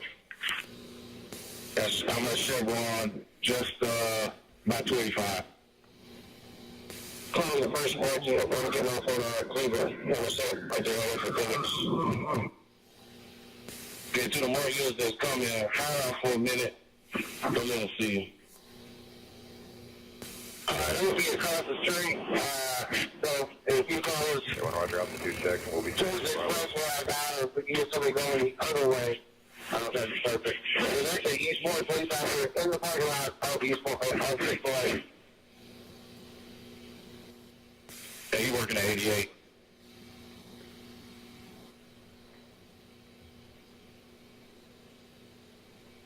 Hey, you know, for the market, what's a good 5-hour location? This is 26, right? Hey, make it Cleveland Metro for y'all, Sean. Okay, copy. Mark is myself. So I believe Phoenix is above. If Phoenix is above, we got West Marquez. Let's get him in the parking lot versus there and get moving. Hey, Phoenix, that's a negative. Our mapping system isn't up yet. Give us another little bit. All right, y'all. I'm still behind on for reference. Like I said, White Audi 85, Maryland for 8 David David 7071. Black male, tattoo under his left eye with red or pink beanie on. He starts to neon dread until his head on the beanie. Carrier 1 on, please. All right, Phoenix, we got our mapping system up. We can call it. 1840 Wheel Line, we got GSP behind us. And then there's an entrance and exit off of Cleveland Avenue. And we're progressing towards the drive-by window right now. I can't see around the corner, but I think it looks like he's pulling out now, y'all. Y'all might want to go ahead and call the Phoenix. All right, yeah, he's pulling out to Cleveland Avenue exit.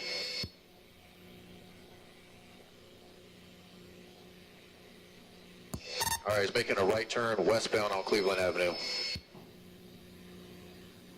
Okay, the unit's got the westbound on Cleveland. And again, so everybody knows, it's a white four-door Audi. We are going to be in pursuit. We're currently westbound.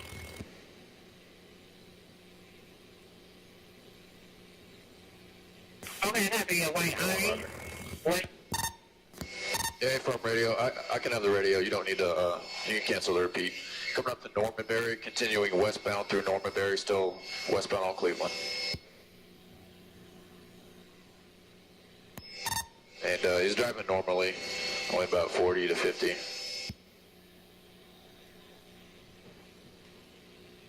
The Mark unit, stand by until we get GSP or another Mark unit with you before you engage. All right, he stopped at the red light, Cleveland and Harris, making a right turn northbound on Harris Street from Cleveland.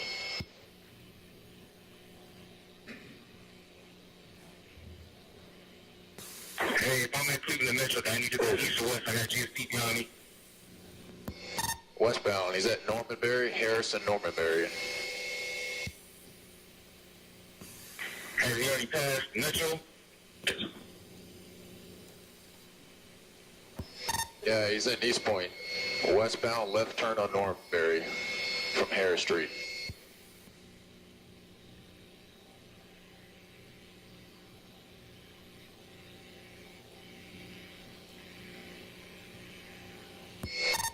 All right, left turn southbound on North Martin Street. If anybody can 6-2 over to MA3, East Point's running a joint detail. They got a bunch of units out.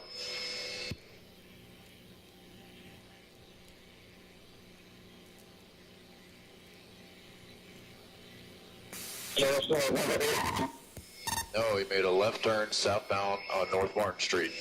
Now he's back at Cleveland Avenue intersection, making a continuing straight southbound on North Martin from Cleveland Avenue.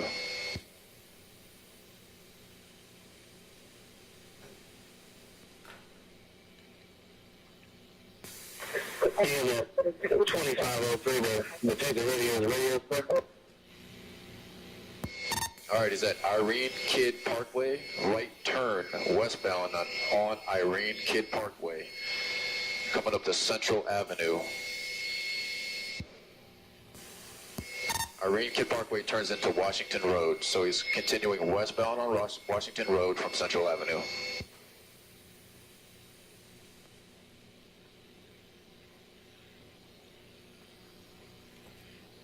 All right, he's at the intersection with Main Street, Washington Road and Main Street, making a right turn northbound on Main Street from Washington.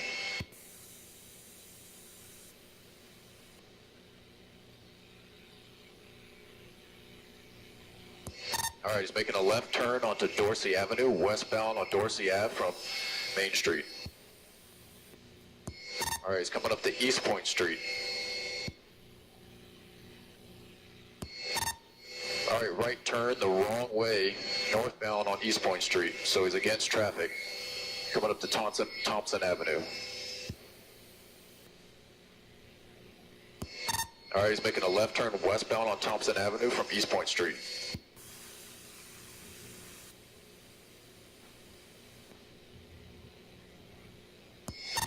All right, coming up to Church Street. Southbound on Church Street from Thompson.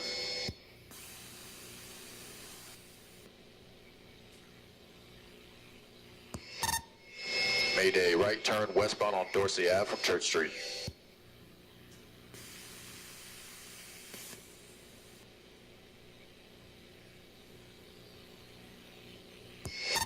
Passing Cheney Street, still west on Dorsey.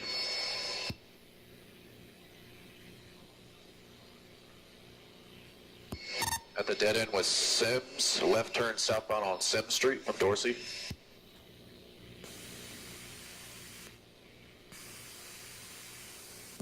Coming back out to Washington Road. So Washington Road at Sims. Made a right turn westbound on Washington Road from Sims. All right, Tower, please start one. We're currently westbound, but we're going to slowly be pushing southwestbound from here.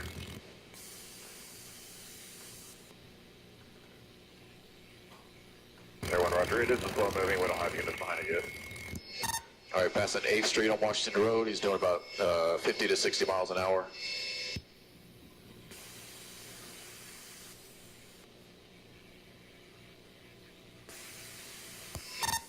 All right, coming up to Ben Hills, making a right turn westbound on Ben Hill.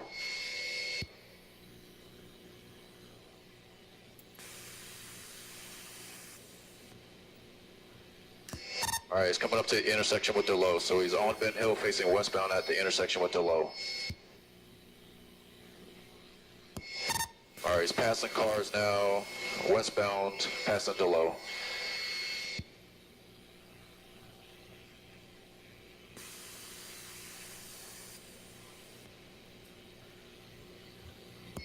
All right, Ben Hill Road, Ben's northbound, so he's north on Ben Hill Road.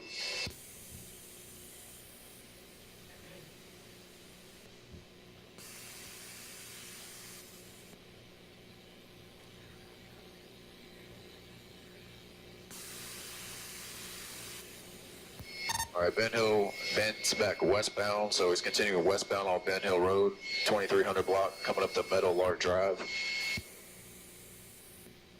APD was behind the escort with a GSP temporary. GSP demonstration temporary. All right, he's making a left turn southbound on Meadow Lark Drive. Just the way that APD, like GSP temporary.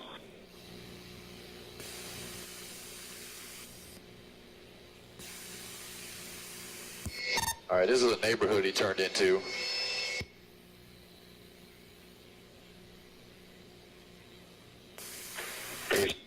Why you got East Point behind it, they're on MA3. All right, receive. If they can switch over to SOS. Meadowlark bends westbound.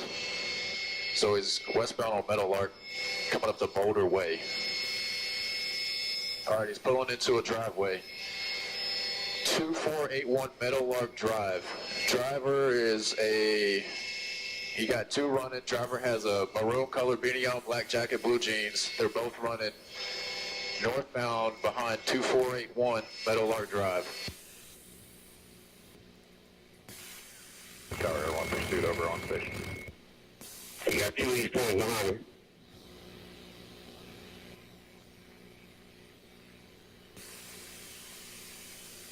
Everyone, I'll be looking. All right, somebody get behind 2471 Meadowlark.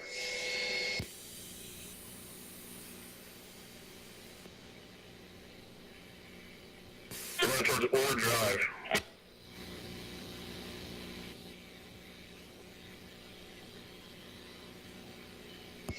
All right, somebody get onto Ore Drive will be the north side of perimeter.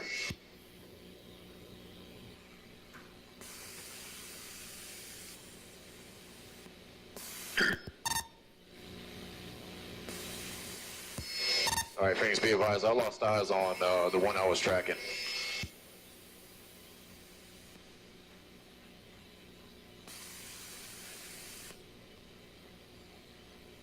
Okay, they advised on MA3, they got several gunpoint behind their house, they need some help.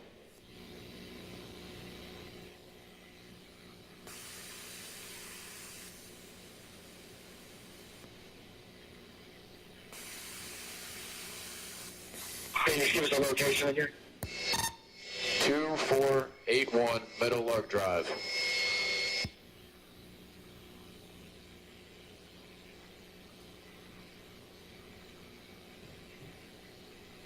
I think it's a White House.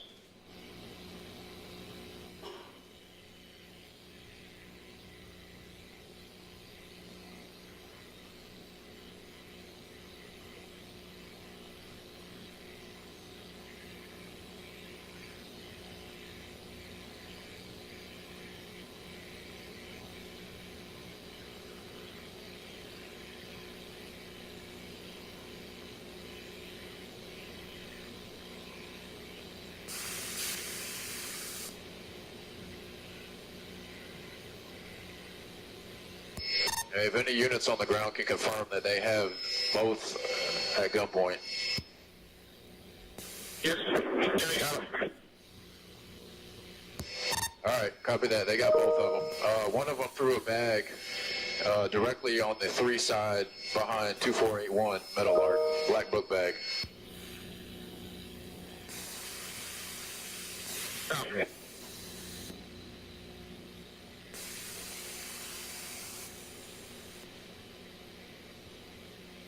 Okay, we got everybody secured.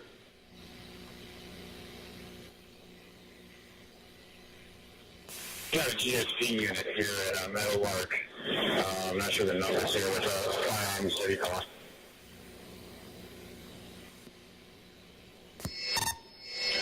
Sergeant Kleinens. Hey, go ahead. Are you down there on scene with GSP? Did they recover the book bag? Oh, through to Lieutenant Wolfo. I think we got your guy.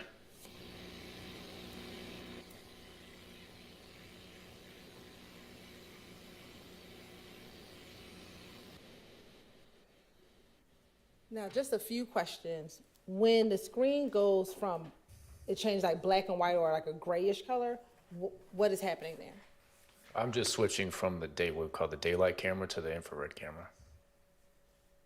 And what will be your purpose of switching from the daylight camera to the infrared camera? As you can see, with all the tree coverage, sometimes it's easier to continue following the vehicle when you switch to the IR camera.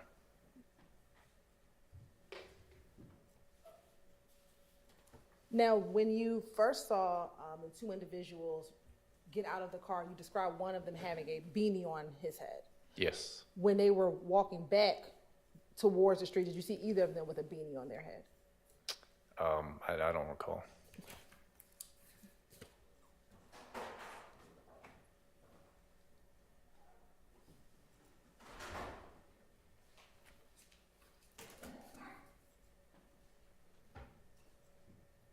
And while we're pulling it up, when you had to switch to MA3, what did that mean? Just switching radio channels.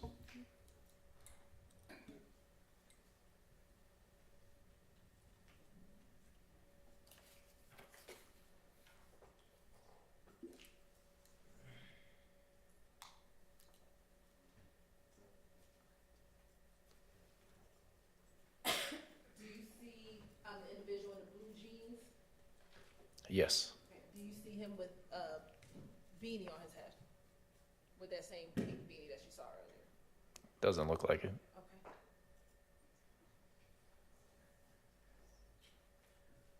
And do you see the individual with the white shirt on and the black jacket? Yes. Do you see that individual with the beanie on his head? No. Okay. Course indulgence for a moment. I have no further questions, Ron.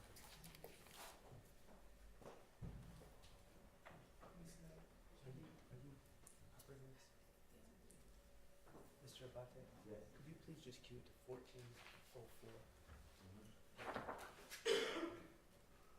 Good afternoon, Sergeant Newman. My name is Max Shard. I represent Shannon Stillwell, okay?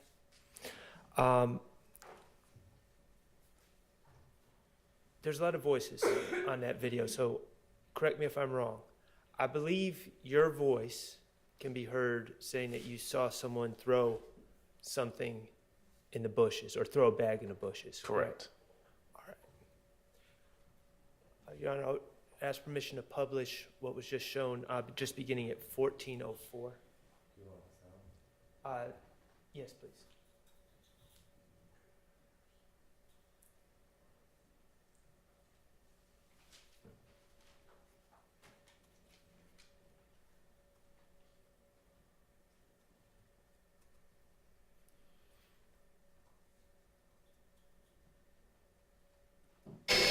Northbound behind 2481 Meadowlark Drive. Tower 1 pursuit over on station. You got 2 East Point behind him.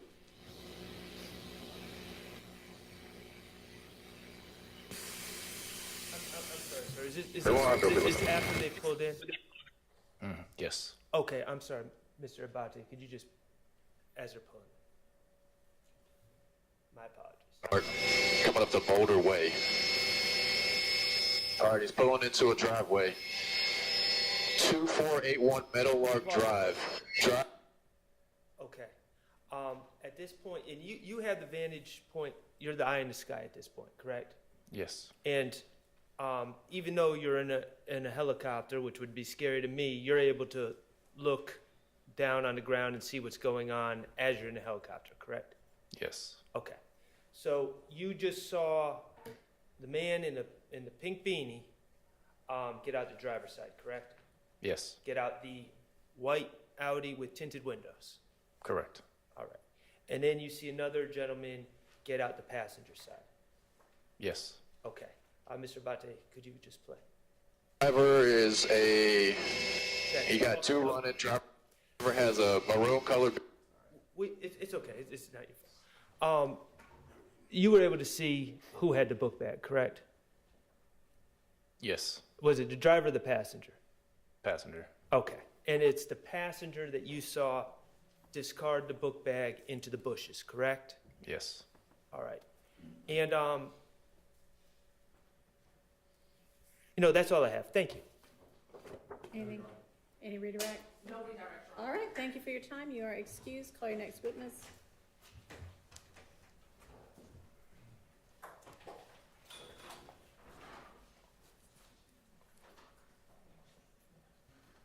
State cause, Alan Glover. Okay.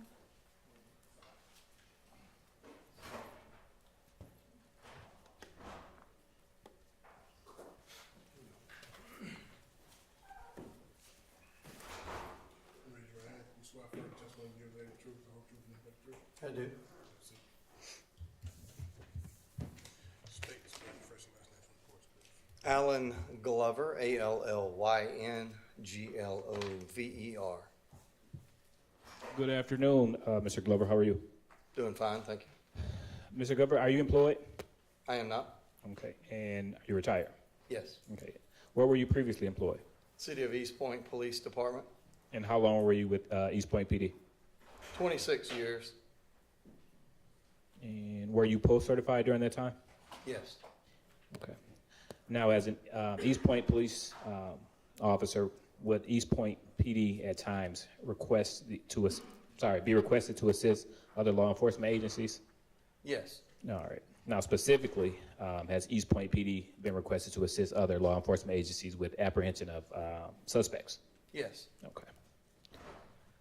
Now, on March 17th, 2022, did you have the occasion to assist APD with the apprehending 2 suspects? I did.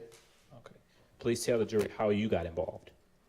We were on a separate crime suppression detail in our city, and we heard on the radio that Atlanta was trying to locate a white Audi, and the radio traffic, it was coming toward where we were actively doing our investigations. So I was able to drive to a couple blocks over, and I was able to intercept that white Audi.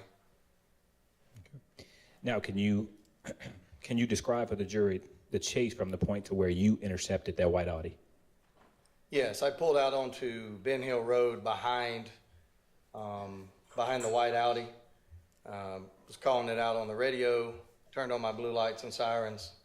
I was in an unmarked detective car at the time, and we turned onto, I think it was Meadowlark Drive, and then we're talking 1 or 2 minutes maybe.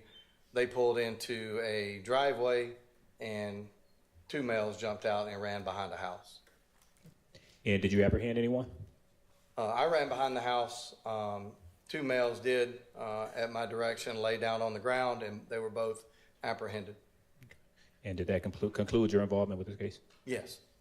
Nothing further at this time, Your Honor. Questions for this witness?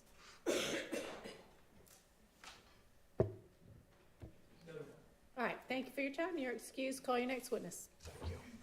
State calls GSP Trooper Campbell, Mark Campbell.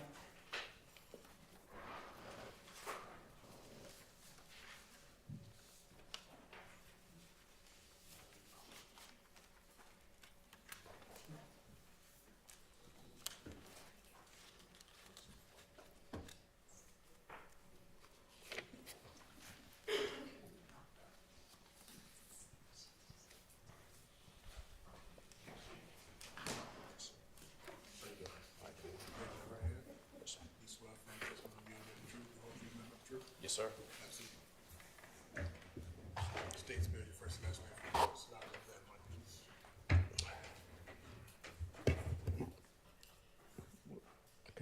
State spell your first and last name. Oh, Mark Campbell, MARK CAMPBELL. Good afternoon, Trooper Campbell. Hey. Are you employed? I am. And where are you employed? The Georgia State Patrol. And how long have you been employed with GSP? 18 years now. Now, can you tell the jury what your role is with GSP? Yes, I'm a corporal. Okay. And can you tell the jury some of the natures of your duties as a corporal? Yes, I'm a supervisor over troopers who are under me. Okay. And I'm going to just ask you to speak into the mic just a little bit for me. Okay. Okay. Now, as a trooper with GSP, are you assigned a vehicle? Yes, sir, I am. Okay. And is that vehicle equipped with video monitoring? It is. Now, if you're assisting in a car chase, when does your video system activate? Whenever you activate the emergency blue lights. Now, on or about March 17th, 2022, did you assist APD with a car chase? I did. And is it common for a GSP to sometimes assist APD with car chases? Yes, sir, when we're requested, yes. Okay. And can you tell the jury, how did you assist APD? I was attempting to catch up to it and just got like to the tail end of the pursuit. Okay. Now, was your car video system operable on March 17, 2022? Yes, sir, it was. And did the system record the chase that you were assisting in? Yes, it recorded me attempting to catch up to it, yes. Okay. And did the car system record the recovery of a gun? Yes, sir, it did. Okay. And have you had an opportunity to review that footage before your testimony today? Yes, sir, I have. Okay. So I've already previously showed you what's been marked as State's Exhibit 228, Victor Victor.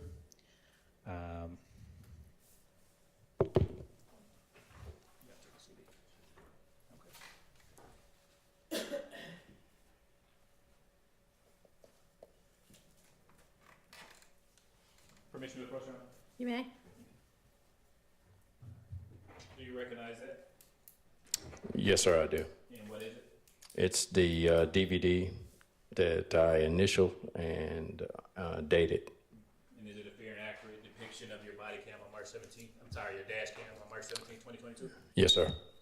At this time, the state moves to admit 228 Victor Victor. 228 or 328?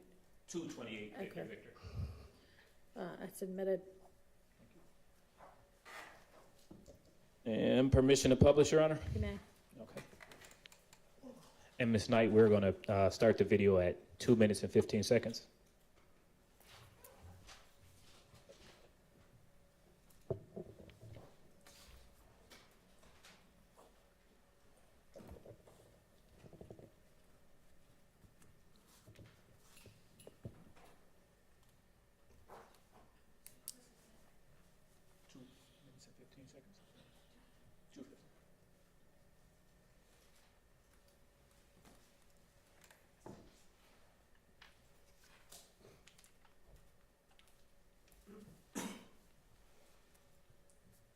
In just a moment, it'll pop up in the screen right behind you, Trooper Kimball.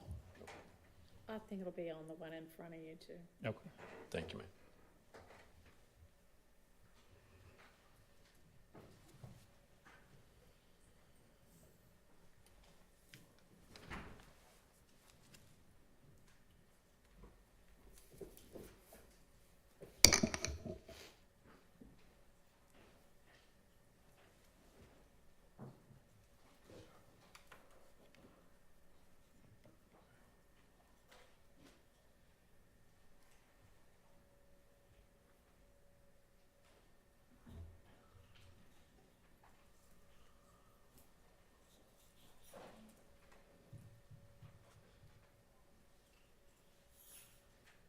And while we're waiting for the video to come up, Trooper Campbell, can you just kind of briefly walk the jury through the chase?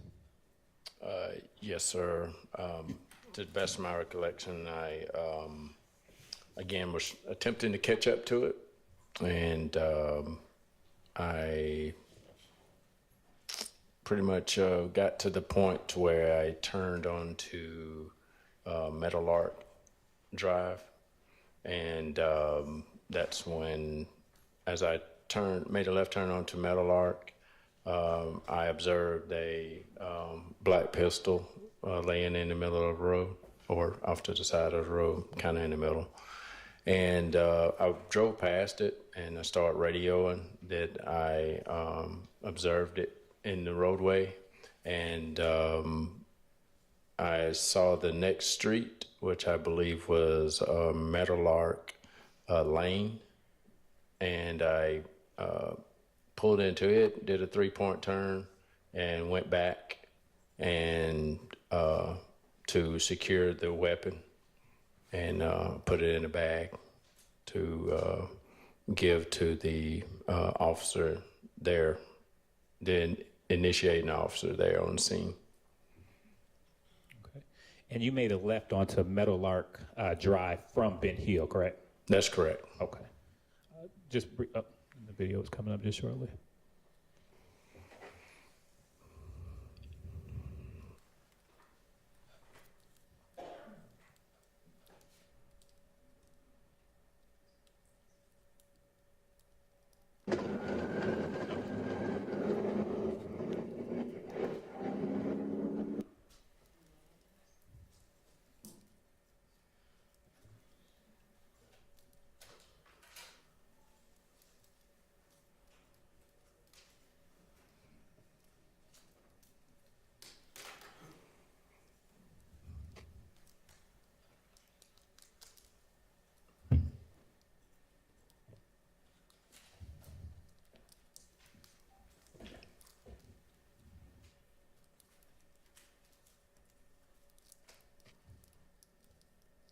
Court's indulged for a brief moment, Your Honor.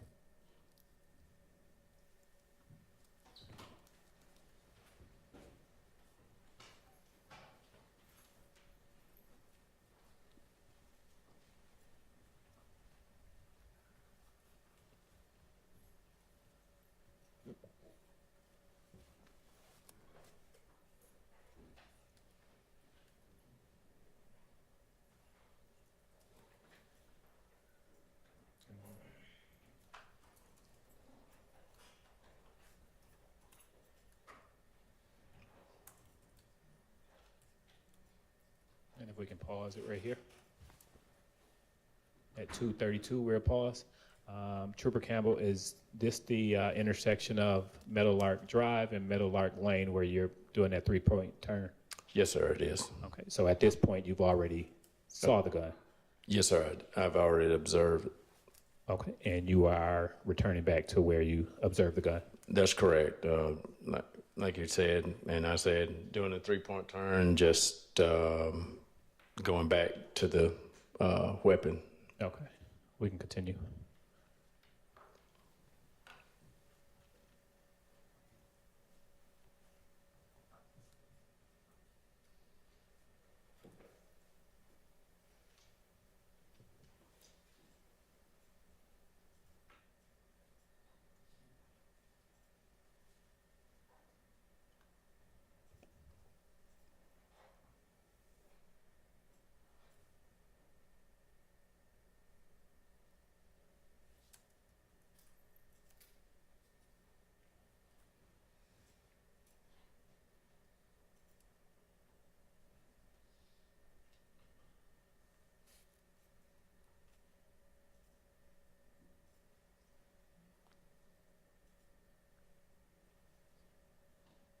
And if we can pause right here. Is this where the, you see an item in the street? I'm sorry. Did you see an item in the street? I did, Okay. yes. And what was that item? It's a black pistol. Okay. And now is this closer towards the beginning of Meadowlark Drive? It is. Okay.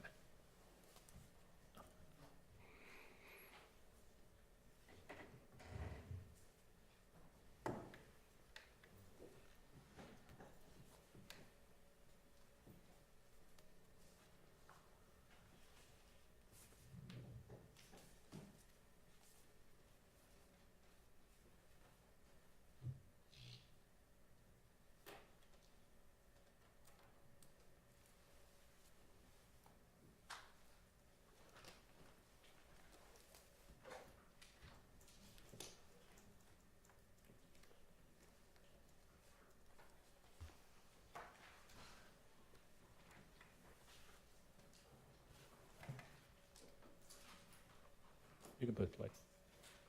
Is it playing? Okay.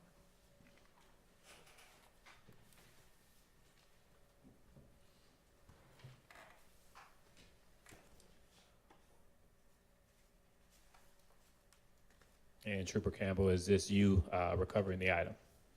Yes, sir, it is. Okay.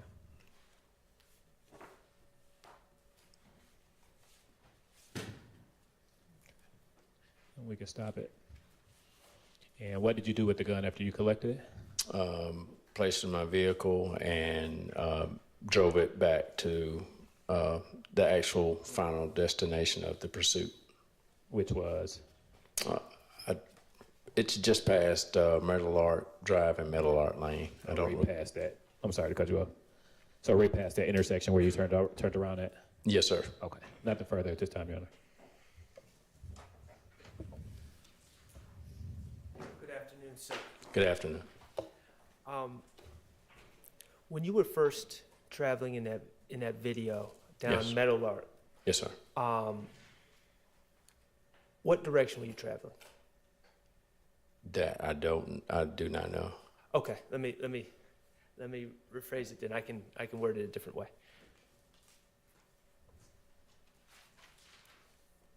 When you doubled back and located the gun was in the video, correct? Yes, sir, it was. Okay. You saw it, you pulled up on it. It's that black thing that is in the roadway. Yes, sir. Okay. Going by the way, not after you doubled back and turned around, I'm talking about the original direction you were going. Was that gun on the right side of the road or the left side of the road? Going by the original way you were going? It was more so towards the right. Okay. So if a car was going in that direction, the way you were going initially when you were catching up to the chase or whatever we want to call it, Yes, sir. that gun was on the passenger side of the road. Yes, sir. Okay. And did you see anyone throw the gun or anything like that? No, in sir, that I didn't. time? Okay. No, sir. Okay. All right, thank you. No further questions. Any redirect? No, Your Honor. All right, thank you for your time. You are excused. Call your next witness. Yes, ma'am. The state calls Angela North to the stand, also known as Angela Camp.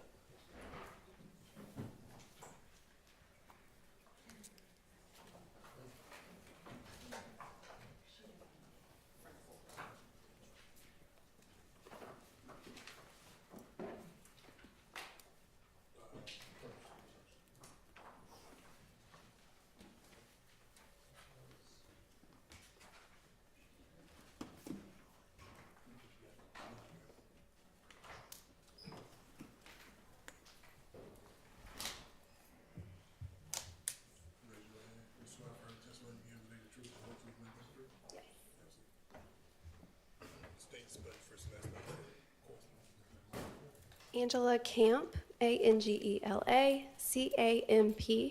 At the time I worked this case, I was Angela North, North. Good afternoon. How are you currently employed? I am currently a high school math teacher. And how long have you been serving as a high school math teacher? This is my second year. Prior to serving as a high school math teacher, what, if anything, did you do for work? I was a firearms and tool marks examiner for the Georgia Bureau of Investigation. And how long did you work for the Georgia Bureau of Investigations? Almost 6 years. If you can tell the jury about your education and training in ballistics and firearms analysis. I have a bachelor's degree in biology from the University of Georgia. Once I was hired with GBI, I underwent a 17-month training program where I learned ammunition manufacturing and development, firearms manufacturing and development, muzzle to target distance determination, serial number restoration, and the majority of my time was spent on a comparison microscope comparing bullets to bullets and cartridge cases to cartridge cases to determine if they were fired from the same firearm.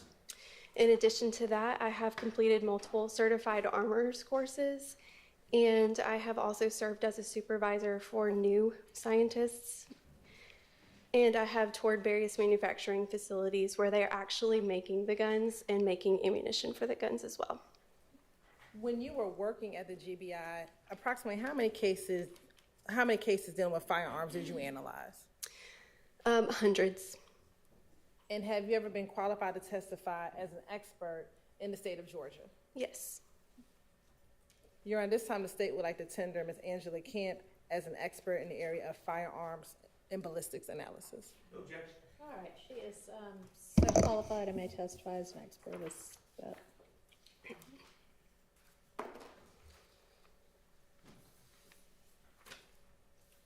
When you were serving as a firearms examiner with the GBI, what were some of your job duties and responsibilities? So it varied depending on what the case entailed.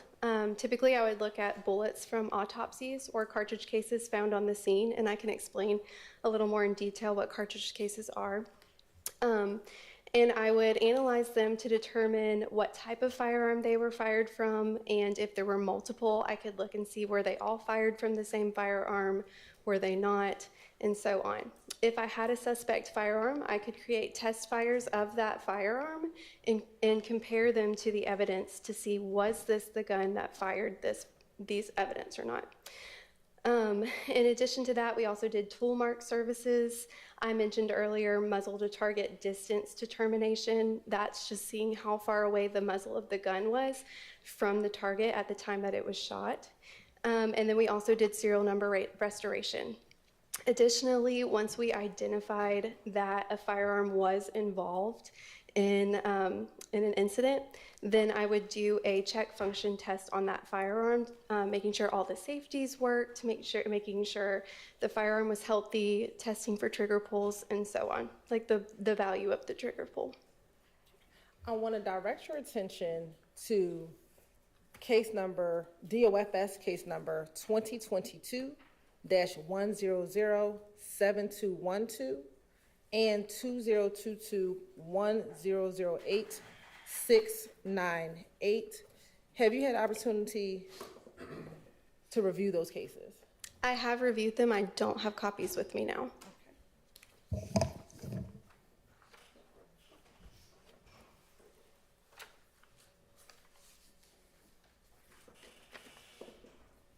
Permission to approach, Your Honor? You may.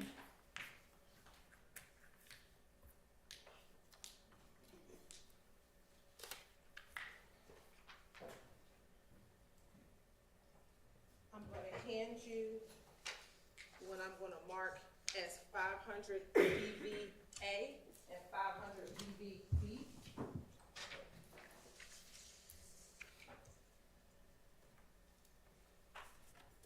First, do you recognize those two items? Yes, I do. And how do you recognize those two items? They have their copies of my report. They have my signature on them, as well as the case numbers that the GBI placed on these cases. Okay. And does this appear to be a fair and accurate depiction of your reports for those two case numbers, DOFS case number 2022-1007212 and 2022-108698? Yes, they do. Your Honor, this time the state would like to admit Exhibit 500 VVA and 500 VVB into evidence. Admitted. First, starting with both of those DOFS case numbers, is it the same report with two different numbers?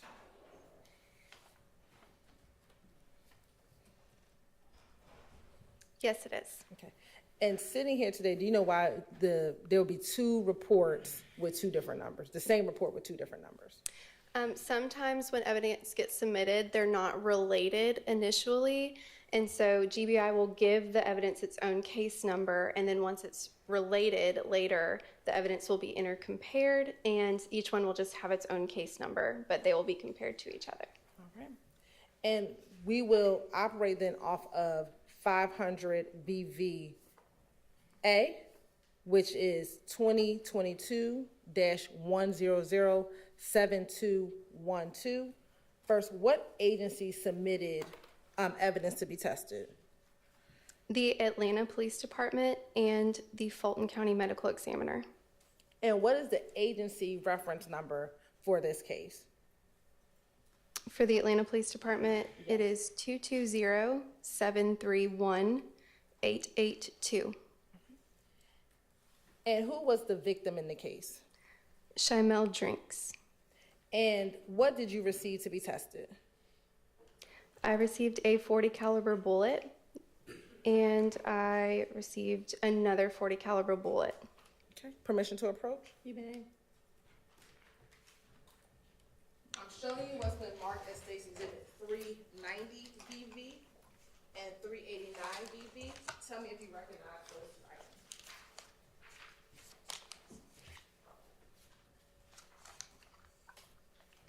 I do. How do you recognize it?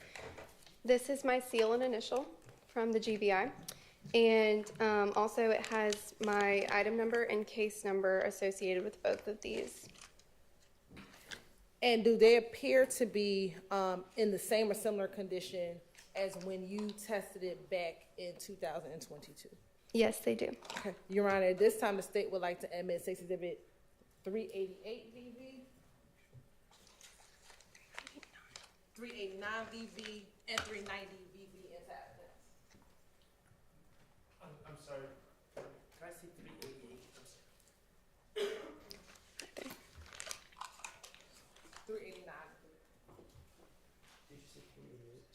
That was my mistake. Oh, okay. Just two. Okay, I'm good. Thank So you. what is it? 388? 389 VV and 390. All right, so no 388. No. All right, those are admitted.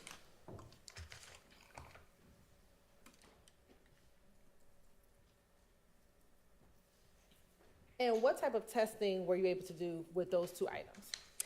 I was able to compare them to each other to determine if they were fired from the same firearm, and I was able to determine a type weapon list of what may have fired it. And first, were they fired from the same firearm? Yes, they were. And what type of firearm was it consistent from being fired from? Glock .40 caliber pistols. And after doing your report, did that conclude your involvement as it relates to this DOFS case number 2022-1007212? Yes. All right.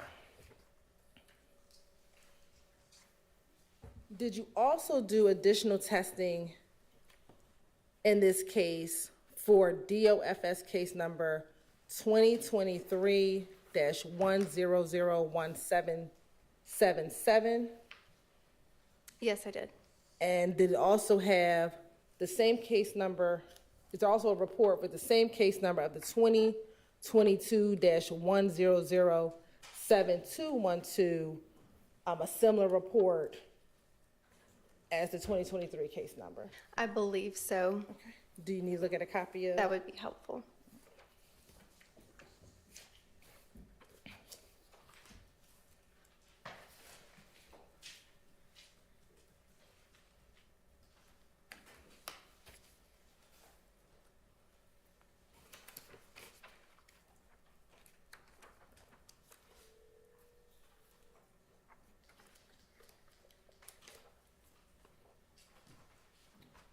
I'm going to show you what's been marked as 503 VV and 504 VV.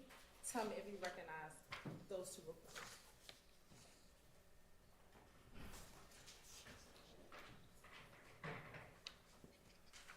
Yes, I do. And how do you recognize those two reports? These are also copies of my reports. And do those appear to be a fair and accurate depiction of your reports that you generated for the items that you tested in this case? They do. All right, Your Honor, this time the state would like to admit State Exhibit 503 and 504 VV into evidence. Admitted.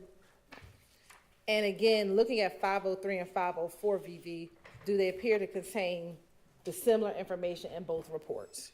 Yes. All right. We're going to look at the DOFS case number ending in 1007212. Who was the agency that submitted the items for testing? The Fulton County District Attorney. And who was the victim in that case? Shymel Drinks. And what were you given? I received an FN 5.7 pistol, some cartridges, which is unfired ammunition, and 11 cartridge cases, which are fired ammunition. All right. Permission to approach? You may. First, I want to show you what's been marked as State's Exhibit 221 BV. Tell me if you recognize 221 BV.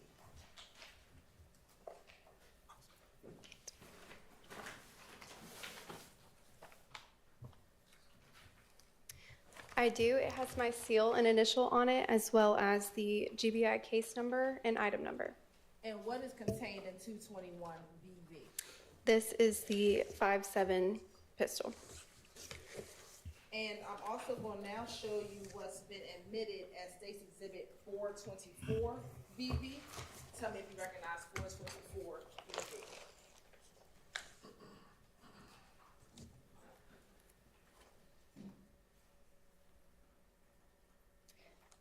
I do. It has my seal and initial again as well. And looking inside of 424 BV, tell me if you recognize any of the items inside of 424 BV.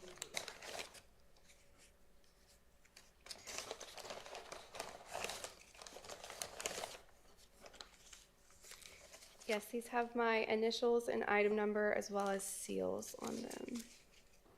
And what are those items? These are the 11 5.7 cartridge cases. Okay.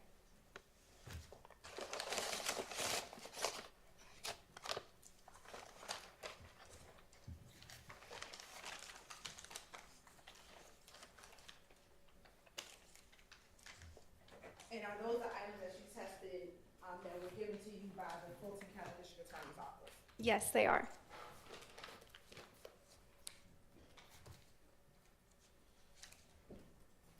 And Your Honor, this time the state would like to admit State's Exhibit 221 BV into evidence. Admitted. No objection. Thank you. It's admitted without objection.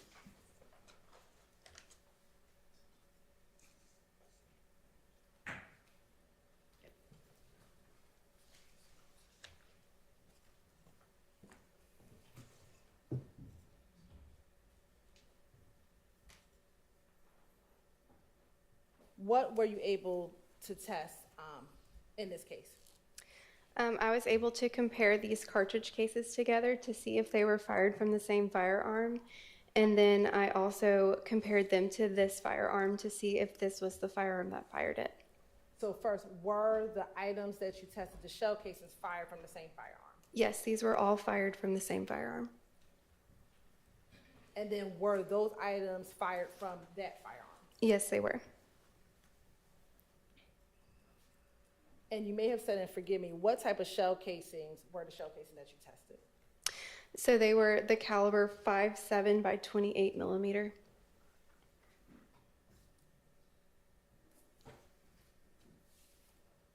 After determining that that FN firearm fired those shell casings and creating your report, did that conclude your involvement in this case? Yes, I did a check function test on the firearm as well, and then that concluded it. And what's a check function test? It was operational. It's where I test the trigger pulls, I test every safety, I take it apart and look at it and put it back together. And what was the conclusion after doing the check function test? It was healthy and operational. Court's indulgence for a moment.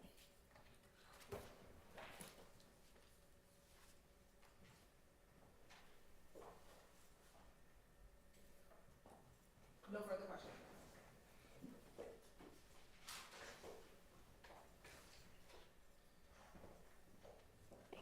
Good afternoon, Ms. Camp.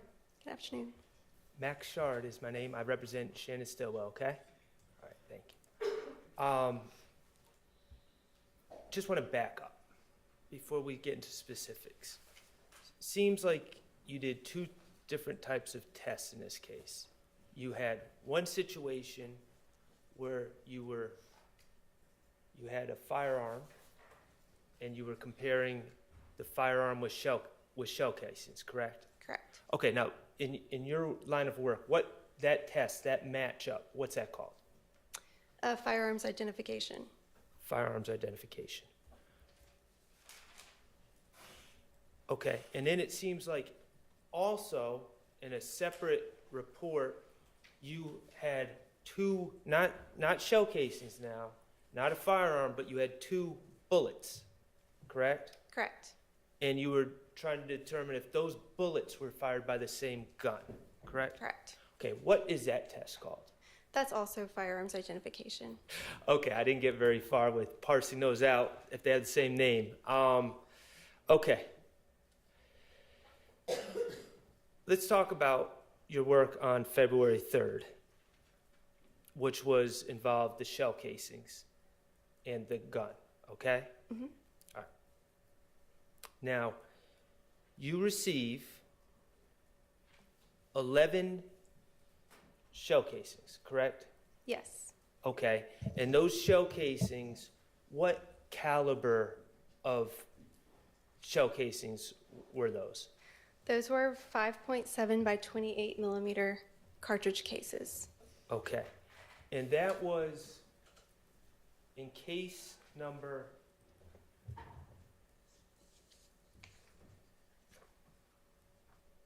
Would you like me to read it? Do you have what I'm trying to figure out is, do you have a cross-reference number so we could compare this to actual incidents, to know where those shell casings came from? No, I do not. As far as on the scene where they were collected, Yes. I do not. You received them from APD? Or from the Fulton County District Attorney's Office? Yes, Fulton County DA. Okay. And they gave those to you on January 17, 2023? Correct. All right. And it was 11 of them? Yes. Okay. And then you're also given a firearm, a 5.7 by 28 firearm, correct? Yes. FN. Correct. All right. And you're given those by the district attorney on December 15, 2022? Correct. Okay. And then additionally, you're given 19 unspent rounds. Yes. Okay. So your work on this case, you got 11 spent rounds that were collected.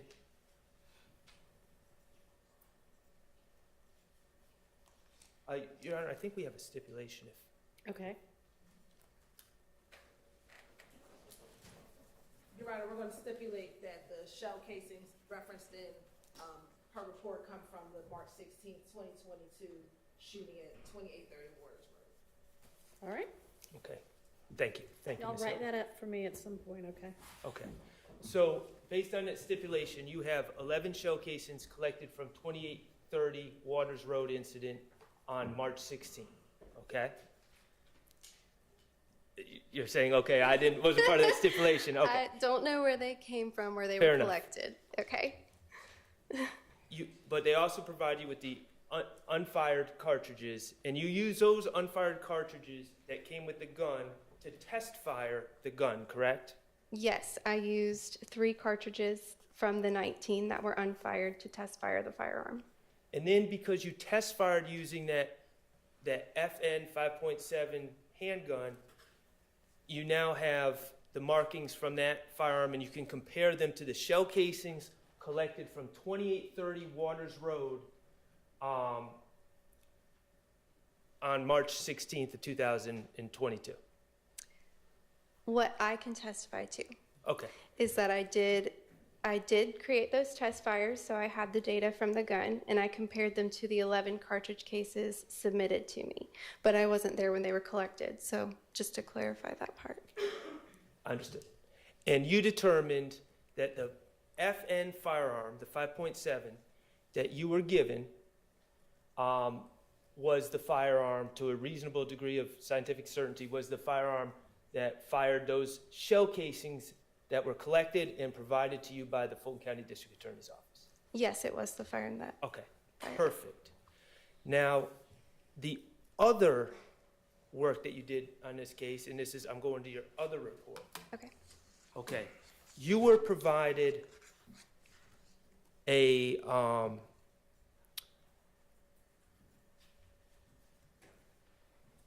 referring to 389 VV and 390 VV. Do you have them up there with you? I believe so. The 40 caliber report. Yes, no, the exhibits. May I approach? You may. Sorry. Oh, it's fine. 390 and 389. Okay, this is 389 and 390 VV. Yes. Okay. In this report, when you had two bullets and you were trying to determine if they were fired by the same gun, right? Correct. Okay. Even though this was provided by the ME's office, correct? Fulton County ME's office? Yes. Okay. And the ME is the people that perform autopsies. Right, the medical examiners. Okay.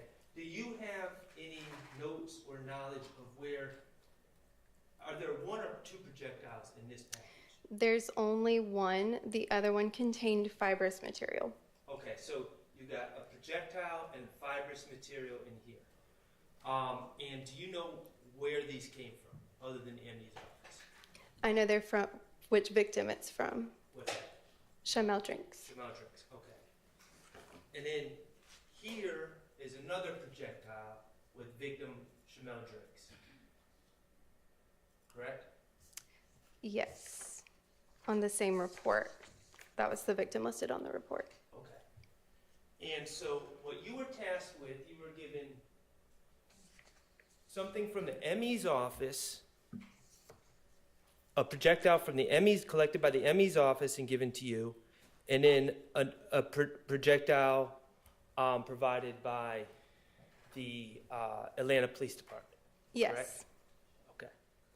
And you were tasked with determining if those two projectiles were fired with the same gun. Correct. Okay.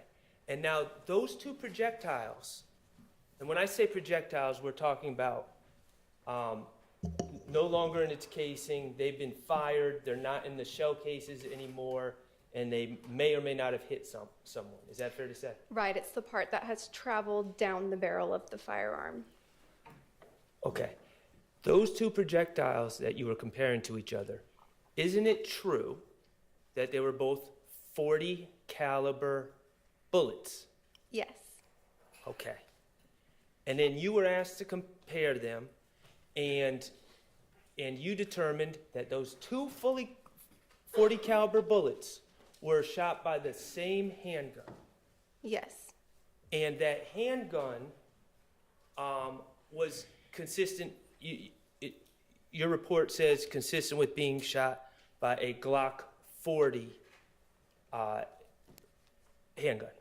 Correct. Okay, and how do you make the determination about specifically, just from those little pieces of metal, that they were fired by a Glock 40? So there's different manufacturers will rifle the insides of barrels differently. And what I mean by rifling is that manufacturers will put a series of lands and grooves on the inside of the barrel to make the bullet spin.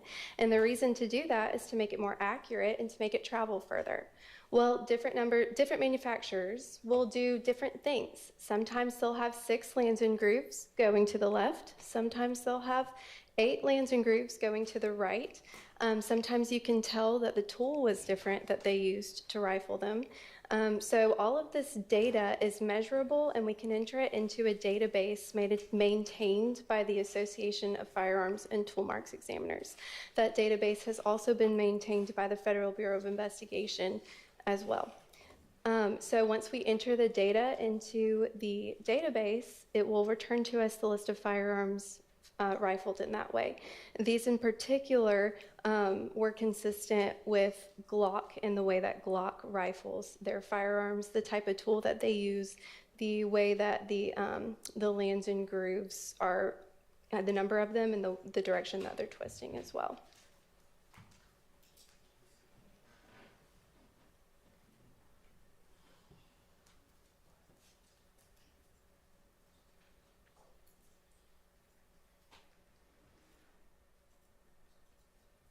Your Honor, I think we have another stipulation, All in right. fact, to try to ease this along. Shaded? I think both sides stipulate that the 240 caliber bullets were, one was collected by the ME during the autopsy of Shamal Drinks, and one was collected from the Red Versa by APD. That Red Versa driven by Shamal Drinks. Thank you. Okay, so those 240s based on 240 caliber bullets based on your work on this case, fired by a Glock 40.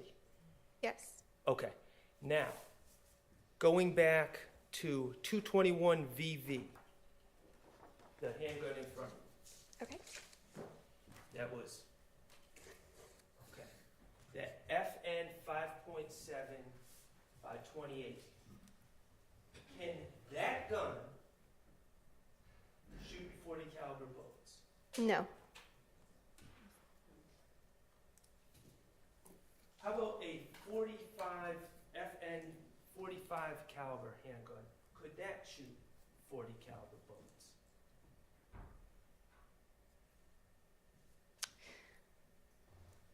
The diameter is larger, however, the head spacing would likely not work correctly. And it would also leave different lands and grooves. Yes. than a Glock 40 It would caliber leave handgun. different lands and grooves than a Glock 40 caliber handgun. Thank you so much. Anything, Mr. Weinstein? Redirect? All right, thank you for your time. You may step down. Do you have another witness that's going to allow? Okay. Yes, go ahead. Great. I mean, as long as, let's get the next one. Yes, Your Honor. We State won't be calls here at 8 p.m., but go ahead. Mr. R. Walters to the stand.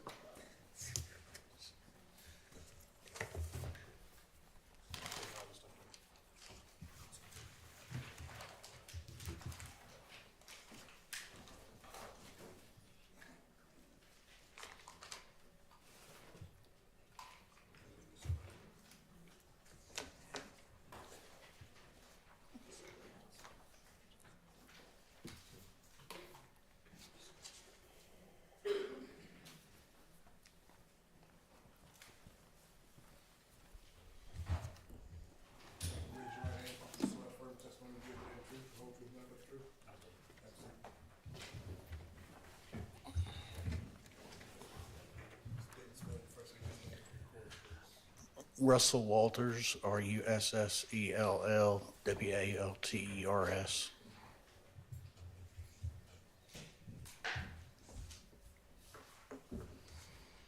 you doing, sir? Fine, yourself? Doing well, sir. Thank you. Can you tell the jury where you used to, or let me ask you this, are you retired now? Yes, I am. Where did you used to work? The city of East Point.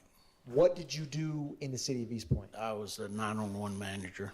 And how long were you the 911 manager? 10 years. And was that documenting or reviewing CAD reports and 911 calls? Yes, sir. And are CAD reports and 911 calls kept in the regular course of business at East Point Yes, sir. And is this East Point Police Department 911 calls or CAD reports? Yes, sir. And as part of your duties, would you review those for being kept in the common business practices of East Point PD? Correct. And before testifying here today, did you have the opportunity to review or listen to a 911 audio and an associated CAD report connected with a March 17, 2022 incident? I did. Now, I am going to approach you with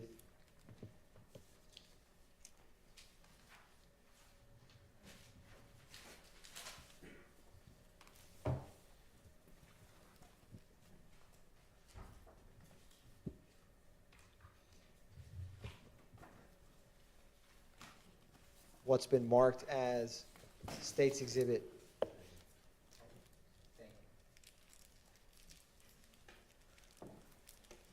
339 Victor Victor and 339 Victor Victor Alpha. And with the disc, sir, were you able to initial that after reviewing it? Yes, sir. Yes, sir, I was. And is that the disc that you reviewed? Yes, sir. And is that the CAD report you reviewed? Yes, sir. Your Honor, at this time, the state moves to tender into evidence 339 Victor Victor and 339 Victor Victor Alpha. Those are admitted. Thank you, Your Honor. Now, starting with and I'm going to publish the CAD report, which is 339 VVA. Yes, sir. What is the date, March 17th, 2022? Yes, sir, it is. Can you explain for the jury with this CAD report, where's the location? It'll be right here, 25 or 2954 Middle Drive. And who was the caller? Is it Michael Sias? And does it Sorry say? if I said that wrong. No, that's all right. And what about the nature of the call or the purpose? It should be coming up in just 1 minute. It was an information report by Signal 39, which is, excuse me, I have to find it myself now. It's back up now. That helps. Okay. It's right here, information report officer. And you said signal 69. Is that a firearm? 39? Yes, sir. 69 is a firearm. And I'm going to scroll down some. What time did this call come in? I'm sorry, it's sort of hard to. That's all right, sir. And The caller is received at 1636, 436. And it was a 911 call? Yes, sir, it was. And when you look at the note sections in the middle of page 1, we're going to get there. What does the notes indicate?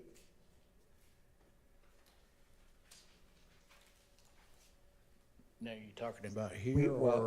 We will be there in just 1 second. I know where you're talking about. There we go. Right there. Yes, sir. Okay, it's in reference to a found firearm in the grass. And that's the signal 69? Yes, sir. And is that disc the 911 call that's associated with this CAD report that we just walked through on March 17, 2022 at 4:36 p.m.? Correct. Your Honor, at this time, the state's going to publish 339 Victor Victor at this time. All right.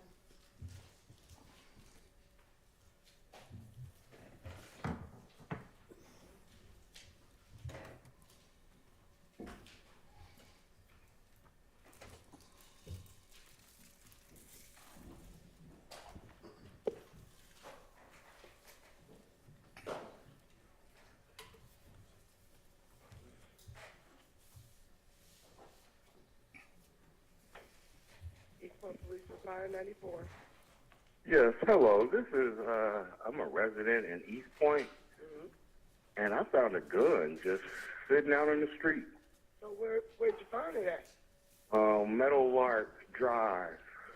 Where It's you sitting at? by. I'm standing in my driveway, looking down where the gun is at. Okay, what's the address? Give me the address on Clark Street. 2954 Metal Lark Drive. Hold on. And my wife said she saw the police out here earlier. I was walking my dog, and the gun just sitting just in the grass.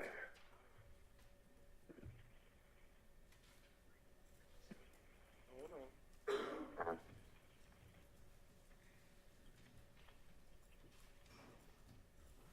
Okay. Can you tell what kind of gun it is? I walked past the gun and came on home. Figured I'd do call me a y'all. favor.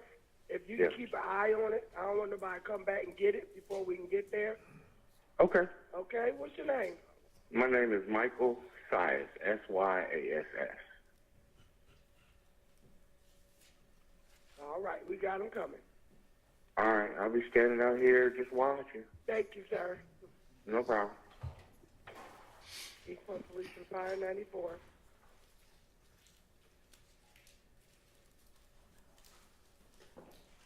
Thank you, sir. No further questions from the state at this time. All right. Any questions? No, Your Honor. All right, thank you for your time. You're excused. Call your next witness.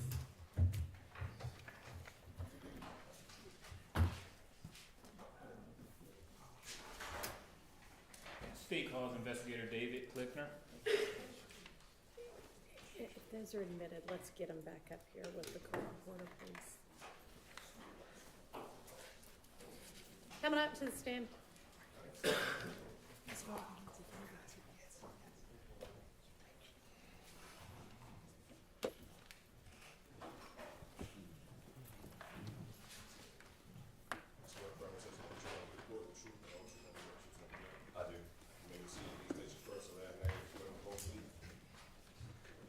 First name is David, last name is Klickner. That's DavidClickner. Good afternoon, Investigator Klickner. Where are you employed? At the City of East Point Police Department here in East Point, Georgia. Okay. And how long have you been employed with East Point PD? Approximately 12 years. What unit are you assigned to? I'm currently in the Field Operations Division. On or about March 17, 2022, what unit were you assigned to? I was in the Special Operations Unit. Now, can you tell the jury your role and responsibilities while assigned to the Special Operations Unit? It's primarily drug investigations, but based on the needs of the department, we do a little bit of everything. Okay, and were you post-certified during that time? Yes. Now, on or about March 17, 2022, did you respond to a 2954 Meadow Lark Drive in East Point? I did. Okay. Please tell the jury the nature of that call. It's in reference to a resident that found a handgun on the side of the road. We had just previously had a vehicle pursuit that ended adjacent to where the handgun was located. So I responded out there to recover the handgun. Okay. And upon arrival, did you speak with the Michael Syas? I did. All right. Now, without telling me what he told you, did Mr. Syas give you detailed information regarding the location of the gun? He did. Okay. And where was the gun located? It was just several feet off the roadway, adjacent to like a utility easement where some power lines run. Okay. Did you collect the gun? I just photographed the gun, and then I made contact with Detective Belknap of the Atlanta Police Department. He's the one that came out and actually collected it. Okay. Permission to approach, Your Honor? You may. Thank you.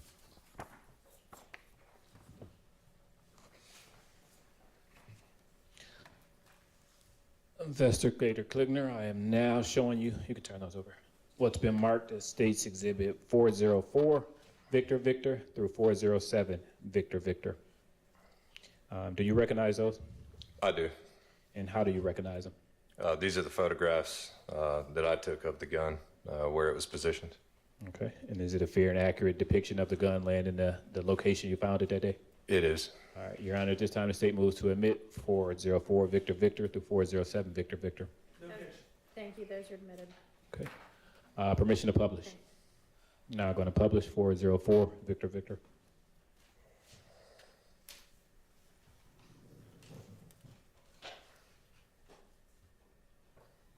And Investigator Klickner, can you orient the jury what's depicted in 404 Victor Victor? Yes. Next to that utility pole, just left of it, several feet into the grass, is where the gun is laying. It's the handgun itself, and then it's a magazine laying next to it. Okay. Now publish in 405 Victor Victor.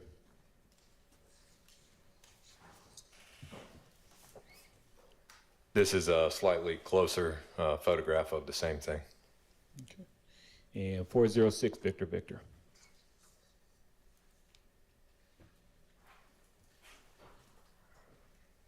And again, this is a close-up photograph of the firearm. Okay. And 407 Victor Victor. And that's a photograph, an attempted photograph of the serial number. Okay. Do you know what type of gun that is? That is a FN handgun. And Detective Klickner, did you prepare a report in this case? I did. Okay. Court's indulged for a brief moment, Your Honor.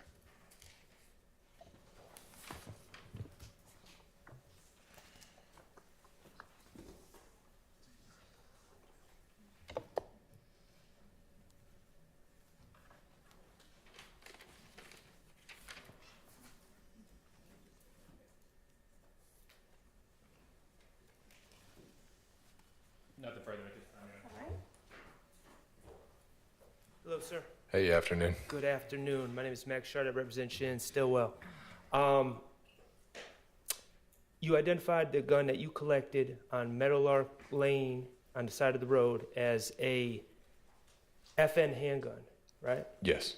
What caliber is that FN handgun? FN makes several, but this was a 45. A 45, you said? Yes. Okay, thank you. Mhm.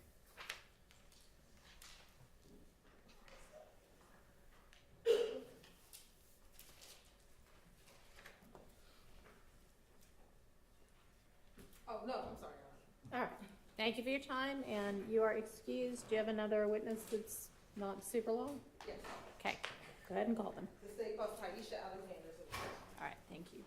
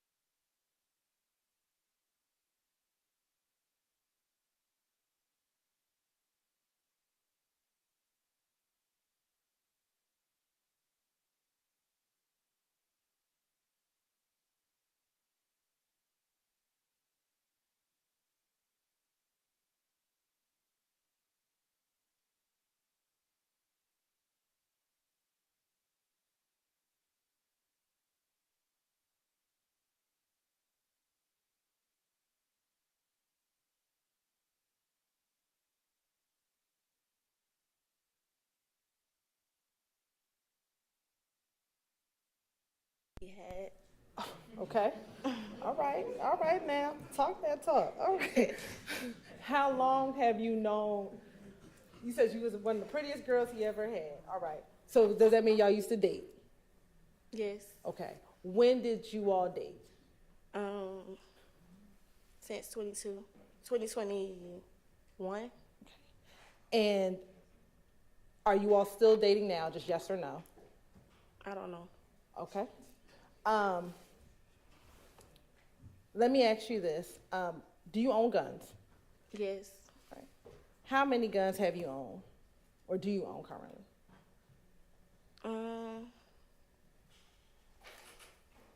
probably like 7, 6, I think. Specifically, I want to ask you, have you ever owned an FN-57 pistol? Yes.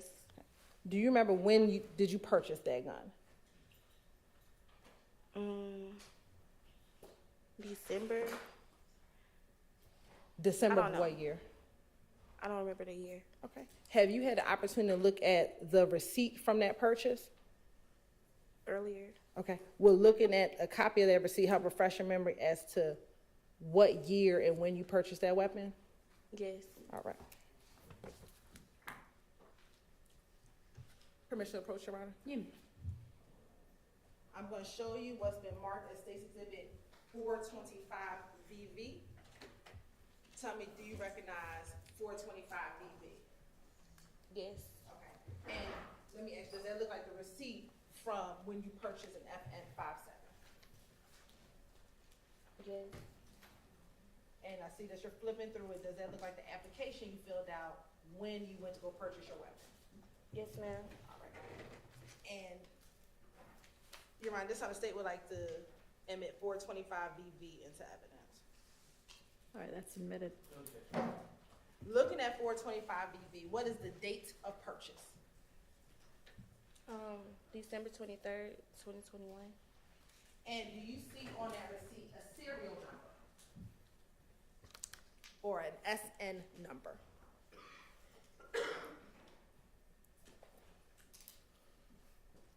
No. I don't know. Oh, yeah, I see it. What is the serial number listed on the receipt? 386-409-184. All right. I'm going to show you what's been admitted as 221VV. It's going to be kind of tiny. I want you to tell me, do you see a serial number on 221VV on the bottom? Yes. What is that serial number? 386-409-184. Is that the same serial number that's Yes. on the receipt? Yes, ma'am.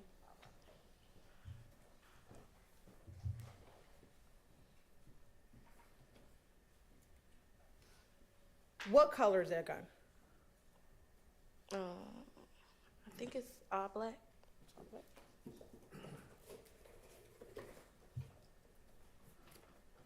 And does this look like the gun that you purchased? Yes, ma'am.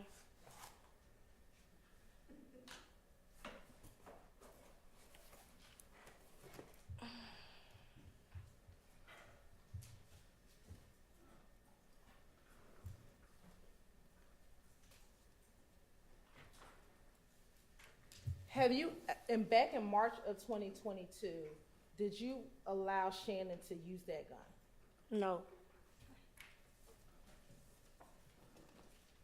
Did you ever give that gun to Shannon? No.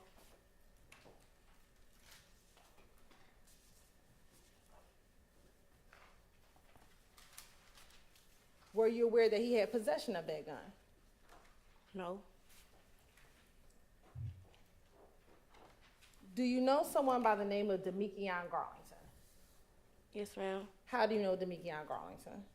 He dated my friend. Do you know if he is a friend of Mr. Jackson Yes, ma'am. or Mr. Stillwell? Have you ever spoken to Demikion Garlington on his cellular phone? Yes.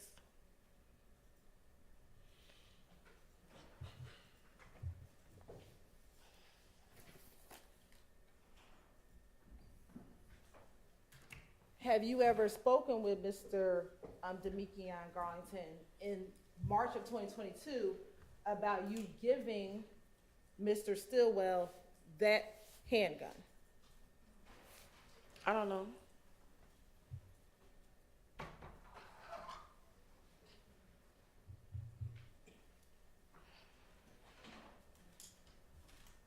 I'm sorry, I didn't understand the answer. She said, I don't know.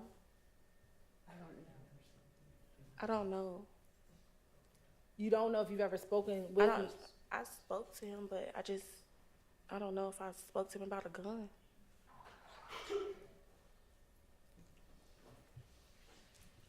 Specifically on March 17th, 2022, do you recall speaking to Mr. Garlington about that gun being in Mr. Shannon Stillwell's possession? I don't remember.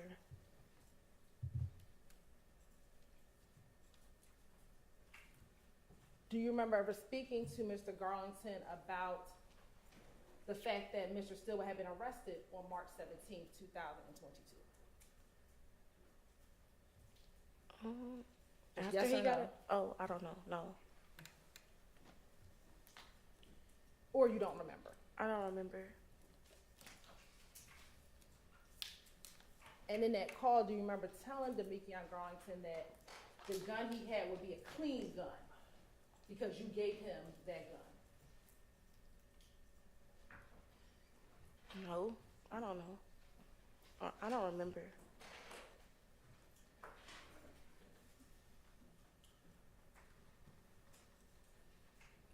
I want to take you to March 14th, 2022.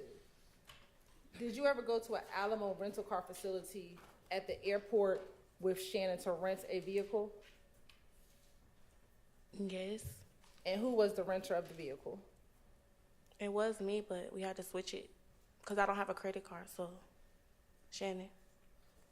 So did Shannon rent the vehicle? Yes. All right. I'm going to show you what's already been admitted as State's Exhibit 188 VV and 189 VV.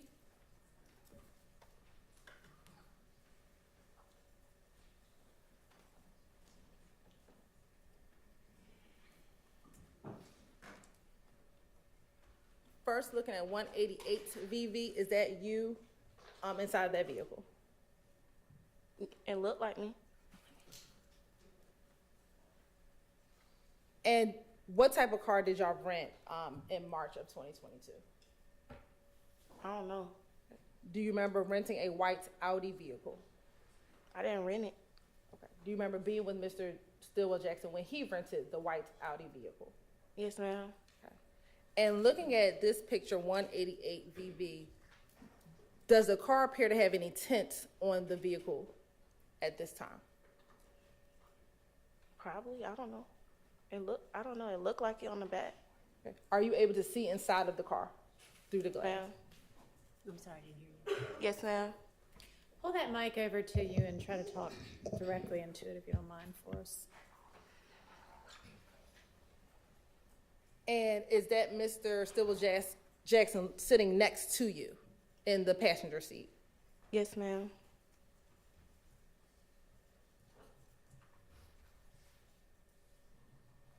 Now, in March of 2022, where were you living?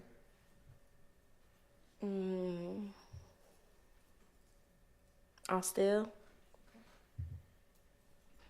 And specifically around March 14, 2022, were you and Mr. Jackson staying in any hotels in the Douglasville area of Georgia? Yes, ma'am. Do you remember when you began staying in hotels in the Douglasville area? I don't remember the day. How long were you staying in hotels? We was staying in a hotel since March 9th. March 9th. Why were you staying in hotels since March 9th of 2022? Because these girls tried to rob me.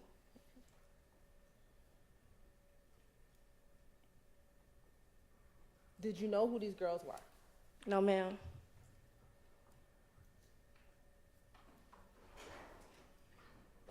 Do you know if these girls were affiliated with any gangs? I don't know.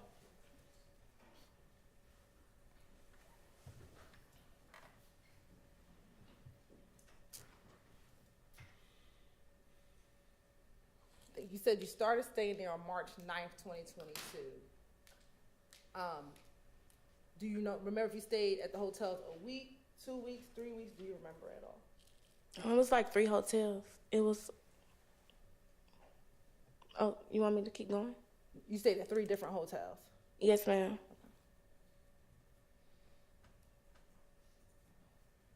Over the course of how long? 1 week, 2 weeks, 3 weeks? Do you remember? It was probably like Until he got locked up. On March 17th? Yes, okay.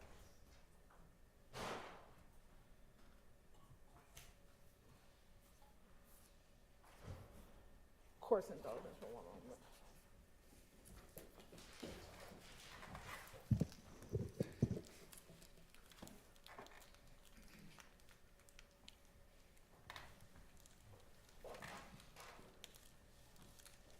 For Demekion Garlington, did you have a nickname that you called him? Scarface. Any other nickname? I didn't call him that, but I know his other nickname. What's that? Lil D.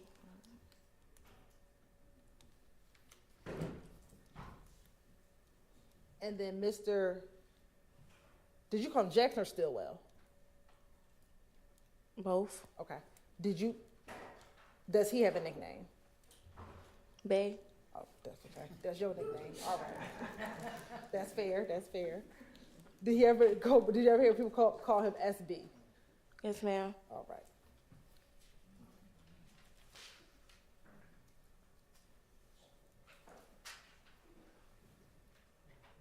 And in March of 2022, did you have a vehicle that you owned? Yes, ma'am. And what type of vehicle is that?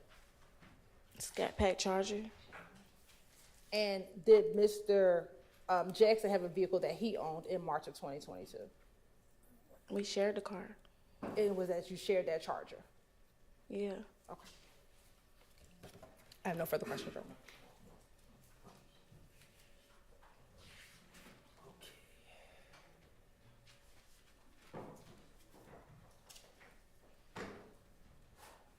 Miss Alexander, good afternoon. Hey, we've met before, right? Yes, sir. All right. So let me start out with. I'm not trying to embarrass you, okay? Okay. In your relationship with Shannon from 2021 to when he was arrested, were there issues, thank you, with infidelity? Yes, ma'am. I'm sorry. My mom messed up. Yes, sir. Okay. 2 times. You said 2 times? Mm-hmm. Okay. And at some point throughout your relationship, had you gone through his phone?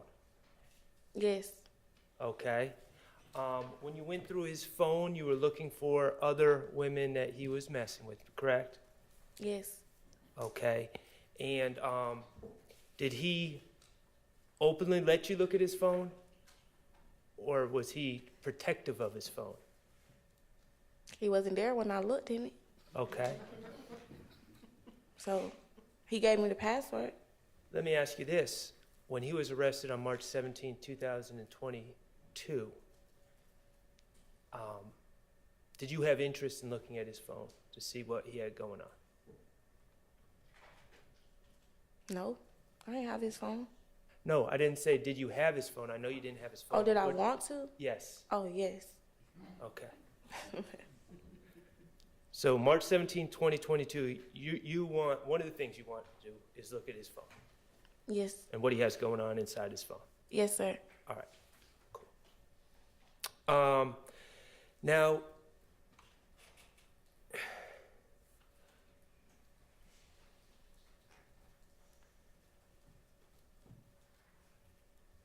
you said something interesting on direct about being robbed. When were you robbed? What day? Yes. Like the 9th, 10th? March 9th or 10th of 2022? I think it was March 9th. March 9th of 2022? Okay. And Miss Alexander, at that time you were working in a cash industry, correct? And by that I mean you would get paid in cash and you would tend to have cash on you, correct? I dance. Okay. So, yeah. So at that time, you were a dancer? Mm-hmm. Okay. And as a dancer, you get paid cash, correct? Yes. Okay. And that robbery happened at night, correct? Yes, sir. Shannon wasn't with you when you got robbed? No. Okay. And this robbery... I didn't get robbed. They tried to rob me. They tried to rob you. I'm sorry. They did try to rob you. And this attempted robbery, this is all on video, correct? Yes, sir. Okay.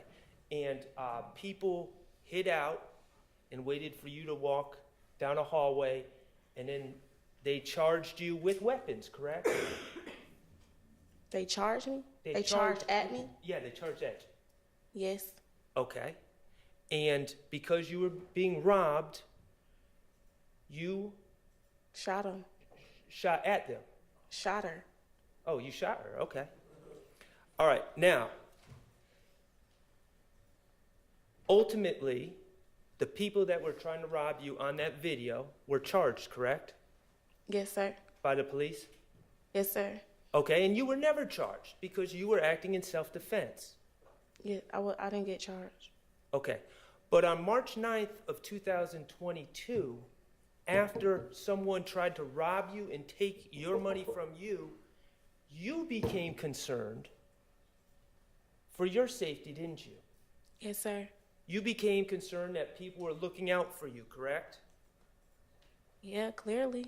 You were concerned that people were going to try to, for some reason, get revenge on you, even though all you were doing was defending yourself. Yes, sir.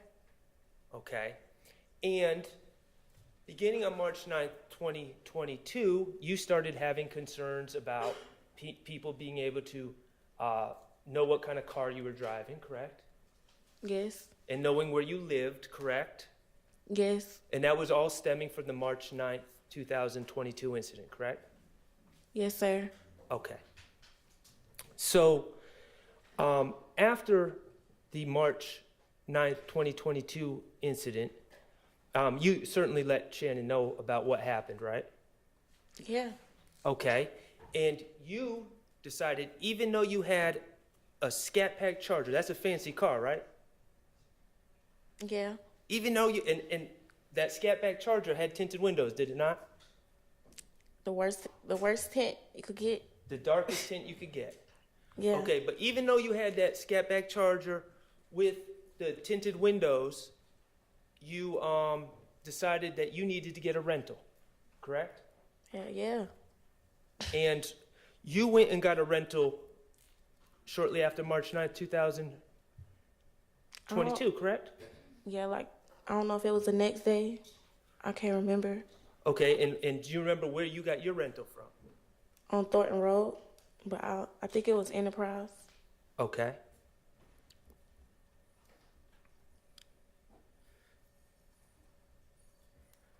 I beg the court's indulgence just for a moment.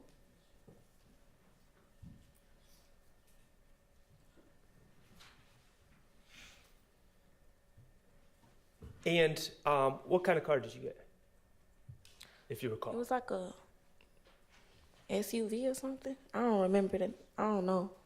And that was to switch it up in case someone from the March 9th incident was coming Following. to harm you. Yes, sir. All right. And that's also why you got a hotel room, correct? Yeah. Okay. Now, around this time, well, actually a couple of days later, Shannon also got a rental, correct? Yes, sir.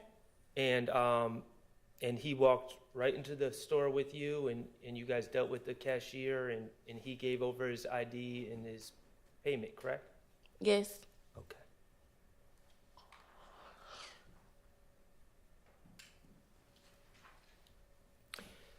Let me ask you about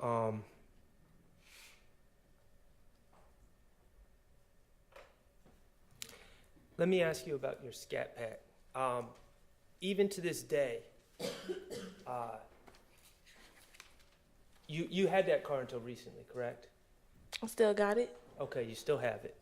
Even to this day, you've continued to get that car wrapped, correct? Every 3 months. Every 3 months, you get the car wrapped. What is wrapping a car?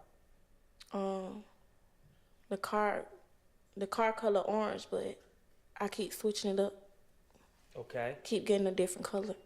And why do you keep getting a different color? Cause I don't know who them girls was. Right. So even to this day, you keep switching the colors of your car that you own. Yeah. Just to keep yourself safe. Yes, sir. And you got those windows tinted to keep yourself safe. Yeah. Okay. Now, let me ask you about tint.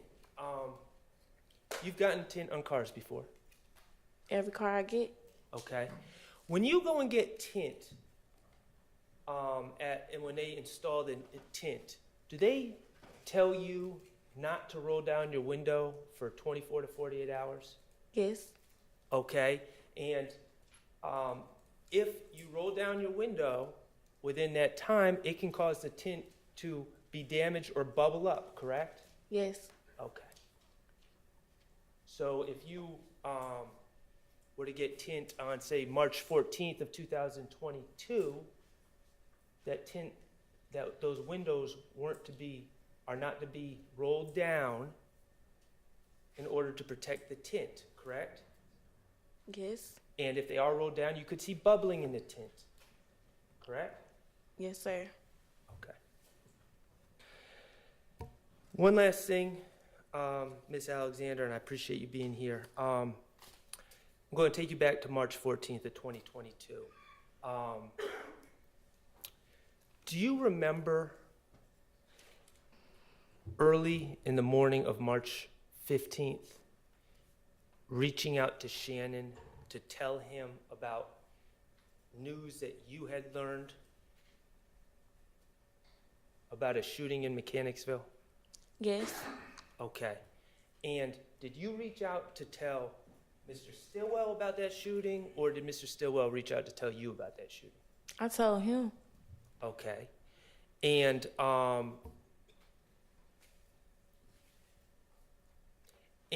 you tell me how you found out about that shooting so quickly. On this girl page, she was riding past. Say it one more time. On this girl page, she was riding past. Okay. So But it was on Instagram. I understand your answer as a girl that you know was riding past Windsor Street and saw the police out there? Yeah, it was police out there. Okay, and then this person reached out or put it on Instagram. Is that Yeah, correct? and then it was, yeah. Okay. All right. By the early morning hours of March 15th, it was not a secret that a shooting had occurred on Windsor Street, was it? No, it was all over Instagram. Okay. And you were concerned about Shannon's safety, correct? Yeah. Okay.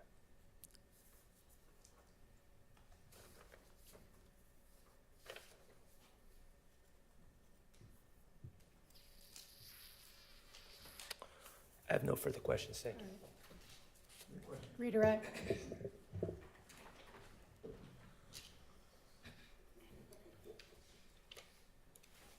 You talked about your car, the cars that you get, you tint all of your cars, right? Yes, ma'am. Are those your personal vehicles? Yeah. Okay. Not your rental vehicles? No. You talked about renting a vehicle probably right after March 9th at the Enterprise. Is that fair? What kind of car did you rent at the Enterprise? I don't remember. What was it? It was an like SUV? yeah. Did you ever get tints on that SUV? No. And you kind of frowned up your face. Why'd you do that? Ain't my car. So it's safe to say you wouldn't get tints on a car that's not yours. Not my car. Now, when you went with Shannon to get the Audi, did you ever go with him to get tints on the Audi? No. And you frowned up your face again. Why'd you do that? I just didn't go with him.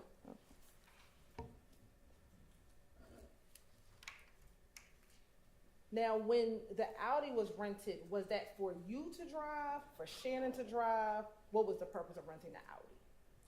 It was really for both of us, because I was returning my car. And when you say you returning your car, is that SUV?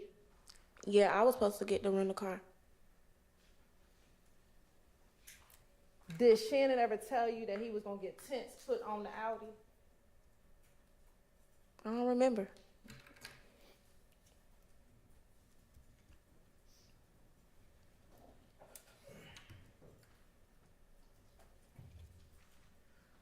After driving the Audi out of the rental facility, where did you go? To my car, Which car is that? my Charger. Where was the Charger at? At the airport. So did you drive the Charger to the airport and then you all picked up the Audi from the airport? What? Yeah. I was following him. Okay.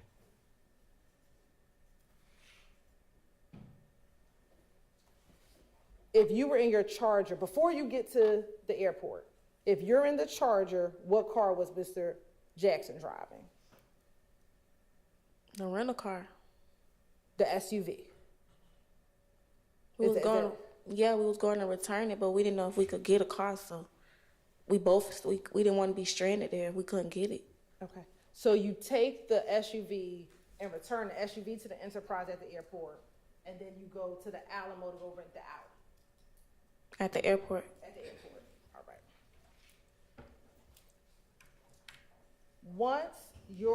Once you drive out of the airport rental facility in the Audi, and you get back into your Charger, do you ever drive that Audi again?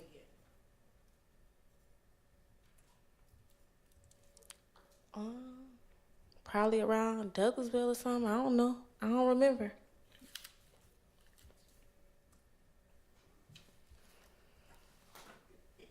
The robbery that happened on March 9th, where did that occur? Mechanicsville. In Mechanicsville?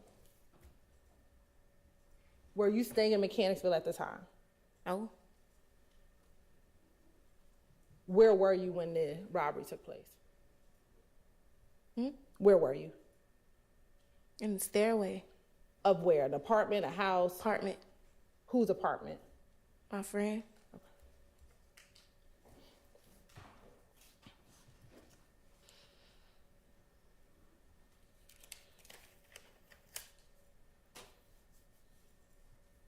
Do you know any individuals who are members or associates of YFN, the Young Fly N-Words gang?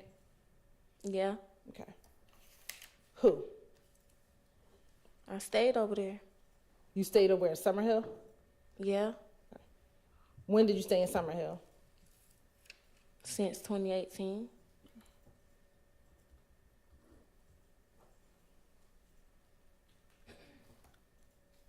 Do you know a person, I might pronounce the name wrong, Teedrick Glass? I heard of him.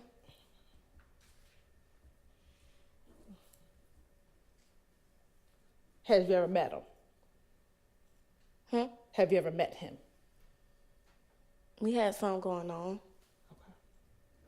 Did that mean y'all kind of dated or something like that at one point? All right. Now, Mr. Sharp asked you about notifying Mr. Stillwell about the shooting in Mechanicsville on March 14th, or the early morning hours on March 15th. Do you remember him asking you about that? Yeah. Okay. When you spoke with Mr. Stillwell, did he ever tell you that he was in the Mechanicsville area around 10 o'clock p.m. that night? I don't remember that.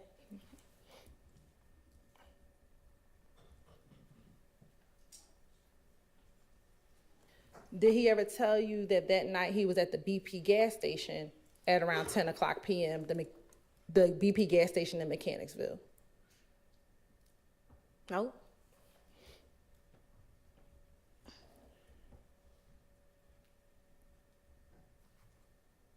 when you spoke to Mr. Stillwell that morning, in the early morning hours, do you know where he was? Studio? Do you know where the studio is? No. Do you know if he was with anyone? No.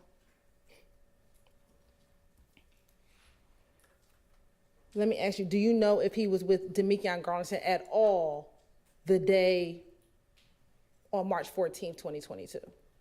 No.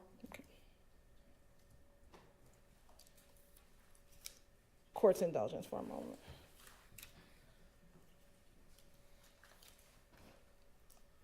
Did you know Christian McMiller and Darius Ford? No. Or McMahon or Big? No.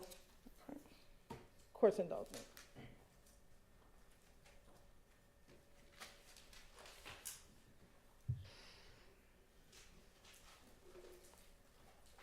Mr. Shar asked you about when you get tinted windows, you can't roll down the windows. Do you remember him asking you that?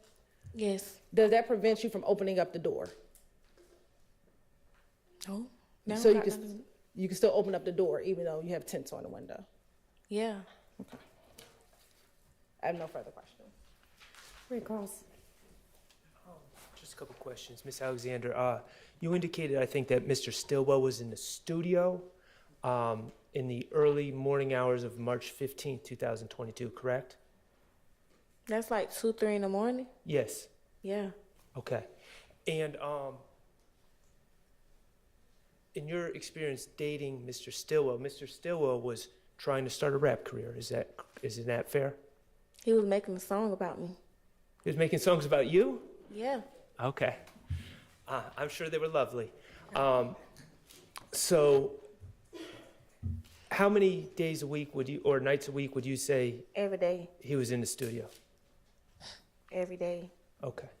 All right, thank you. No further questions. All right, thank you for your time, Ms. Alexander. You are excused. Did y'all say you have one more witness? And if so, is it somebody really short or? Should be about 15, 20 minutes. How do we feel, jury? We want to use the bathroom. Do we then want to break for the day or come back and knock out another witness? Break for the day. All right, I'm with you there. Okay. All right, we'll see y'all at 9 in the morning. Thank you.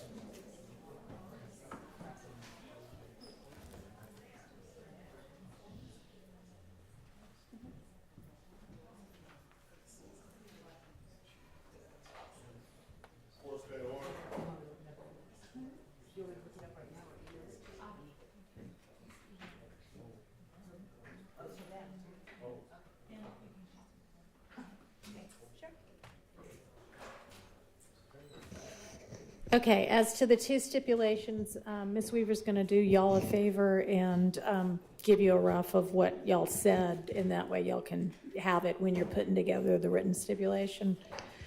Okay, I know we didn't get around to dealing with the potential limiting instruction and sorting out what all came in the way of guilty pleas, so why don't we all plan to be here at 8:30 in the morning, and we'll try to get through all of that.